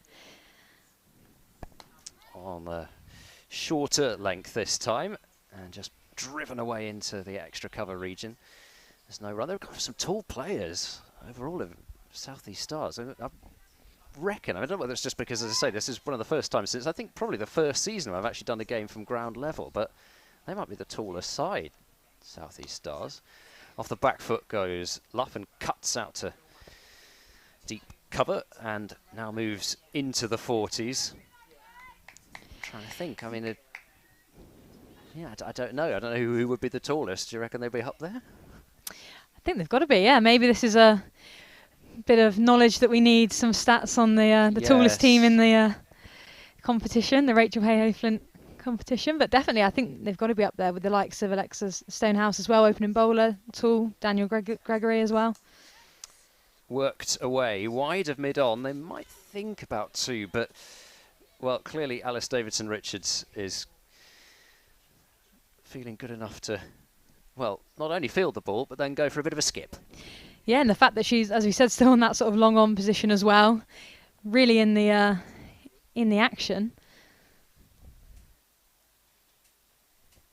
Oh, down leg side, Luff tried to help it on its way, and I'm not sure if that's a bit of a grin or a bit of a grimace from Sophie Luff after that one. With no fine leg, and no short fine leg either. That was a scoring opportunity, but then it was also a wide. Down the pitch once more, and mid-off fumbles it, so they will come through for a single. Alexa Stonehouse, the culprit. Does only cost the 1, but it does allow the strike to be rotated. 85 then for 1 after 19 overs. And Cassie, I think I'm going to have a chat to Lisa Padgett. Thanks, Ed. Yeah, it's great to have Lisa here with us today. How are you? How are you finding today? Good, yeah. It's interestingly poised, isn't it, at the moment? Yeah, interestingly in the balance, I think. It's obviously a steady start for Storm. I think the key thing is obviously building a big partnership at the top. I think that's something we've probably not done quite so well in previous games, of losing a few early wickets and putting ourselves under more pressure than we've needed to. So I think, yeah, a steady conservative start right now is probably everything we need. So Gray comes into bowl to Luff. Again, just pushes that one for a single out to point. And we've got to talk about Sophie Luff a bit more. Yeah. Obviously, having worked with her quite closely, what is she like to work with? What's her sort of attitude, and how does she approach these sort of games? Yeah, look, Sophie's the consummate professional, really. I mean, she's been a professional cricketer long before, you know, female cricket's been professional in many respects, with her behaviours and how she goes about her business. That's a beautiful shot from Griffiths, but great stop at mid-off. Looks like there's another one sort of potentially down. No, I think she's okay. She's back up. She's back in the game. So yeah, Sophie's a very professional, player. She trains incredibly hard. She pushes herself intensely. Actually, she's very hard on herself at times, but she wants to be the best she can be. And so, that's exactly what you want to see from your players. Great into Luff. Again, just looks to drop that and run, but straight to the fielder at extra cover. As well, Lisa, if we talk a bit more about your role at Western Storm, and how is it for you sort of overseeing that sort of pathway and seeing the youngsters come through, and obviously Chloe Skelton today, Gloucestershire taking 5 wickets. Yeah. How does that feel? Yeah, really good. I think what the regional structure's done is it's created so much opportunity and chance for players to get better. Opportunities that these girls wouldn't have had. There wouldn't have been an academy for Chloe Skelton to have been part of. She would have probably fallen outside the old system, to be honest. And so that's where this is so important, that actually we added Chloe onto the academy quite old in relative terms, and probably in other pathways might have been too old and missed out, but we've included her in there. And as a late developer, it's just shown how important that is, that she's came to the game late, and so her journey is a bit behind everyone else. But she's shown what can be done with the right support and the right pathway in place. So really thrilled to see her out there today getting 5 for. This is she's from the Forest of Deans, it's almost to her neck of the woods, so as home as it's ever going to get for her probably. So brilliant to see that. Yeah, that's great. And Eva Gray just bowling then to Griffiths, struck her on the pad, but again a dot ball as she comes in to bowl again. And Griffiths firm in her defence, 2 extra cover. Yeah, and you spoke about sort of that sort of late development, and there's another player in the sort of Western Storm squad as well, Molly Robbins, who potentially has come back into that fold slightly later. Is that something that you guys are conscious of at Western Storm, just giving the opportunities to players that are stepping up and putting their name out there? Yeah, I think sometimes it felt probably historically that you finish county age group cricket, and if you haven't kicked on by that point into something more, you were done. And I think that's what this is really good with the academy. It's an open age programme, so that we have to be realistic about a certain age whereby if someone hasn't transitioned into senior cricket by then, will they, versus the younger talent that's coming through. But in both Molly and Chloe's instance, I think they're both players who have been performing really well on the county circuit, who have potential, and we just wanted to give them that chance to see what they could achieve really with that support. And different players, they kick on at different times, and we wanted to just make sure we'd really explored what their potential was, and that's where an open age academy is brilliant, because you can make a player by player decision on these things, which is really helpful. So Gregory to continue from the chapel end to Luff, who we know likes to use her feet, but no run there as she hits it straight to mid wicket. And Storm are on 88 for 1 as it stands. So Gregory to continue to Luff. Great shot from Luff. Takes on the fielder, and slight misfield, but recovers well just for the single.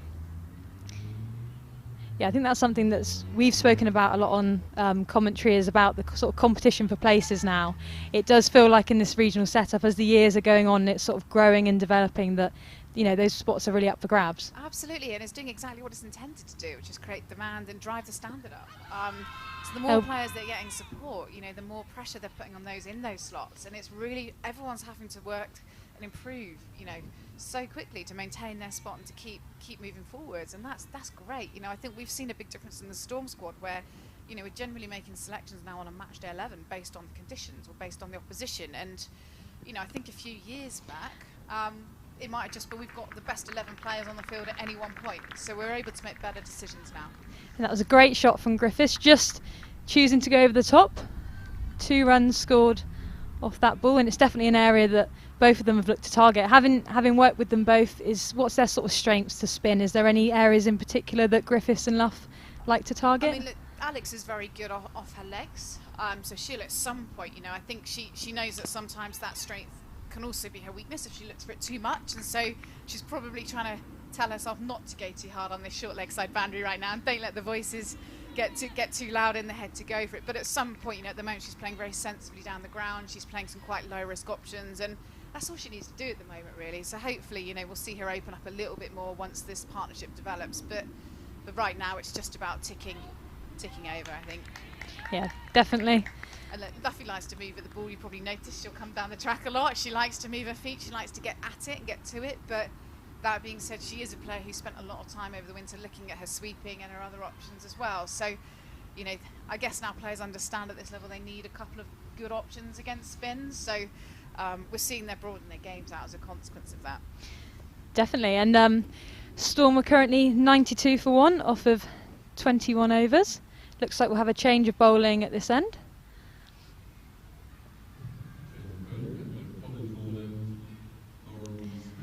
So Lauren Smith, the Australian, coming on for South East Stars at the College Lawn end. And just talking on sort of overseas players as well, Lisa, obviously KSL days, we've had quite a lot of overseas players come across. Yeah. How is that for sort of a Western Storm side to have those overseas players around the sort of local girls as well? Yeah, there's so much value in it. It's not something we've sort of gone down the route of yet, and I think we've tried to, whenever you have an overseas player and that's potentially an opportunity that one of your own isn't getting, and so we always have to weigh that decision up with what does the team need? What role are they going to bring? What are they going to add in addition to their playing that's going to really enhance the playing group? And I think so far we felt like we really just wanted to give those opportunities to our own. It's not to rule out we wouldn't have one moving forwards, because they can bring great value, but I don't think we felt we've had a gap yet in our skill sets perhaps to really explore that route. I think we felt like we've got the resources we need potentially in the group. Now whether they've always performed is maybe a different question, but this is about developing players to go on for England, and we want to keep that in our minds as well with the decisions we make. Definitely. So Smith to bowl to Griffiths in the air, but just evades the fielder at mid-off. Wasn't it? The low risk option. That was me. I made that happen. Great piece of fielding on the boundary from, it looks like, Eva Gray, and a great arm to match. So a couple of runs up there for Storm, but very close. Yeah, a little bit aerial that, wasn't it? A slight heart in mouth for a moment, but obviously she would say it's perfectly placed. And as we were saying, yeah, a great almost problem to have as to whether you get an overseas player or you let your sort of local talent develop as well. And we've got competitions like the 100 obviously as well, and quite a few of the Western Storm girls are involved in that, so again that's another opportunity for them to showcase their talent.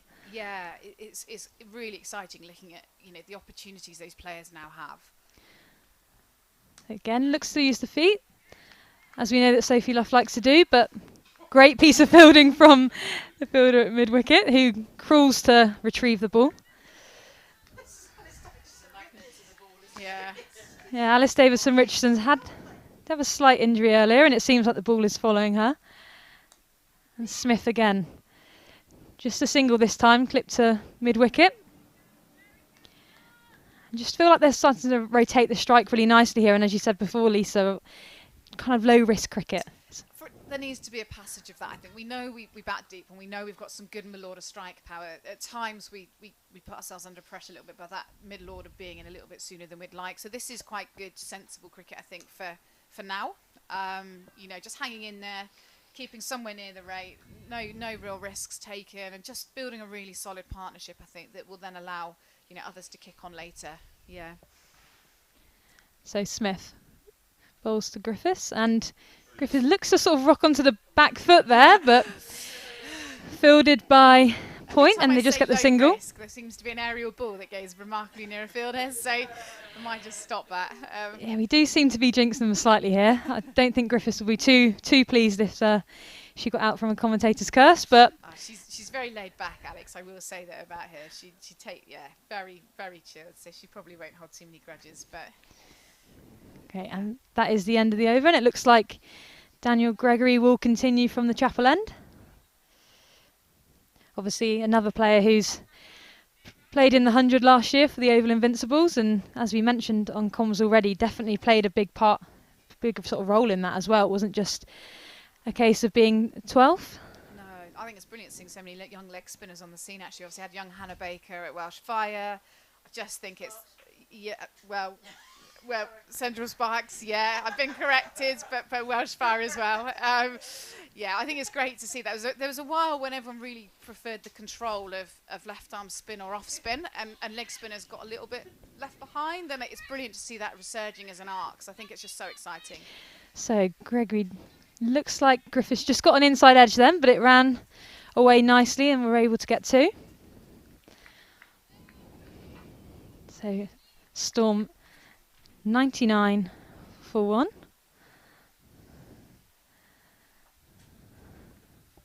Gregory comes into bowl. Again, just looks to rock back on deep into her crease, but dot ball. And just talk a bit about Lisa. Obviously, we're at Cheltenham today. How is it getting to play here? Obviously, the festival and everything that entails. There's food stalls around. There's lots of people. How does it feel to play in front of like a nice sort of setting? Oh, looks like this could be an opportunity, but falls short of the fielder. There we go. Yeah, it's brilliant to be here, and we're very fortunate so far that all of our games we've managed to play at our first class, home venues, and we love that, and that's fantastic. Just the 100 up there for Storm, a little ripple of applause. But it's also, we also want to take the game around a little bit as well. So we actually played a game here in the Kia Super League against what was Surrey Stars then, and that we had a really great crowd in there. So it's it just brings it to a slightly different audience, perhaps different people who would come to see this than they might come to our other games. So we're really happy to be here, and it's a nice venue for women's cricket, which is brilliant. So Gregory just puts that one slightly shorter and cut away by Luff. Again, Sophie Luff doing what she does best. Currently 44 not out. Obviously off the back of a great innings as well, 100 not out against Sunrisers. Yeah, that real captain's innings, that wasn't it? She had to knuckle and she had to see it through, and that's exactly what she does. And sometimes she shoulders quite a lot of responsibility as a batter for Storm, actually. And you know, her experience is just invaluable to us in that context. And you know, also making sure the youngsters at the the bottom end of the innings perhaps have got that wise head around them as well. You know, like a young Sophia Smale's been in, into bat towards the death of quite a few games actually, but it's brilliant for her when she's got that experience the other end to help her through that. So that was brilliant for us and for Luffy, that innings. So Gregory to Griffiths. Again, looks to use her feet and over the top, but one bounce to the fielder who collects and just a single off of that. And that's something we see from Griffiths quite a lot, like you said, liking to sort of use her feet but also go over the top. Yeah, she does. She's quite happy going, going aerial, straight. She's very comfortable doing that. So yeah, she seems to sort of take that in a stride when she gets the opportunity to do that, really. So obviously they've put two back for her, probably done their homework, I should think, on where she likes to score. So, but yeah, that's a little bit lower risk than some of the other ones, which is reassuring. Bounce with plenty in front of the field of that one. Definitely. So it looks like Lauren Smith will continue from this end. Just having a quick chat with the captain, Alice Davison-Richards. And Storm won at 102 for 1, trailing by 181, 23 overs gone.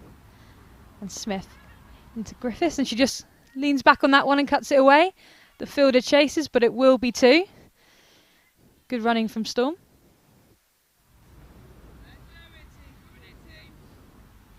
And obviously we've spoken about this before, but also Western Storm batting so deep as well. I know it's obviously quite a few runs on the board, but they had to take some confidence from the fact, as you said, people like Sophia Smale have come in and actually seen a game through to the end. Yeah, absolutely. And Chloe Skelton's another who in academy cricket would be batting probably in the top 5 somewhere, who in this side would probably be quite a way down the order. And Lauren Filer did hit 50 odd not out, and in a really bizarre scorecard actually at Bristol, to be honest, where the top order scored nothing and the tail end scored everything. But that's reassuring in some respects. A brilliant shot by Sophie Luff. Looks like she has found the gap. Beautiful shot, but again uses her feet, great timing, and picks her gap perfectly. Yeah, that's it's reassuring that we do bat that deep, but equally sometimes doing it the simple way would be really good as well.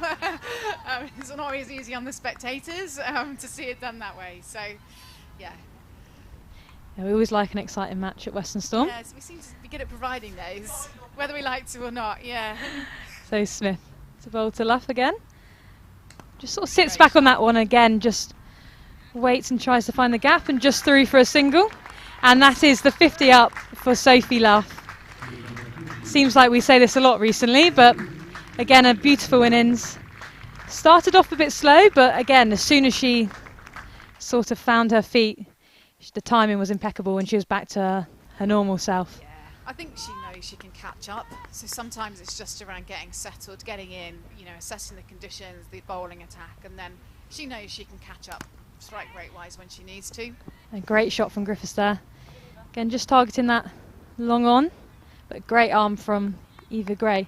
And yeah, that's something we've seen quite a lot. Obviously, Sophie Luff taking her time, but she knows how to build an innings, and importantly, she knows how to kick on as well. And Western Storm obviously chasing this total. This is the perfect scenario for them right now. Yeah.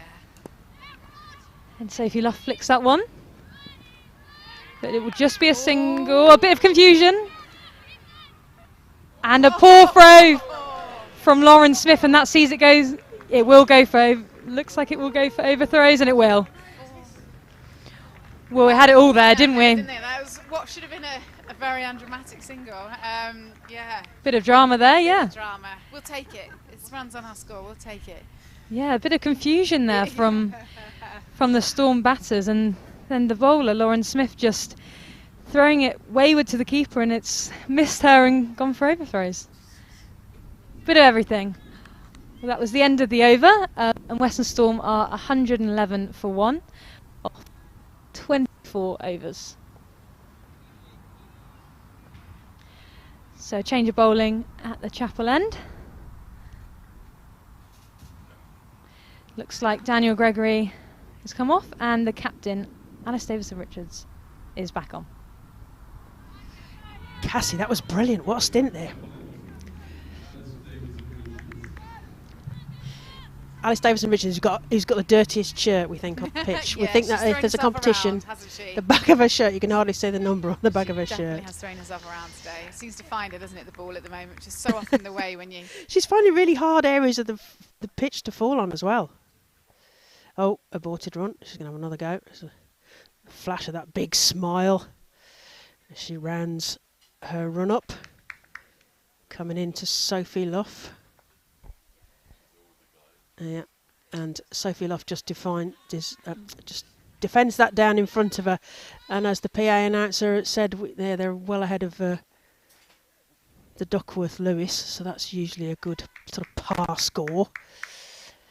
So I'm trying to work out if we had overlapped, Lisa. I suspect we probably hadn't. I think I'd probably headed for the East Midlands with work before you came in. I certainly remember you from the playing cricket circuit when Oh I was my. younger. Blimey, you must have a long Many memory. moons ago, I was defended. many moons ago now. But yeah.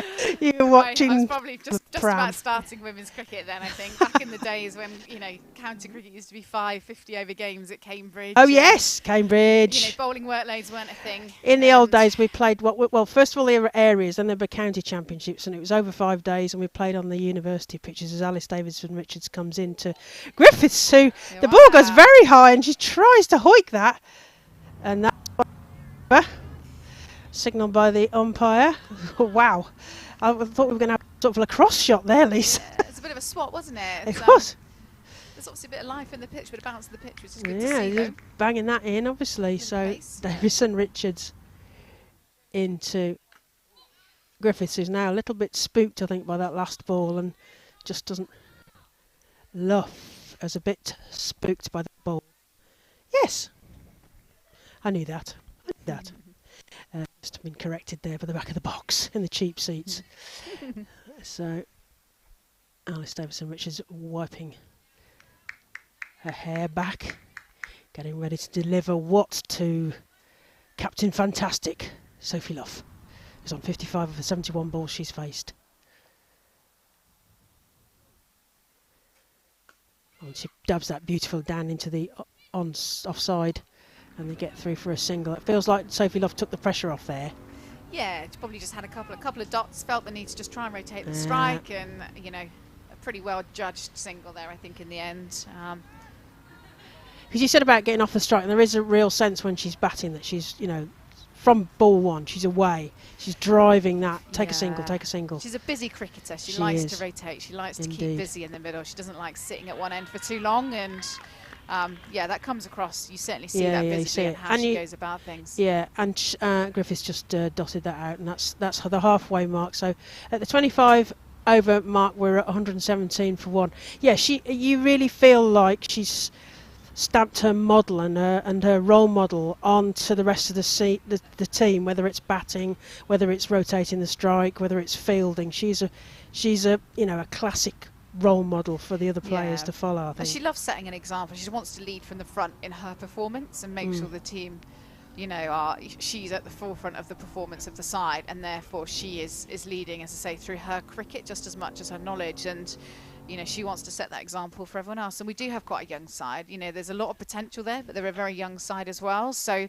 that's really important for them to see what good looks like, and see that role model from the captain. And that's a tricky balance, isn't it? Because, and you kind of hinted at it earlier with the batting, that she takes that responsibility on. And that how do you ensure that doesn't become a burden? How does that work? I think it's always tricky, isn't it? We've definitely had some phases historically where perhaps Luffy's been scoring loads of runs and not many of us have, and that can get quite big and quite heavy then, because you really feel the weight of that. And obviously with the captaincy then in the fielding innings as well, you feel like there's a lot on your shoulders. But I think what we're finding is our younger players are evolving all the time, and I think they're learning more about how to play the game of cricket, building innings, pacing of innings, how to go about things. And so you know, that young potential we've got, of course, at times are going to get it wrong. You know, we know that as part of it, but we're also backing them to learn fast. And, you know, with the likes of a Fran or a Luffy or a Katie George around them, that experience is there. And we've tried to find the blend of that in terms of your sort of experienced pros mixed in with your young high potential. It's almost a backbone, isn't it? Yeah, it is, to make sure we've got a really successful team in 2, 3, 4 years' time. Not just seasoned pros now, but actually making sure we've got that blend moving forward to be competitive, not now, but just, you know, in years to come as well. Because it can rub off, can't it? Doesn't it? I mean, that's the whole point of having that backbone of George and Luff and Wilson, and getting Fran Wilson back. Yeah, that's huge for us. We were thrilled. You know, she reached out to me. You know, once she sort of, I think in her mind, has started thinking about retirement, she did reach out and just sort of see, look, what would the possibilities be at Storm, and it wasn't too much of a decision for us, to be perfectly honest, to obviously welcome her back with open arms. She's obviously sort of from Wiltshire, so she's from the region. She grew up playing at Bath and Somerset, so probably known Fran from longer than I should probably care to share, really. But, you know, and she's from the region. She was a KSL player for Storm, and, you know, although she went away to different parts of the country for county cricket, you know, she feels her roots are here, and she loves Bristol and, you know, the West Country. So for her, it feels like home, and we were just delighted to have her back. From an experience perspective and what she brings to the group, it's invaluable for us. She feels like, I mean, looking from the outside in, it looks like she's sort of at home here, shall we say. So Lauren Smith into Luff this time, who comes forward and plays a lovely drive through to long off, and they get through for an easy single there, and score moves on to 118 for one. Yeah, Fran Wilson, I mean, she's again a great role model for the other players, and the system is going to need those seasoned professionals as it goes forward, as Smith comes into Griffiths, who defends that, but there's no run. Yeah, I 100% agree with you. And look, what's really nice now is actually if someone's, you know, not finding their way in international cricket or they want to retire, there's something, but they still want to play. There's an option for them.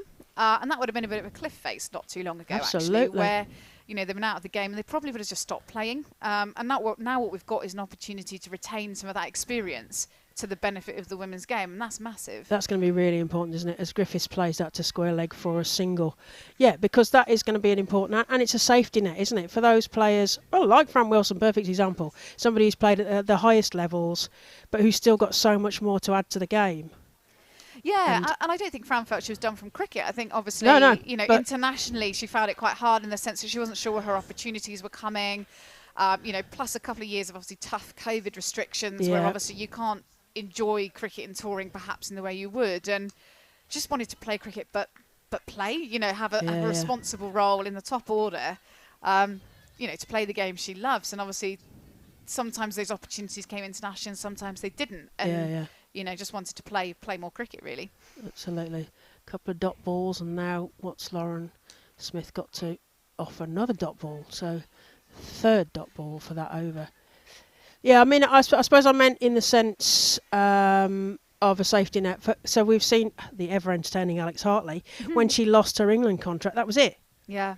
She's got nothing. There's, you know, it's unemployment. So that's not the case now for the girls at the top level. If they do happen, for whatever reason, to be coming back from the England setup, there is now the regional setup, on which they can add so much more. Yeah. Like you say, that blend of ages and everything as well. Absolutely. The knowledge and experience of Fran's brought into the group has been brilliant. You talk about sometimes the burden that perhaps Sophie might feel, but that's really been shared with Fran re-entering into the squad, and to have that other senior head in the group, you know, who's got the experience and can offer some support, both cricket-wise, you know, and on and off the field as well. Yes, Davidson Richards into Griffiths, who plays a beautiful shot, possibly one of the shots of the day for 4, out through, long on. Beautifully timed shot there. That's probably a really good example of Alex's strength when it's in the right area. That's a glorious shot. She held her shape really nicely on that one, and, you know, she's very strong through that area. And an absolute peach of a shot, and that's 102 runs.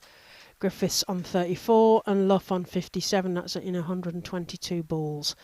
So that's great work from Western Storm.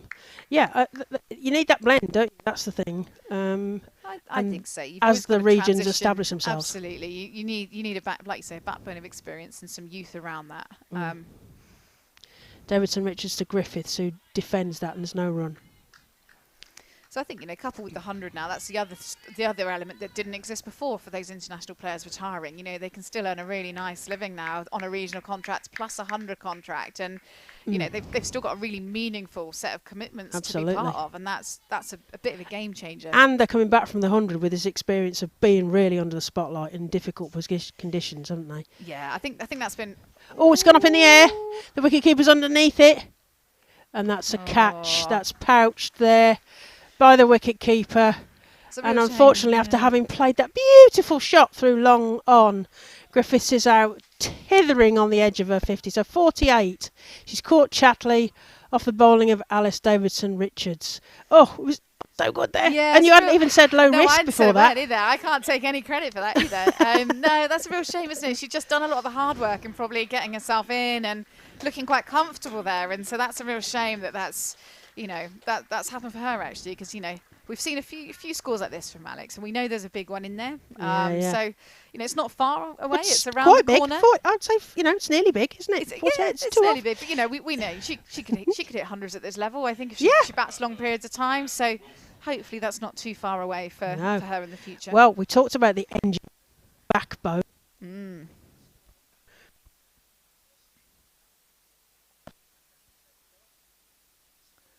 123 for 2. Western Storm have still got quite a lot of work to do here, chasing this score. So they need 100. Is that 61? It's a very small number, the far side. 161. Thank you. From the back of the box, 161 to win, and they've got 1, 2, 3 in the bank. 1, 2, 3. Here we are. I've amused myself now. So what do you reckon? Game state of play? It was a really nice partnership, wasn't it? So it would have been nice to have seen that go on a little bit longer. But it does bring Fran's experience to the crease, which sometimes when you take a wicket and you see another batter. Don't say low risk. Davison-Richards into Wilson.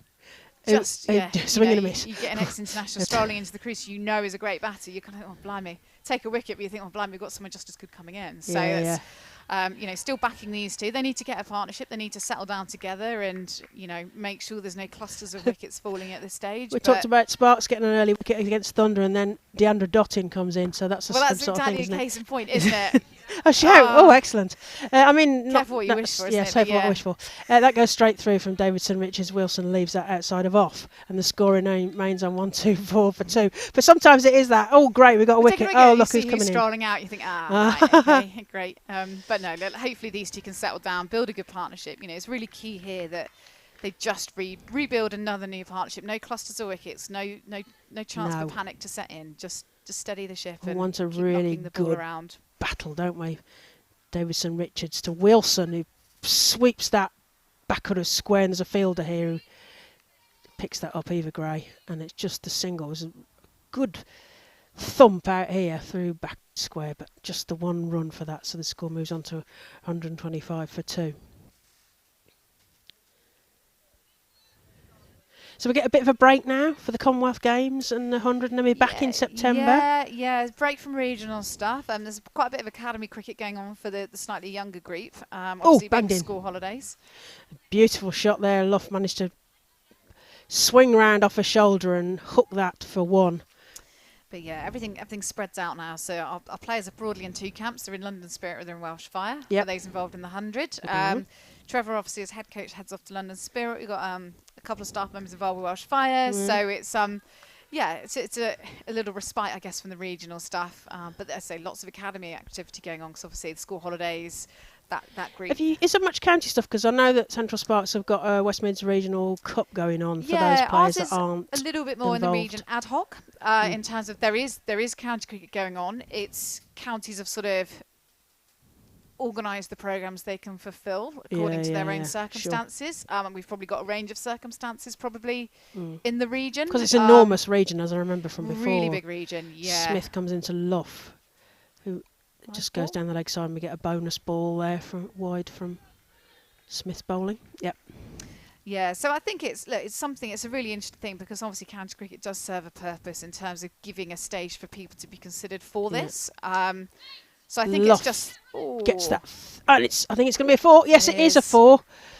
Just went through the fielders there. It was a beautiful shot, really thumpy shot through point there. 4 runs to Sophie Luff. She moves on to 62, and the score is 131 for 2. You were just saying. Yeah, no, I think look, county cricket's definitely got a place, and we've done some stuff internally actually of our own, some best stuff from within the regions. So all of our senior players, our academy, and the best from county cricket, we've played some internal fixtures just to keep looking at the talent pool, so that although our official county cricket finished quite early in the year, those players that perhaps did really well in that still have an opportunity to play some meaningful cricket amongst the standard of player to test themselves, but also for us to have a really good look at them as well, and provide some 50 over preparation. So that's been something internally we've brought in this year, just to help players know that aren't involved in this, that they're still being looked at. You need to, you said looked, and it's those eyes on the players, isn't it, watching them come through. Just had a couple of dot balls there, scores still on 131. Sophie Luff tries to snick that off down the leg, but there is no run. It is keeping those eyes on them, like you say, and making sure that they are feeling involved and watched, and that their performances are being noticed. Absolutely, and we try and keep a really steady dialogue with counties around how things are going and how players are doing, but also, you know, over the winter as well, you know, we're expecting our staff to be out and around a lot in the county winter programmes, having a good look at what's going on. You know, so actually at any point, if someone's really kicking on, we should be aware of it, and there's a dialogue around that player's progression and development. And, you know, it's not unusual. Chloe Skelton's a really good example. She wasn't in the squad until a couple of weeks ago, and she's taken 5 for today. 5 for, amazing. We've just had a couple of dot balls, and also a fairly spectacular bit of falling about the field from Lauren Smith and Alice Davidson-Richards, who I think are now in a full competition to see who can come off with the dirtiest kit from their fielding. So the score is 131 for 2 off 28 overs, and Western Storm need 153 to win off those 22 remaining overs. Is there any other messages that you want to give us, Lisa? That's a very open question, isn't it? Well, you know. So if you've got somebody new watching this live stream today, and they're at home and they're watching, thinking, "Oh, this is good." I live in the Western Storm area, which is very large. We'll come back to that in a minute. Davidson-Richards to Wilson, who can't get that away, and it's a dot ball. It's a very large region, so the whole of Wales and the whole of the West Country. Right, I remember this from because that was, you know, Catherine Wilkins and I played for the West in those days, which is the same as a Western Storm. So I'm claiming to be a Western Stormer. We'll take It's a huge area, but if there's some young girl who's watching that after this ball's bowled,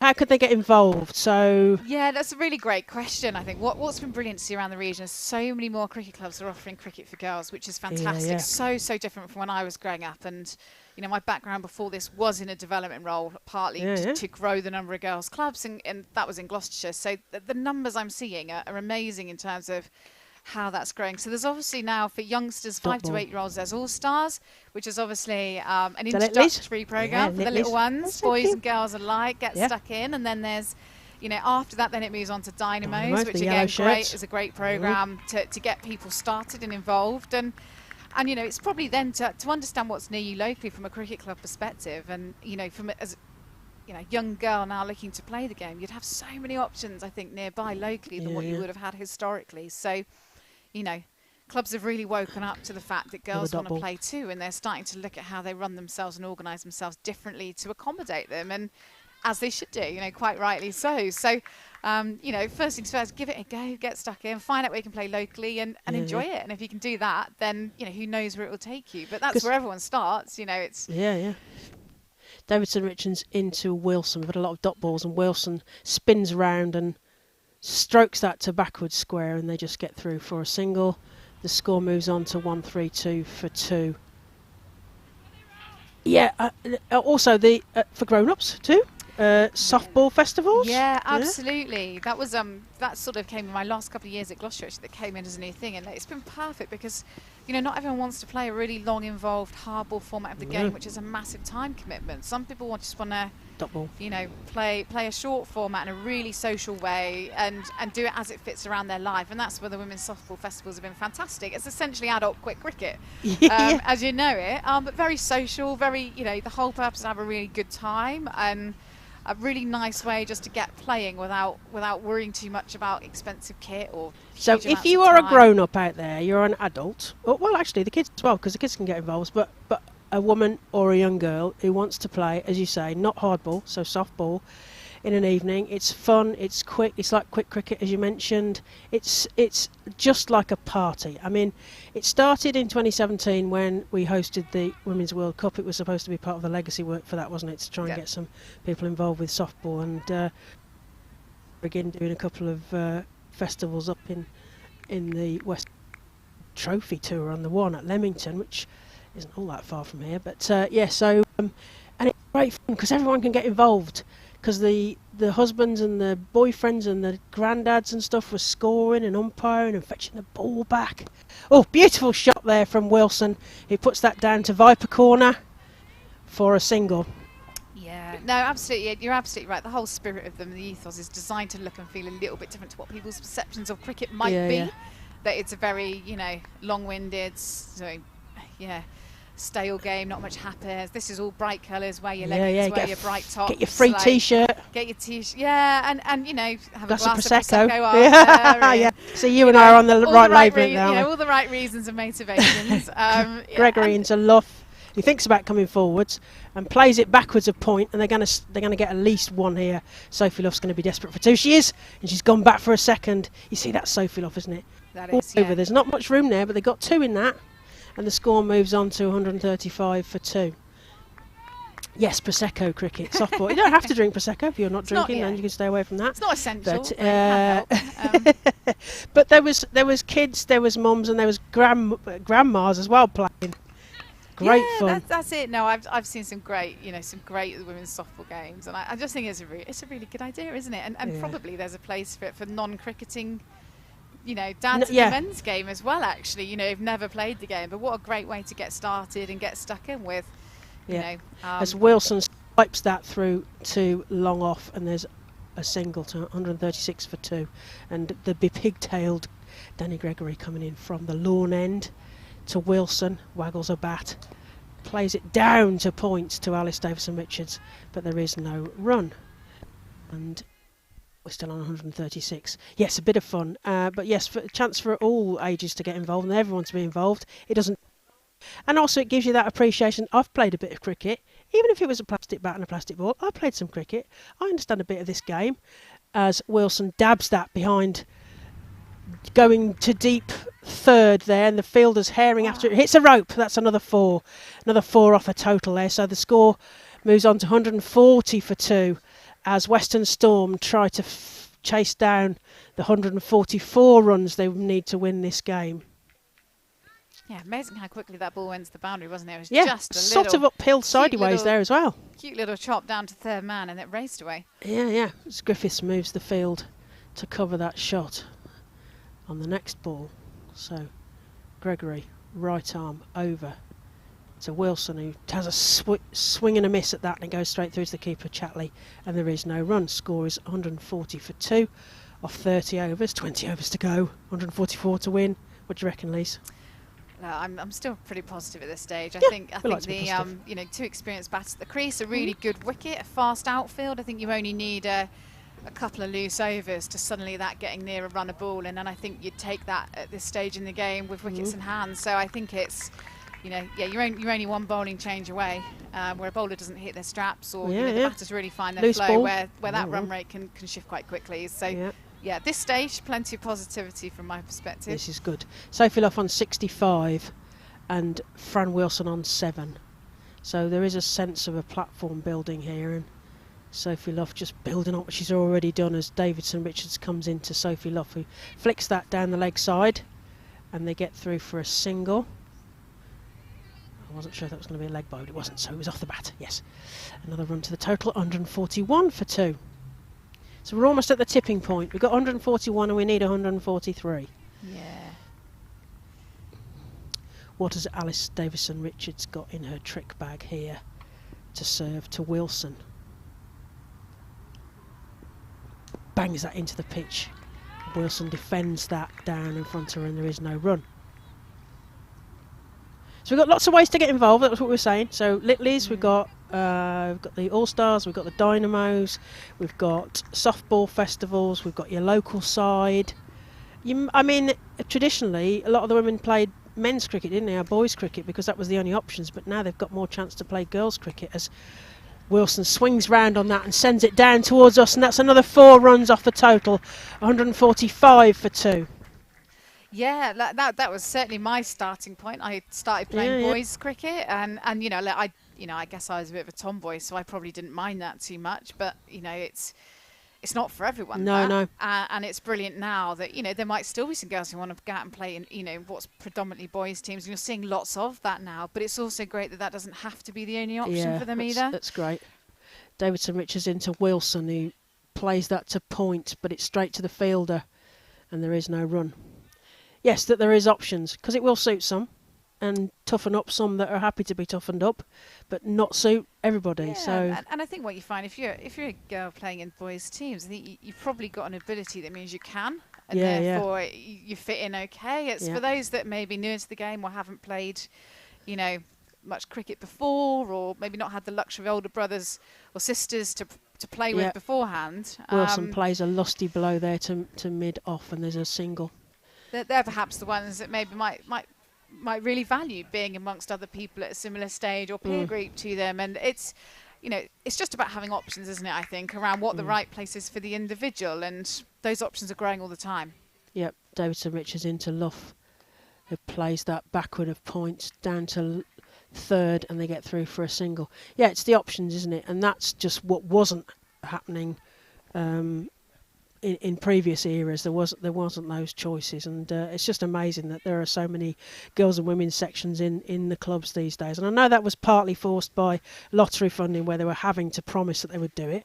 Whether they actually did it, of course, was not necessarily policed, shall we say. But now we're seeing, I think we're seeing more activation in the community, more sports leadership. You know, Chance to Shine is still really prominent. Chance to obviously, Shine, working in schools. You know, I know all the county schools in the region do a brilliant job of engaging with the schools network and running all the schools competitions they run. And so I think it's you know, it's just naturally evolved. And I think, you know, with cricket clubs, quite often they have to compete for relevancy if there's a lot of clubs in an area. That's and true. You know, if they're Gregory offering to something, Luff, who pushes that into the onside, and they get through at least one. Are they thinking about a second, but not? Yeah, you know, I think it's about relevancy sometimes as well, you know, and sometimes there have been some examples where, you know, actually families have chosen what club they're going to go to because their daughter can play and there's a girls option. So actually it attracts whole families, not even just by having a broader offer. So how brilliant is that, though, if the whole family are involved, because it's a whole community then. If we go to this club, my daughter can play, you know, and suddenly that makes other clubs think about their offer a little bit if they're missing out on a whole family's worth of membership. Yeah, money. Membership. To club down the road or whatever, because they're offering, you know, women or girls cricket. Well, that forces people to think differently, and I think we've seen a bit of that. And actually, people have a lot of clubs that I work with, certainly in my time working in the development world, they loved it, they enjoyed it, and the girls loved it. They were so positive and enthusiastic about doing it that they just generally found it really rewarding. Gregory to Wilson, who sort of smites over the top of the ball and gets through for a quick single. Yeah, and so there's a chance to build the community. I mean, above all else, it's that opportunity for more volunteers for umpiring and scoring and making the teas and running the kids around, and it's a virtuous circle, if you will, if you get it right. As Gregory comes into Luff this time, he thinks about coming forwards and instead just defends it, almost knocking it on its head down in front of her, and they don't get a run. So 149, nearly at the 150. Yeah, it's always a nice little milestone, isn't it? I think these two are quite experienced heads. They'll know exactly what they need to do and you know, and when. Gregory to Luff, who comes forward and plays a beautiful straight drive back past the bowler. There's two fielders on the boundary, and he managed to haul that back in and actually only get through for a single. It was a beautiful shot straight back past the bowler. And Storm's 150 comes up in at the end of the 32nd over, almost one ball to go, and in 113 minutes. And we've passed that tipping point that I talked about. So they've got more runs than they need to get, because they need 134. As Gregory comes into Wilson, who rocks back and plays that behind point, and it's through the fielders, and they get through for at one. There's a pocket there, and I know they want to come back for at least two, and they did. That's two more runs to the total. Wilson on to 15 and Luff on to 69. Score is 152 for 2. 32 overs gone. Ooh. Starting to get exciting now. Are you excited yet, Lise? I genuinely think we're in for a thriller, actually. Yeah, Could be a really good game here. Now It's you quite like nice, you isn't it? like close finishes. I know this to be a fact because I was at Chelmsford for Oh, were you? The that T20, game that as a game. spectator. Last ball finish. I just remember overthrows. uttering about a million oh my gods, like on that last ball. And then, literally can't believe. Last weekend I was at Worcester and Raf Nicholson, cricket her, you must watch the vodcasts. I must mention that she was brilliant on the commentary last week. She had it up because our game had finished a bit early, and you went to a last ball. Sophie Luff gets 100 and scores a 4 and wins the game. Last ball of the game, Sunrisers. I mean, Sunrisers must wonder what the hell they've got to do to beat you guys. They've improved so much. I'll say that. You know, they're a competitive side now. They just can't quite seem to find that 1-2% to get over the line. Look, thankfully it's against us, so we're staying the right side of the result. Yes, both times they must hate you guys. As Luff snicks one down to final leg and they get through for a single, and the score moves on to 153 for 2. Yes, they must think, oh, Western Storm. Not again. Because I was at Chelmsford and your players, the Western Storm, didn't know what to do on that last ball. They were like, didn't know what to celebrate. Oh, it's a catch! As Wilson hoiks the ball straight to the field at short mid-wicket, and that's out court. So Wilson is out for 15. Caught Lauren Smith, the Aussie, off the bowling of Alice Davison Richards. And you hadn't mentioned low risk again there. No, so it can't be your fault then. Either. No. My wicket tally is still the same. Yeah, it's a shame there. It was a really. I was watching that. I was hoping that was going to go through to the boundary, but there was a fielder in the way. So I mean, couldn't have pitched her out better, could she? It was a lusty blow. So a lot of space apart from where she hit him. I think Lauren Smith's hands will be stinging from that, and. So, who have we got next? Katie George. Katie George. Talking to the backbone. So, Luff, Wilson, Katie George.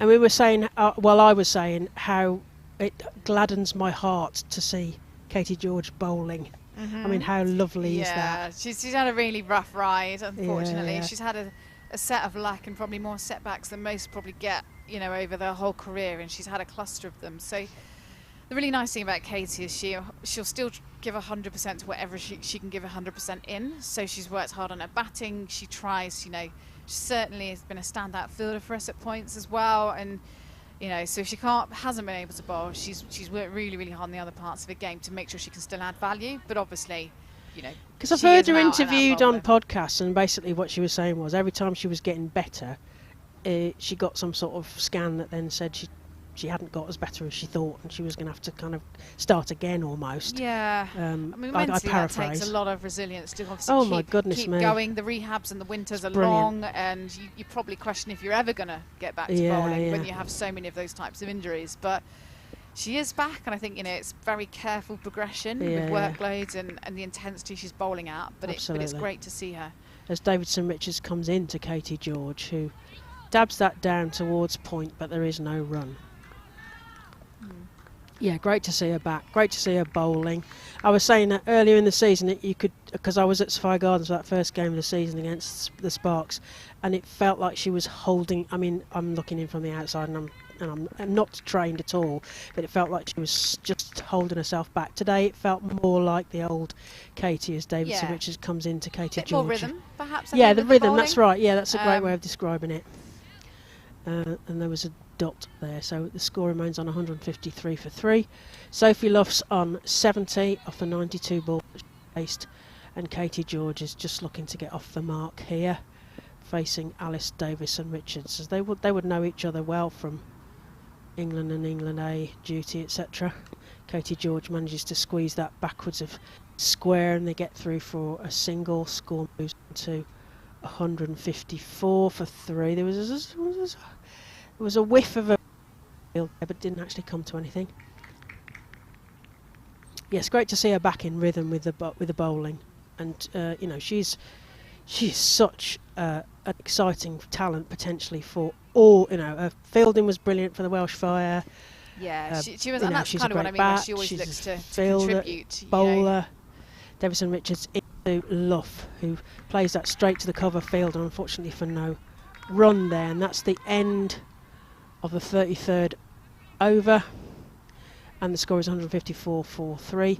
You're listening to Lisa Parfitt.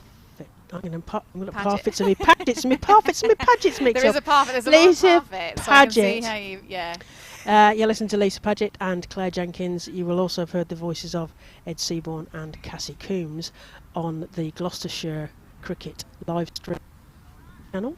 Please tick that like button so more people can find us when they're looking for the game on Tinternet.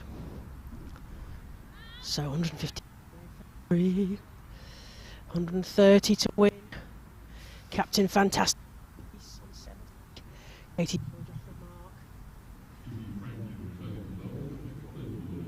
That's easy for you to say. So, Phoebe Franklin from the lawn end. Birmingham Phoenix. Into Welsh Fire. Hey, see. Anybody mention I was from Birmingham? No, it's alright, nobody mentioned it. Commonwealth Game. Yeah, it's going to be interesting, isn't it, to see how that goes, I think. Obviously first time in Historic a multi-sport event. Women's cricket Fascinating T20. to see how that goes, I think, and whether or not it lands well and whether it paves the way for other things down the line. Franklin into George, who comes forward and defends that. There's no run. Are you going? I'm hoping to go. In fact, Catherine Wilkins has got me a ticket for one of the games. Thank you, Catherine. And also I've got another mate who's got me another ticket for. Yes, I'm hoping to watch. But actually, you get a better view. You were talking about live stream. You get a better view sometimes from watching it on telly because you get all the close-ups and everything. Don't you? Best I mean, it's great to be there. I mean, obviously one wants to be there. That goes up in the air from Katie George. It's going down to Viper Corner, but it's dropping in front of the fielder there, and they just get through for the single. I'm hoping to be there for a couple of games. I was hoping to be working there. Sure. I tried to go for one of the runners' roles with the TV, and I went through the boot camp. But they'd underestimated how many people would want to do the runners' roles at Edgbaston. They thought everyone would want to go to Alexander Stadium, but they didn't. So Franklin comes into Luff, who just dabs that down into the onside, and they get through for a 1, and she's thinking about a 2, but it would have been a risk too far. Get back into that crease. So the score is on 156 for 3.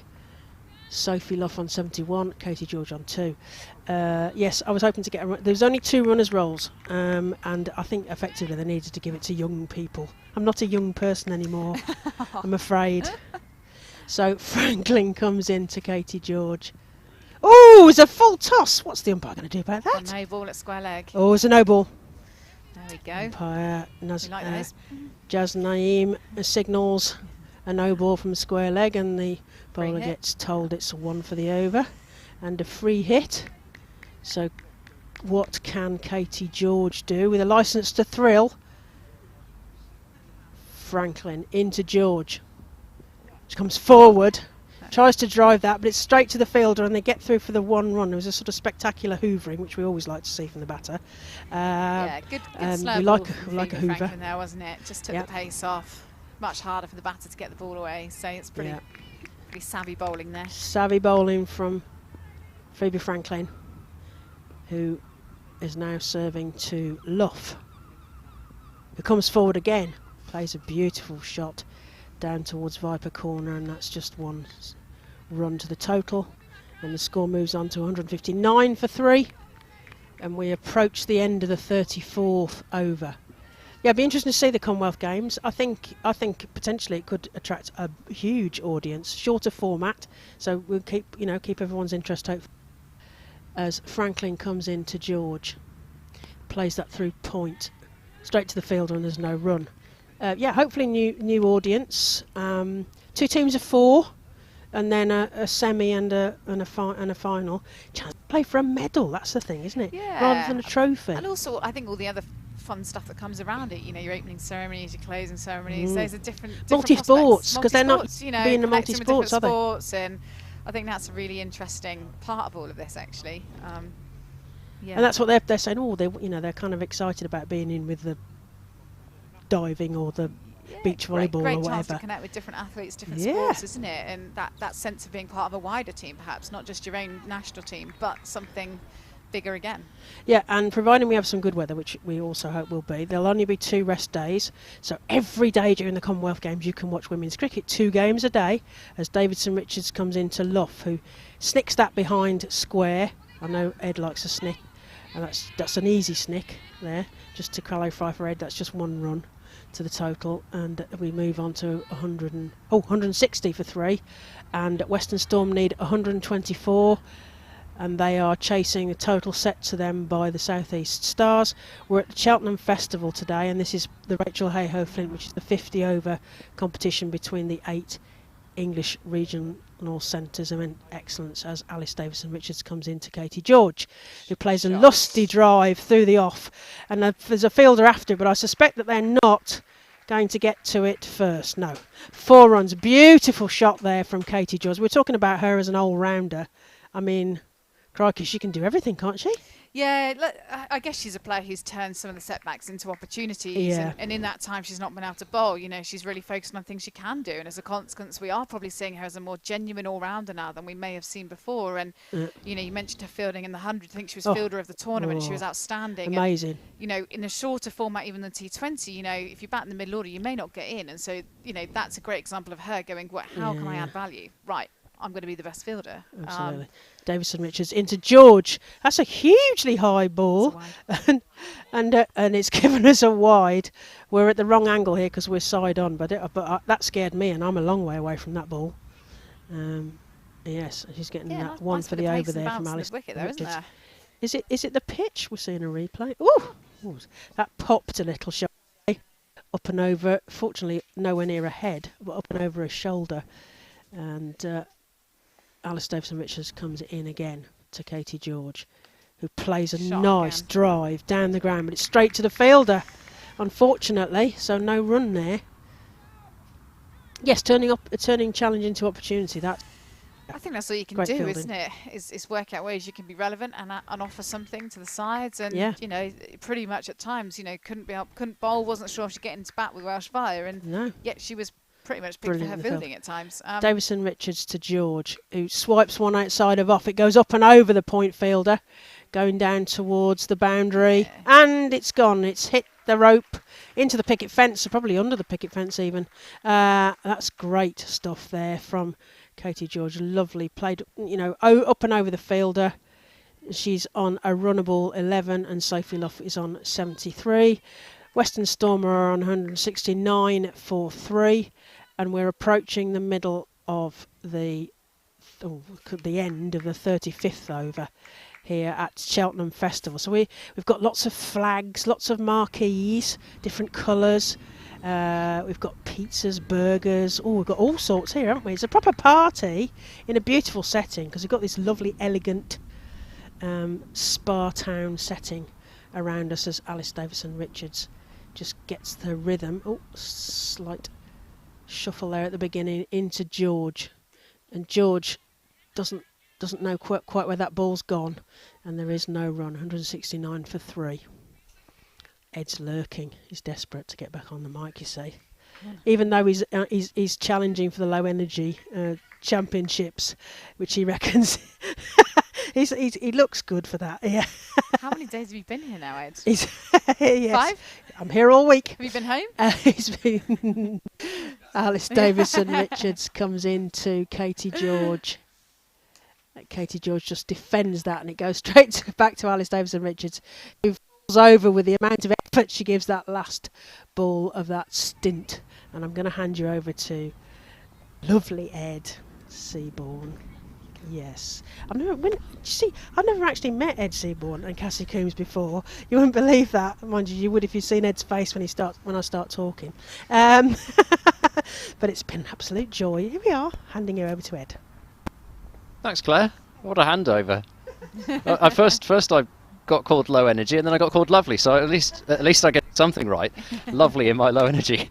Hi, Lisa. Hello. Nice to see you again. Yeah, and you too. It's.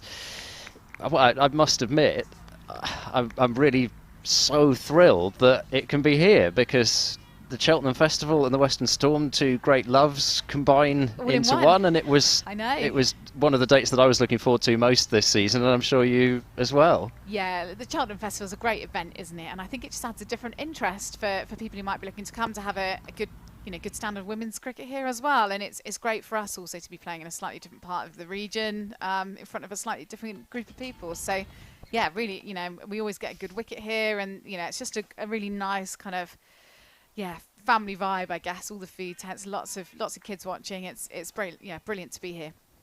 Yes, you've got the Hungry Hun, which is one of my favourite food stalls in history.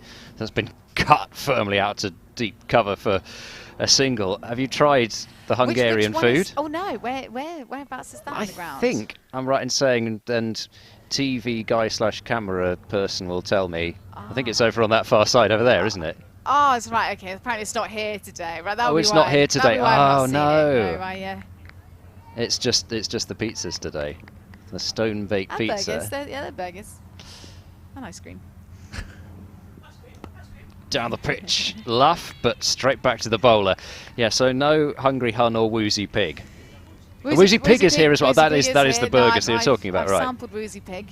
I can recommend. Until I haven't been over to the other side of the ground not yet left today. This tent, Ed, have you ever? Well, no. The furthest I've gone is to refill my water bottle from the pavilion behind. Yeah, I haven't quite done my circuit of the ground today. Ooh. Driven aerially, and it beats the fielder at extra cover, and running out towards a long boundary, just about makes it to the rope for 4. And that's another really good shot from Sophie Luff. They found that gap quite a few times between extra cover and mid-off. Yeah, it's one of those pitches, it's one of those outfields where if you beat the ring, it's hard to catch it. It really is. Even coming up the slope slightly, it's just so dry and so fast. So, I think we found that a little bit when we were bowling and fielding. It doesn't take much. If you can get it through, you've got a good chance of finding the ropes. And that was probably a really good example of that.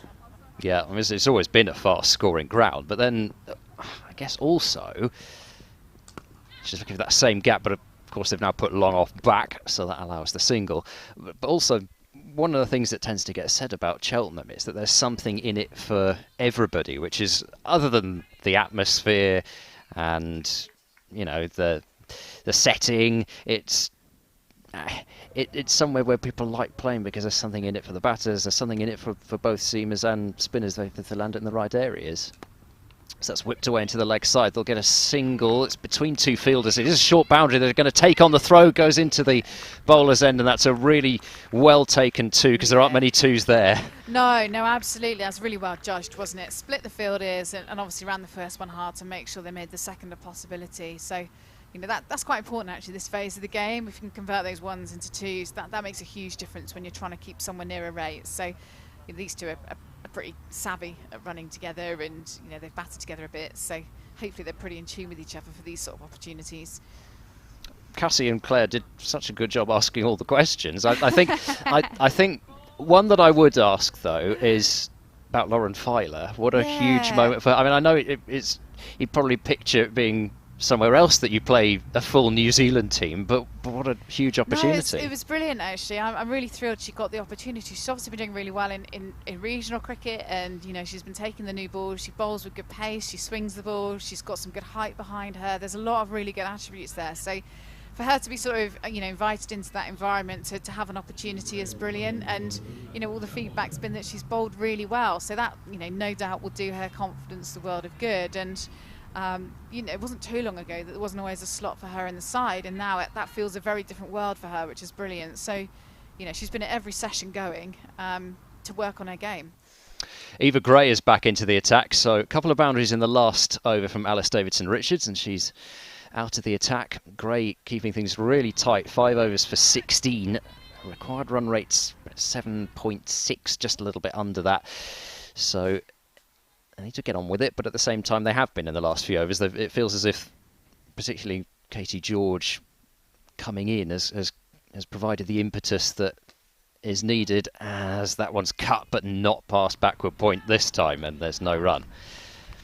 But I just think in terms of, you look at the development of that's been done by Western Storm, and it's starting to get that kind of recognition. Lauren Filer, Danny Gibson seems very close to getting that full squad call up, maybe. Yeah, they're in the mix, and I think that's all you can do, isn't it? You can keep putting in performances and see where that takes you. And you know, Danny's been probably around in a few more of those games. She played in the 3-day game against South Africa, which would have been different for her. She wouldn't have done much of that before, and obviously tends to favour the shorter format. So that was a really interesting experience for her. And you know, that's all we can do as regional centres is to keep improving and developing players. And you know, if you do that and they're performing, then the rest will hopefully take care of itself.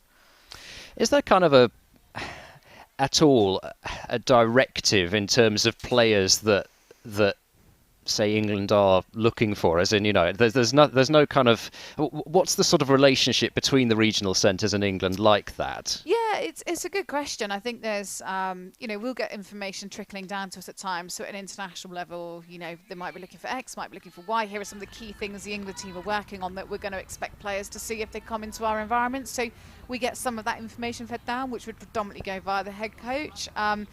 So yeah, and you know, and some of it's circumstantial, you know, as well. You know, have a cluster of injuries or whatever, then someone who maybe you wasn't in the mix suddenly can find themselves, you know, thrust into the limelight quite quickly. So, you know, we've certainly seen people like, you know, Izzy Wong and Emma Lamb step up with great success recently, which is testament to, I think, the regional structures and the great work that's going on in there to move those players on to be ready for that stuff so much quicker, perhaps.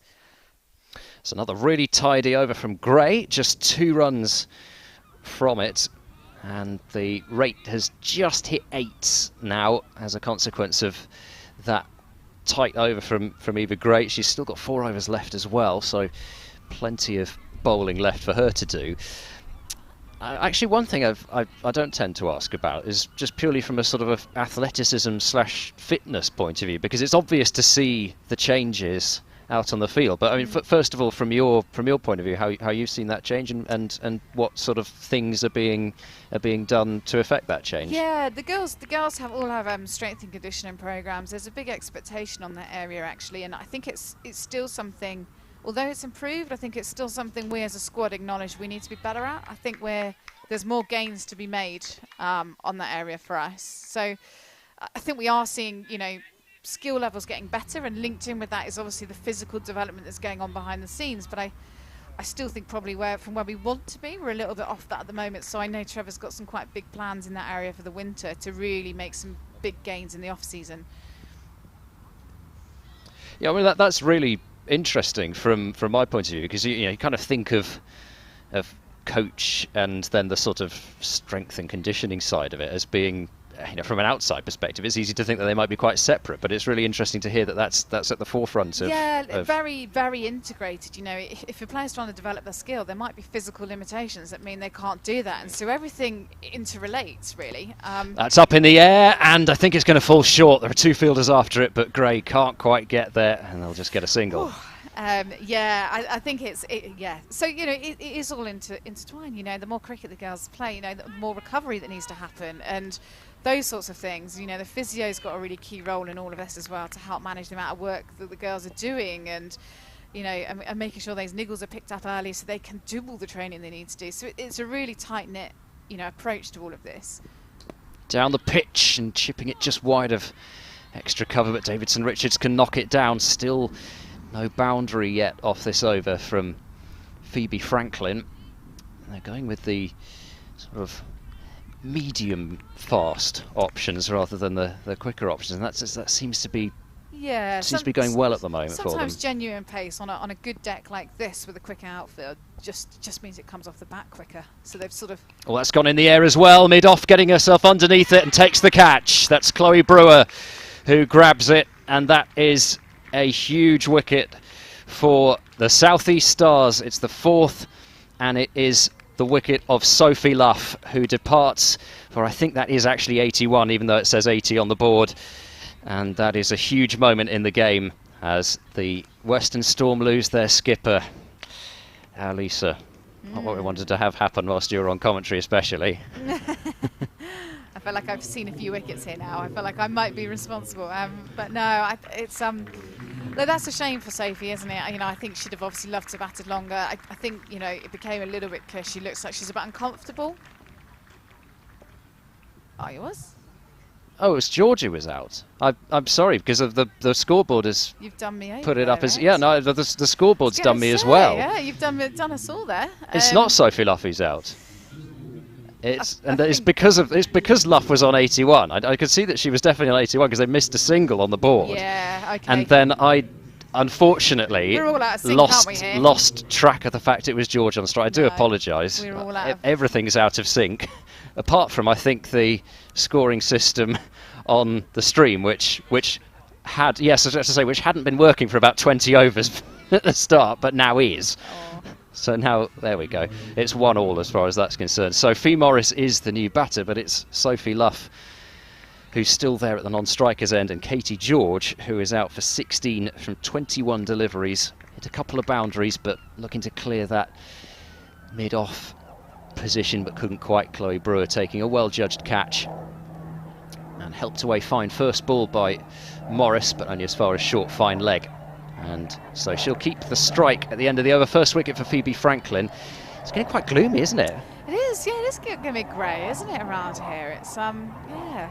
I mean, it doesn't, well, I don't want to talk about rain too much. It doesn't feel like there's a threat of rain particularly, but it's just gone very dark all of a sudden.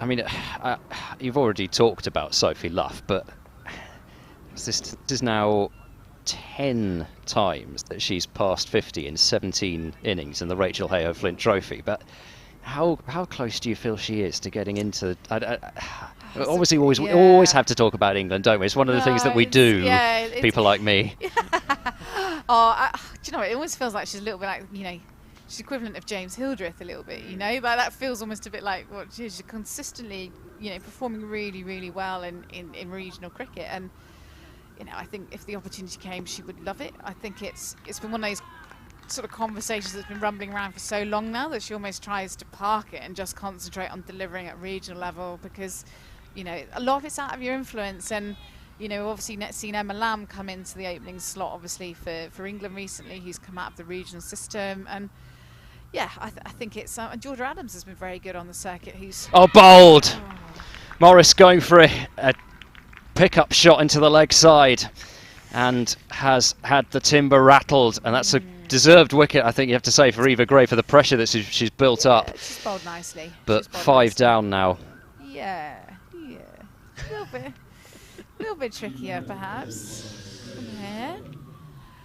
Look, the one thing I've learned about this team is you just don't know. I think you can never quite rule them out of anything. And whilst the odds might swing a little bit in times, these sorts of games, if you hang in there right to the end, I think certainly we've seen that, take it right to the very end, and you just don't know what can happen. And I think, if nothing else, the team's had quite a lot of experience of taking games to the death and hanging in there. So, still quite a bit of cricket to come yet.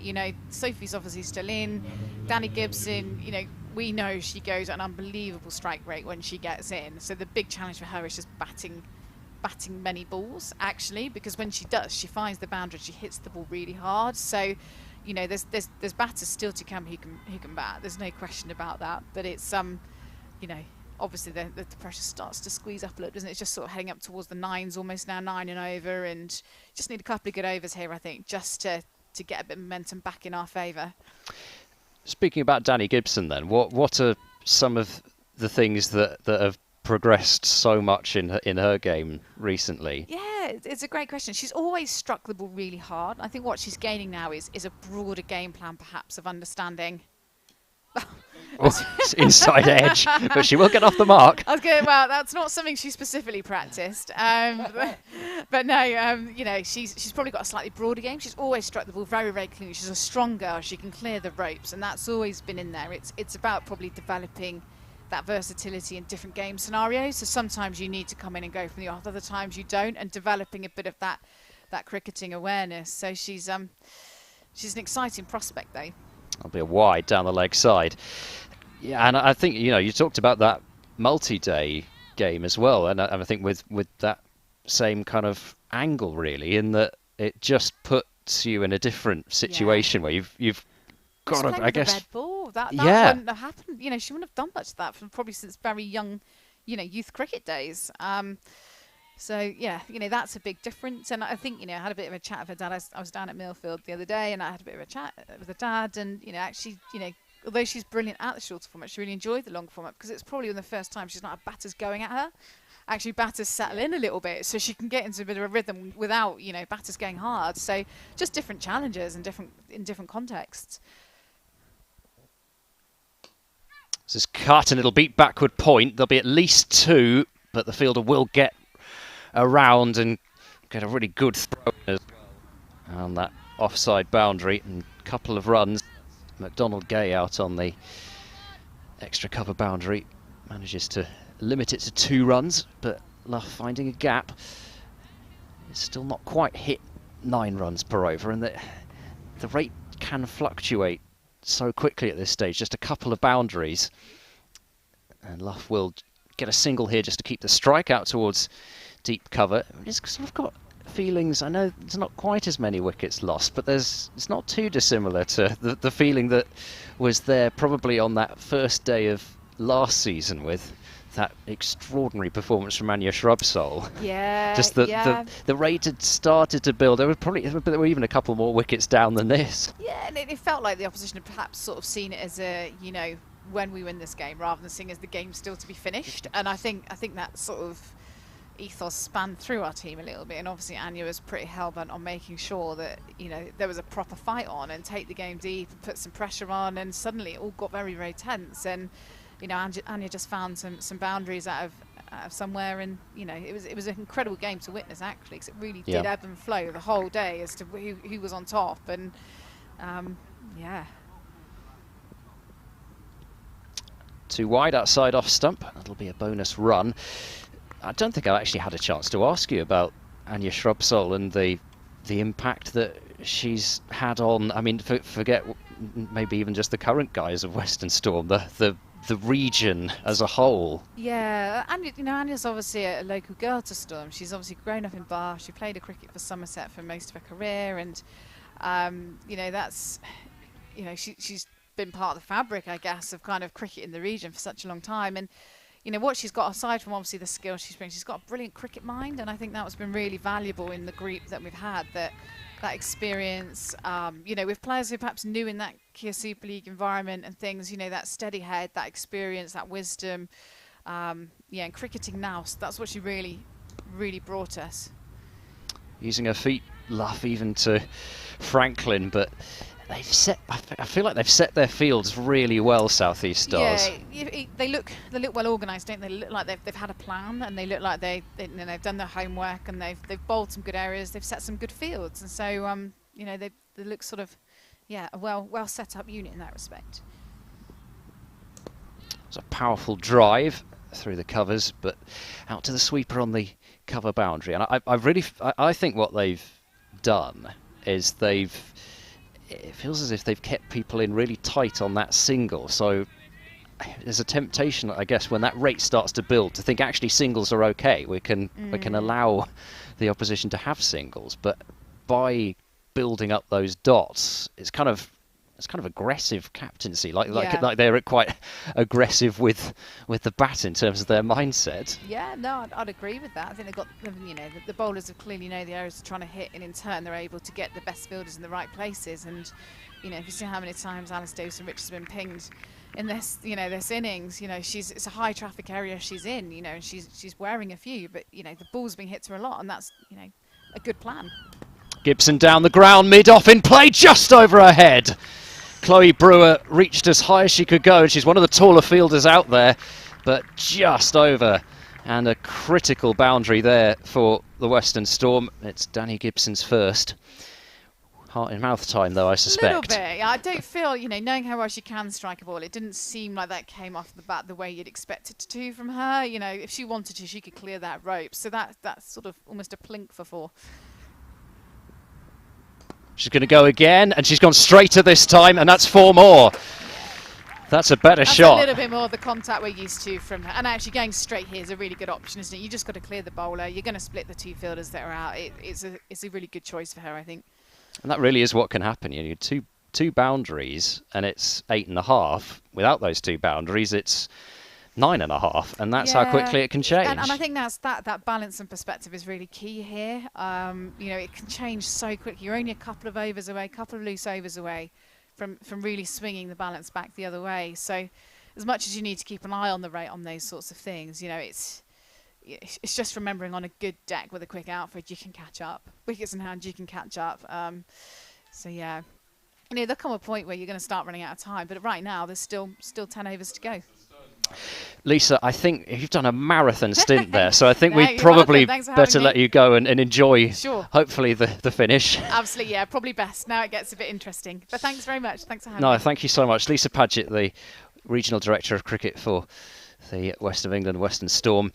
And Cassie Coombs is back with us for the start of the final 10 overs of the innings. Yeah, nice to be back. I mean, a lot's happened, a lot's gone on. A big 10 overs left. And Alexa Stonehouse is going to bowl the first of them. 5 overs, 1 for 9 up front. But now it's a little bit different. She'll be bowling round the wicket. Can't necessarily just bowl over the wicket and provide that width with the left arm angle. And it's Luff taking a quick single out into the covers. And that's exactly the kind of single that wasn't available before. Yeah, and you sort of mentioned that before that Southie Stars have been quite aggressive in terms of stopping that one. But like you said, they've just sort of put a few more back now and slightly more relaxed and don't mind that single option. It's the boundary options that are going to hurt them at the moment. So, yeah, slightly more sort of boundary options now. Just having a look. They've still got long off up as a mid-off, extra cover up, and cover is now come up as well. So everybody is up on the off side. With Stonehouse trying to spear it into the pads. That's exactly what she's done. And they'll get a leg by, but that's really good bowling to the field. I mean, it doesn't necessarily look too spectacular, bowling it at middle and leg, but, well, I say middle and leg, maybe even leg stump and outside leg stump, but yes, you're bowling to your field, as the leg by has brought up the 200 for the Western Storm. At the moment, though, not a massive milestone as it's runs and balls remaining that are the real thing.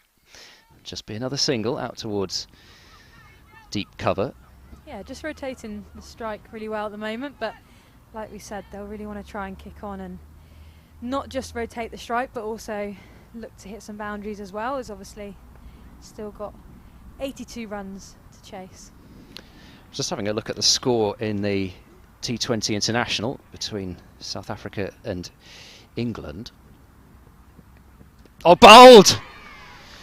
The change of pace does the trick, and that is a massive wicket. Gibson, who'd struck a couple of really clean boundaries down the ground, is defeated by the slower ball from Alexa Stonehouse, and her figures are looking superb now, with the second wicket just 2 for 11 from 5.5 overs, and Gibson departs for 9. Yeah, we've been praising Alexa Stonehouse all day. Her opening spell was magnificent. I think just 9 runs coming off it, and just that change of pace, like you said, Ed, and it's really sort of stumped Gibson there. And Sophie Luff, once again, a new partner coming in to join her, so even more pressure on the Western Storm captain. Yeah, I mean, Gibson felt as if she was probably the best remaining chance to win it with any degree of comfort. It's Sophia Smale who is out in the middle to join Sophie Luff, and so I think now, whilst we've seen the real composure of Smale, and she will, you'd think, be able to rotate the strike and take some good options for boundaries as well, it's Sophie Luff probably who the real onus is on now to score those boundaries. Yeah, definitely. I think Southeast Stars will try and squeeze slightly more potentially on Smale and put that pressure on a bit more, and then, you know, as dots build, that gives Sophie Luff something to think about at the other end. So we'll see how it goes. Obviously, Smale has been in a position not quite as early on as this, but she against Sunrise as she came in at the end. So let's see what she can do. Short ball to start with, or it's back of a length and helped away out to deep square. And I still think, really, at 9 and over, if Smale can just score at a run a ball, she's just got to make sure she puts bat to ball and gets singles, because it is now and it's not a position Storm want to be in, but at the same time, if you do have to rely on one person to try to take you home, then Sophie Luff is probably the person, as that's cut away, beats backward point, and that will go down to the boundary for 4, and that is exactly what Storm needed to finish off that over. It was still a good one from Stonehouse, but just a little bit short and wide, and away for 4 past backward point, and Luff is into the 90s again. Yeah, just a bit more width on offer then, and it sort of sat up quite nicely for Luff just to cut down to that sort of point region. Something she's done well all day. Yep. Anyway, that England score. So South Africa made 148 for 6. 20 overs. Annika Bosch 61 from 57, and Lara Goodall 42 from 34. And just look at the way that innings fell away at the end there. I mean, Wolfart faced 15 balls for her 21. Tryon 1, Luce 1. Lease 1, sorry, that's how I'm supposed to say it, of course. I have to try and condition myself for that one. Lease 1, Dupree 9, and then just a ball faced by the next 2. But it just doesn't feel like the greatest way to use it. Have lost a couple of wickets. They've lost Dunkley for 23 and Bryony Smith for 10. Danny Wyatt, 21 not out from just 12 deliveries. And you kind of feel that as long as England can keep wickets in hand, they ought to win that one. And given, McDonald Gay comes back into the attack and takes a wicket with her first ball. Yeah, it looked pretty straight, didn't it? I have to say, while she was looking to work to leg, I didn't kind of get the impression that she was sort of across her stumps a little bit far back, and it's always going to look from that angle more leg side-ish than it was because it's filmed from slightly the offside of straight there. So from that angle, it's always going to look a little bit worse than it was, because you could see 2 stumps at least from that angle. But I still think that was fair enough, even looking at the replay from the off angle. And so Lauren Filer comes out to the middle, and Western Storm Filer to perform some more heroics like she did, albeit in a losing cause, against the Central Sparks the other week. Yeah, definitely. She's definitely capable of it, as we saw, hitting 50-odd the other week. So I think the main message out there will just be, like we've spoken about before, getting Sophie Luff on strike, allowing her to do what she does best, and what she's done so well this innings so far. So it's just really a case of Western Storm needing to keep someone else at the other end and allow Sophie Luff to do what she does best. Yeah, and of course Lauren Filer was at the other end in that match we were talking about with Anya Shrubsole clouting Thunder about. And with the first ball, it runs for Western Storm. Inside edge, but it goes all the way for 4, and that's exactly what they need. It doesn't matter how they come at this point, does it? Well, exactly, and there's many a good run by a lower order / tail ender and Filer. I don't even call her tail ender anymore after some of the innings that she's played, but there's many a good run scored down to a fine third and a fine leg by people in that position. Yeah, just seeing on the replays there, a bit of width given by McDonald Gay, and Filer just putting her hands through it and getting an edge down to third. Again, defended well this time by Filer.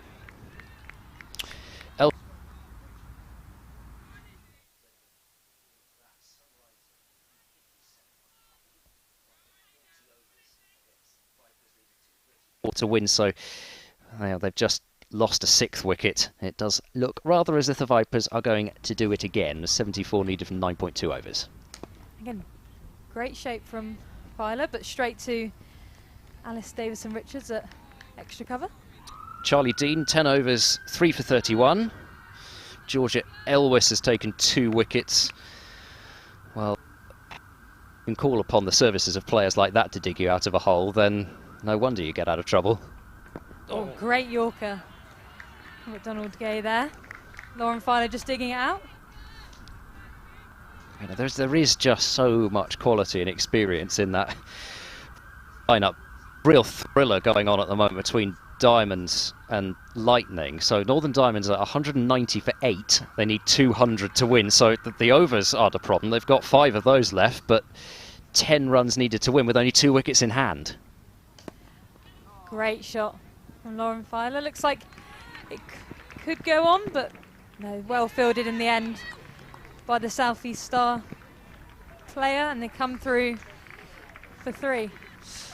Yeah, well, it's almost as good as a 4. I think there were a few people next to us who thought there might be a chance to run 4 at one stage, which I think would be a pretty rare occasion Well, at Cheltenham. Sophie Luff is quite quick, so it's always a possibility. No, exactly. Claire Jenkins perfectly puts it. You don't say impossible to Sophie Luff. She's on 91. She certainly won't be feeling this is impossible. The required run rate just dips below 9 with that 3. Filer's going to keep the strike. And Stonehouse, well, she may well bowl through all the way to the end if it's still going well, because she's got 4 overs left and 8 overs left in the inning. But Jenny Gunn, 36 not out for the Northern Diamonds. Any flashbacks to that game that we saw at Taunton last year against the Western Storm, when Jenny Gunn just used all her experience and won the game for Northern Diamonds in the last over. You wouldn't want anyone else at the crease, really. As that's powerfully hit down the ground. That's a really good-looking shot. It's gone straight, but it's not going to go for 4. They will come back for 2 runs. But Lauren Filer's using those levers of hers, and probably at the College Lawn end of the ground, that would have been 4, but it's particularly long towards the chapel end. Yeah, just slightly longer out there, isn't it? But as you said, she's being really positive here, Lauren.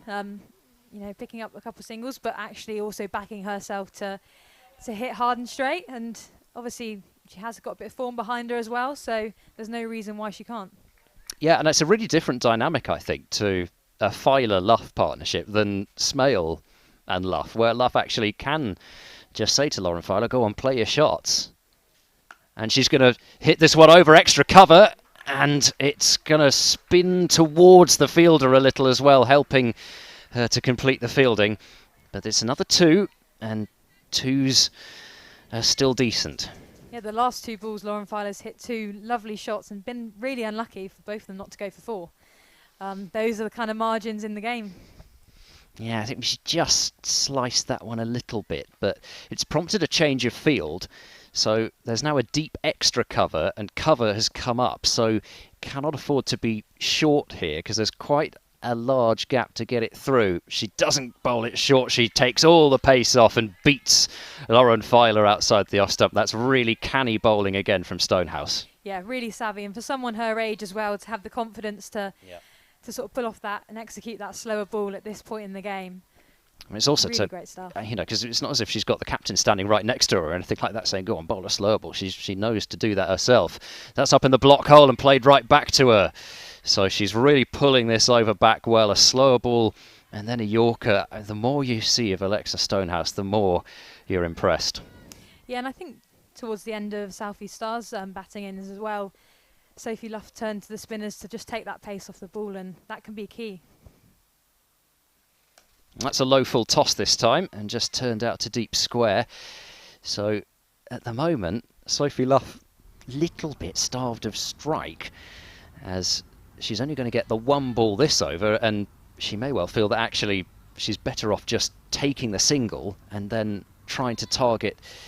It's not even less experienced McDonald Gay, although I think technically in terms of number of games it would be, but try and target McDonald Gay at the other end. Luff will drive this one, beats the dive of cover, but there is the deep extra out there again. So Luff does get the single. It's not the worst outcome, but then it's another really tight over from Stonehouse with just 6 runs from it. And when you need nearly 9.5, that's perfectly good at this stage. 219 for 7. Yeah, great variation from Stonehouse. I think a lot of the South East Stars seamers will look to go to sort of slower balls as we get towards the end of the innings. Potentially some Yorkers as well. One other game that I didn't mention, the later start, the day-nighter between Thunder and St Mark's. Thunder are 137 for 3 in the 27th over, with Emma Lamb 61 not out from 63 balls. Run machine. Wickets wide. Arlott, 1 for Grace Potts and 1 for Georgia Davis. So McDonald Gay to continue from the College Lawn end. bowling to Sophie Luff.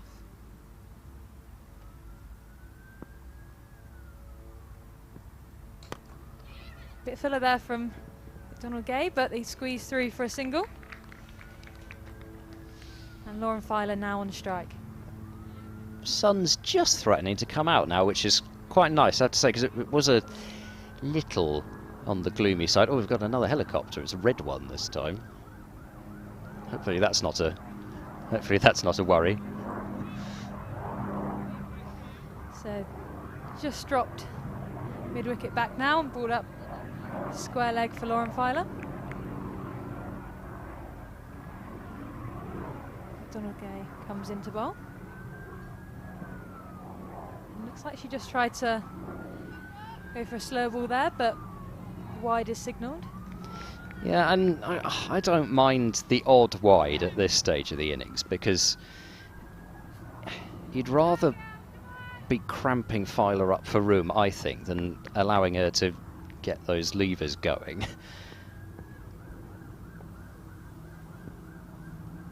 Again, another sort of slow ball, but gets the edge from Filer, and it looks like it could go all the way, but no, cut off by the fielder down at fine leg, and they will come back for 3. She's trying to lap her. Powering, almost taking over Lauren Filer there.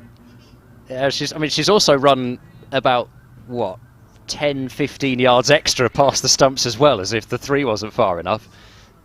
I mean, it was really intelligent cricket. She knows she's running to the danger end, and it's going to take them plenty of time to get the ball to Filer's end, which was the non-striker's end. And in many ways, that's probably the perfect result. You get 3, and you get Luff back on strike for the Western Storm. Luffy will be used to these sort of situations towards the end of the game, so she's got that cricketing awareness and knows what she needs to do. Again, slightly tighter line here from McDonald Gay, but good intent from Sophie Luff, but it will just be the single.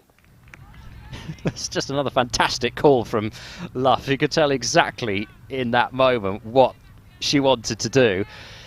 And as ever, the body language is terrific. On her haunches after that one. She knows that there is a 2 there. If she can just weight it perfectly and get it forward enough of square.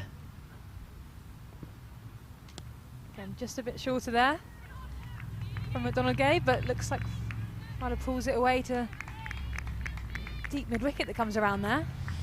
But not quite enough on it for a 4. I thought she might have let that get behind her for a moment. No boundary yet off this over, but at the same time it's still pretty much up there with the rate, and that's a good area to target for Lauren Filer, because of course they've brought that square leg up, and there's always some area to target, as my notes attempt to fly onto the pitch. And thank you, Terry Blake has gone off after it for me. Again, just a single off that ball. Bit straighter there from McDonald Gay.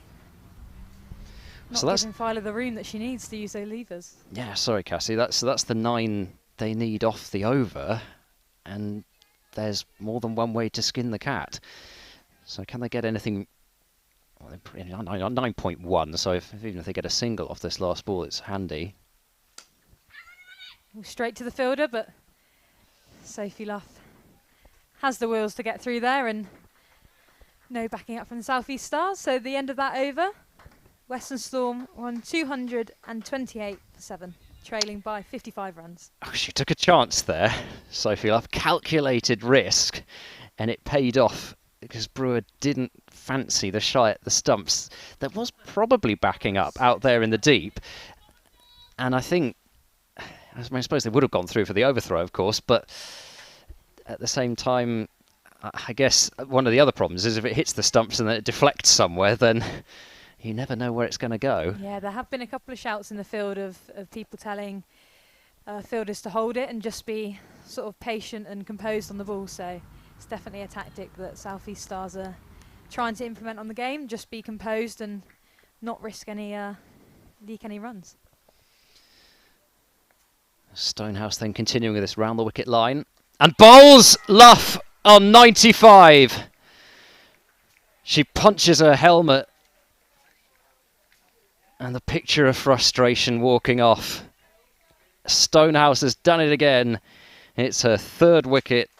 And Alice Davidson-Richards, really nice there, going up to Sophie Luff and shaking her hand. 5 short of her 4th Rachael Heyhoe Flint Trophy century and her 2nd in as many matches. But what an innings, once again, from the Western Storm captain.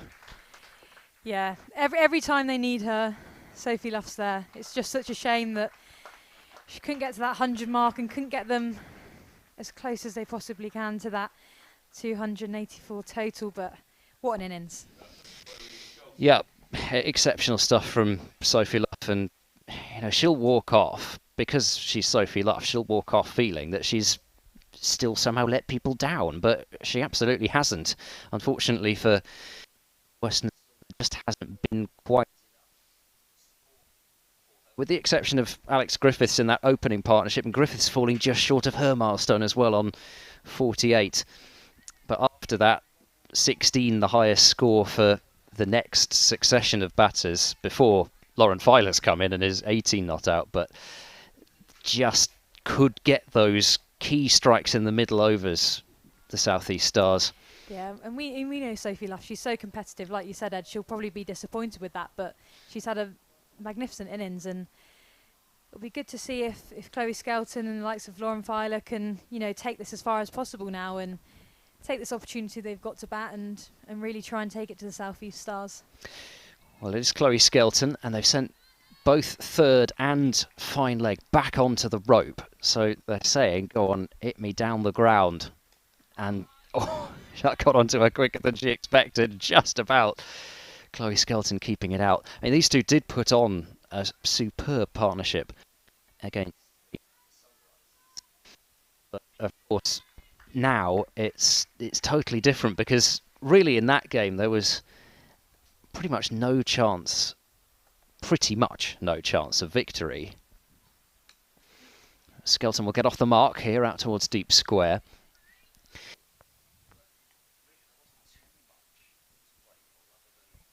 Net run rate, and they put on an unbeaten stand of 44 at the end. But actually now it's almost the case of they've got less time, and they've also got a much higher rate, and it's there on the line for them, so they can't play the same way by any stretch. Filer tries to swing this one leg side. It's a wide, so there will be a run added, and that one will have to be re-bowled. Just having a look at that Lightning Diamonds finish, where the 9th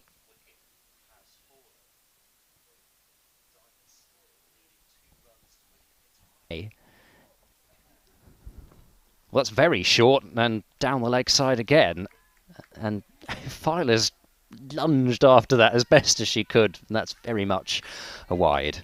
Yeah, it just looked like Stonehouse fell away a bit there.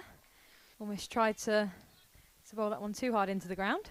Imagine being, whether a member of that Diamond side or a Diamond supporter.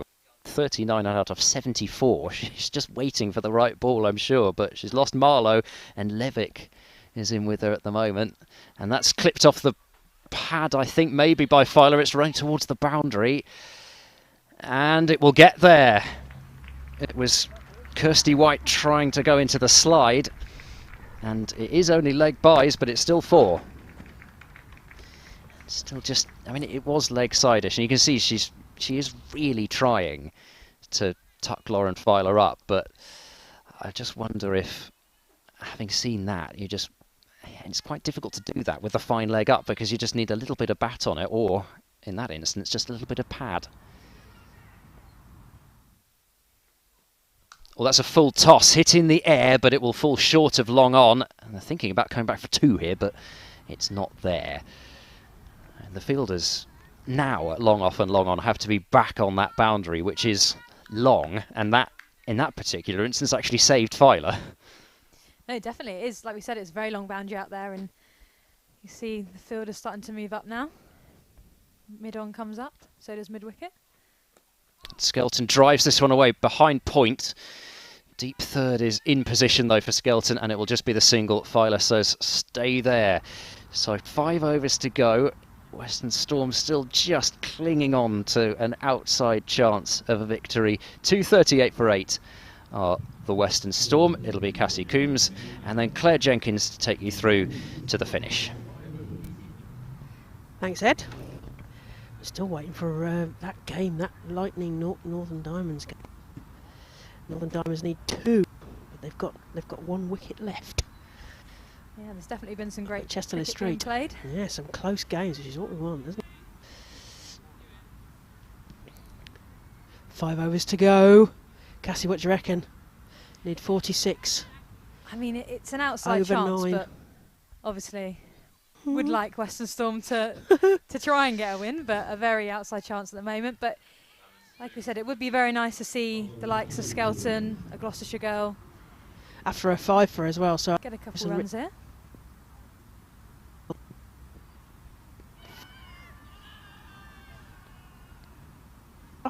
started appeal.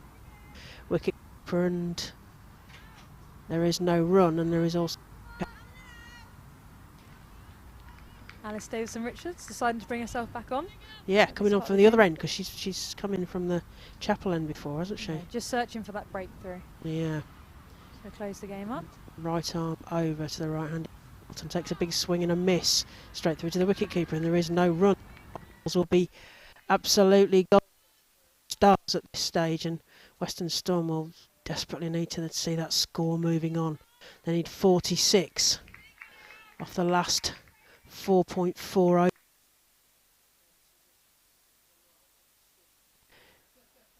Into Skelton, who posts that to cover, but there's no run because it's straight to the fielder. Yeah, just struggling here, Storm, to get it away for a single or for a boundary, but Alice Davidson Richards, obviously a experienced head. Yep. She rounds the top of her mark into Skelton. Takes a big swing and comes through to point, but there's a fielder there. And they just get the 1 run. And the score moves on to 240 for 8. Interesting now, just Davison Richards changing the field a bit, just giving Lauren Filer a bit more respect almost, yeah. Which one, and they'll Yeah, we've seen her, like we said, use those sort of long levers and hit quite hard straight and out towards sort of mid-wicket area as well, so just ushering the field around a bit.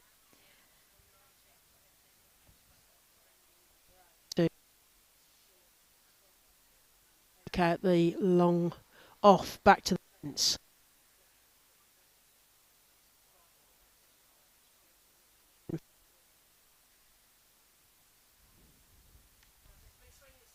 Piper corner. Gets through to 1 run.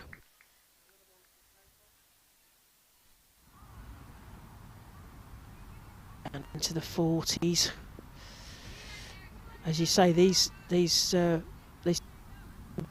So we'll see what Skelton has got after a 5 for with the ball. What can she do with the bat for Western Storm as Alice Davison-Richards comes in from the lawn end? Skelton carves that into the offside, thinks about a run, and the backing up fielder goes round, but they decide against that, and there's another dot ball. 240 for 8, 4 overs to go. See? Ooh. Yeah, still another 43 runs to get. Getting down. Street remaining. Oh, it's exciting there, isn't it? And the Vipers, so Sunrisers need 33 off 20 balls with 4 wickets remaining. And meanwhile, up at Old Trafford, Thunder are 154 for 4 off 30 overs against Central Sparks. That's a day-night game, and Mike Perkins and Faith Forrance are looking after you on the live stream there. Yeah, looks like Eva Gray's going to come on for Alexa Stonehouse at the Chapel end. Eva Gray from the Chapel end. 7 overs so far for 23 runs and 1 wicket. There's a bit of a breeze getting up, and I see the flags waving. She comes into bowl to Filer and swing and a miss. Filer misses that one, but stopped by the keeper. Yeah, and Eva Gray really has bowled well in this game so far, hasn't she? Yeah, I mean, there's been some great all-round performances actually on both sides. They're all going to take away some really clear well-dones from this. Filer again just looks to... Decent one out thump, to but the only offside. one though. Cassie, they need some boundaries now, don't they? And Lauren Filer looks like she was hoping that was going to, you know, beat the field there. Yeah, I think we're really She's looking seeing sort of slightly frustrated at the crease, I think. seeing the impact of Davison Richards here, just ushering her field around, making sure the bowlers bowl to the field. That's set. Skelton looks to... They're going to run it, they're going to run it, and the wicket-keeper goes to the far end. Ooh. Potential run-out opportunity, but throw and a wasn't wide. quite there, Well, and a wide ball yeah, signal. They ran it. Oh, this is exciting. Bonus balls. 243 for 8. They need Western Storm need 41. Oh. Bit of a false start from Gray there, but back to the top of the run. Great shot by Filer again, but straight to the fielder at mid-off, and just a single taken. Just looking for a result. Can't find it now. I was looking for a result. There's Skelton on strike now to face Gray. Gray comes in and... Oh, full toss. Full toss there, but again driven straight to the fielder at mid-off.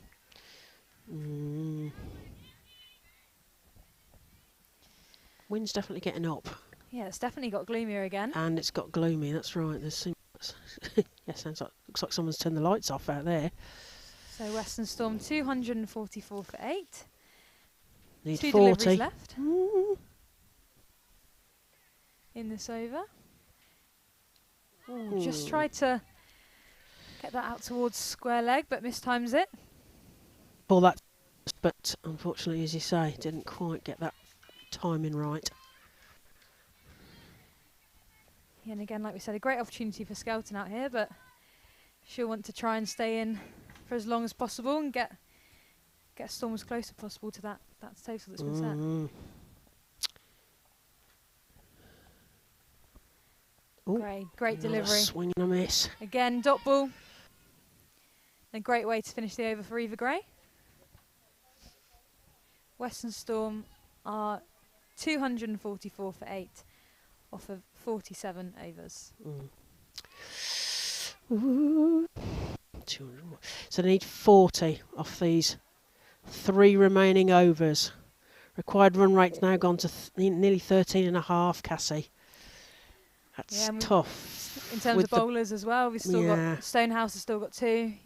With the backbone gone of the Western Storm batting lineup, but these two certainly can bat, as we know, and they do have that firepower at the back end of the batting innings. As Davidson Richards comes into Filer, comes forward and plays almost past that, and wanders around in the crease, just wanting to have got hold of that. And it's so dark, it looks like it might throw it down any minute. I think she was aiming for the sort of black marquee over there when she. Yes, that was going. That was going a long way. As Davidson Richards comes in, Seagulls wheeling behind her. Into Filer, who comes forward, plays it, makes it into a full toss, plays it full-blooded, but unfortunately straight to a fielder, and there is only 1 run there, and the score moves on to 245 for 8. 2.4 overs left. They need 39 runs. Need some boundaries here. Stars know that, but dots and ones won't be good enough. They send the field back. Third has gone right to the rope, so has cover point in front of us. Davidson Richards in to Skelton, takes a swing and a miss again. Another dot ball, and it's a wide ball, so we're going to get a bonus ball, Cassie. That might be key. What can they do with this bonus ball? Yeah, definitely. I think, like you said, Claire, you've hit the nail on the head. They can't just get singles now. It really does have to be about those boundary options, and I'm sure that's something Skelton's thinking about now. Yeah. Oh, talking of the Seagulls, they're having a right racket out there. Davidson Richards bangs one in. Skelton tries to get over at that, but only manages to send it back to the bowler, and there is no run. Yeah, Davidson Richards bowling well here. Well, the Restricting spectators in Southie. here have had a really good show. Whatever happens in the next few balls, it's been a good close game. As Davidson Richards comes into Skelton, who waggles a bat, tries to play it round the legs, and is given LBW and by the umpire this end, Ant Harris. And some rather Another one goes. enthusiastic Yeah, some of the spectators are spectators. getting very into South this East now. Stars travelling fans. Yes. Who knew? So Skelton goes for 3, LBW to Alice Davison Richards. And Yeah, just yeah, watching the I couldn't have replays said on that better. that LBW, it does look pretty plumb. She's Pretty gone straight plumb. back Okay. to that one. Okay. And in comes Claire Nicholas. Claire Nicholas. Okay. Here we are then. 8.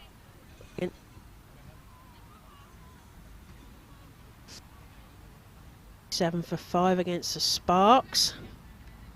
And here Western Storm need 38 from 40 balls with 1 wicket remaining.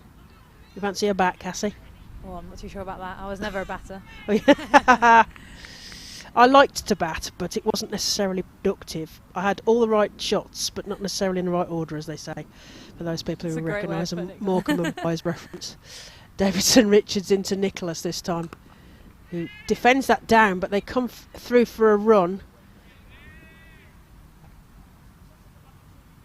Wasn't in the end, but they ran it quickly, which is important. 247 for 9. They need 37 off 13 balls remaining. Yeah, just great game awareness there from South East Stars. There's no need to go for that wicket there Yeah. and risk overthrows. Was laughing in the outfield here in front of us. Davidson Richards into Filer, who comes forward, launches, it's gone up in the air to Steepler. Is Alice Davidson Richards underneath it and takes a catch off her own bowling.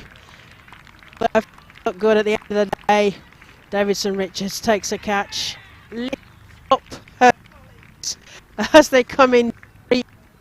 And Filer goes for 23, caught and bowled Alice Davison Richards. Yeah, it was a brilliant reaction from Davison Richards there. I think at one point was in risk of nobody going for the catch, but she recovered well and it was a great catch in the end. And obviously Lauren Filer couldn't quite get us over the line, but good 23 from her.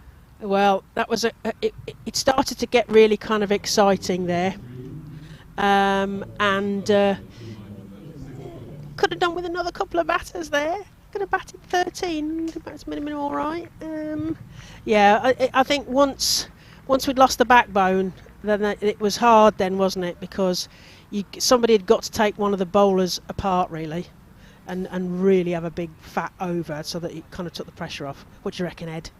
Yeah, I think so. I think, as you said quite rightly, it's been an entertaining game of cricket. We've seen a lot of boundaries, we've seen a lot of runs scored, we've seen some superb innings throughout the course of the day, but South East Stars very much deserving of the victory. It always looked to be a tricky chase at the halfway stage. I think all of our feelings were that the South East Stars were favourites at that stage.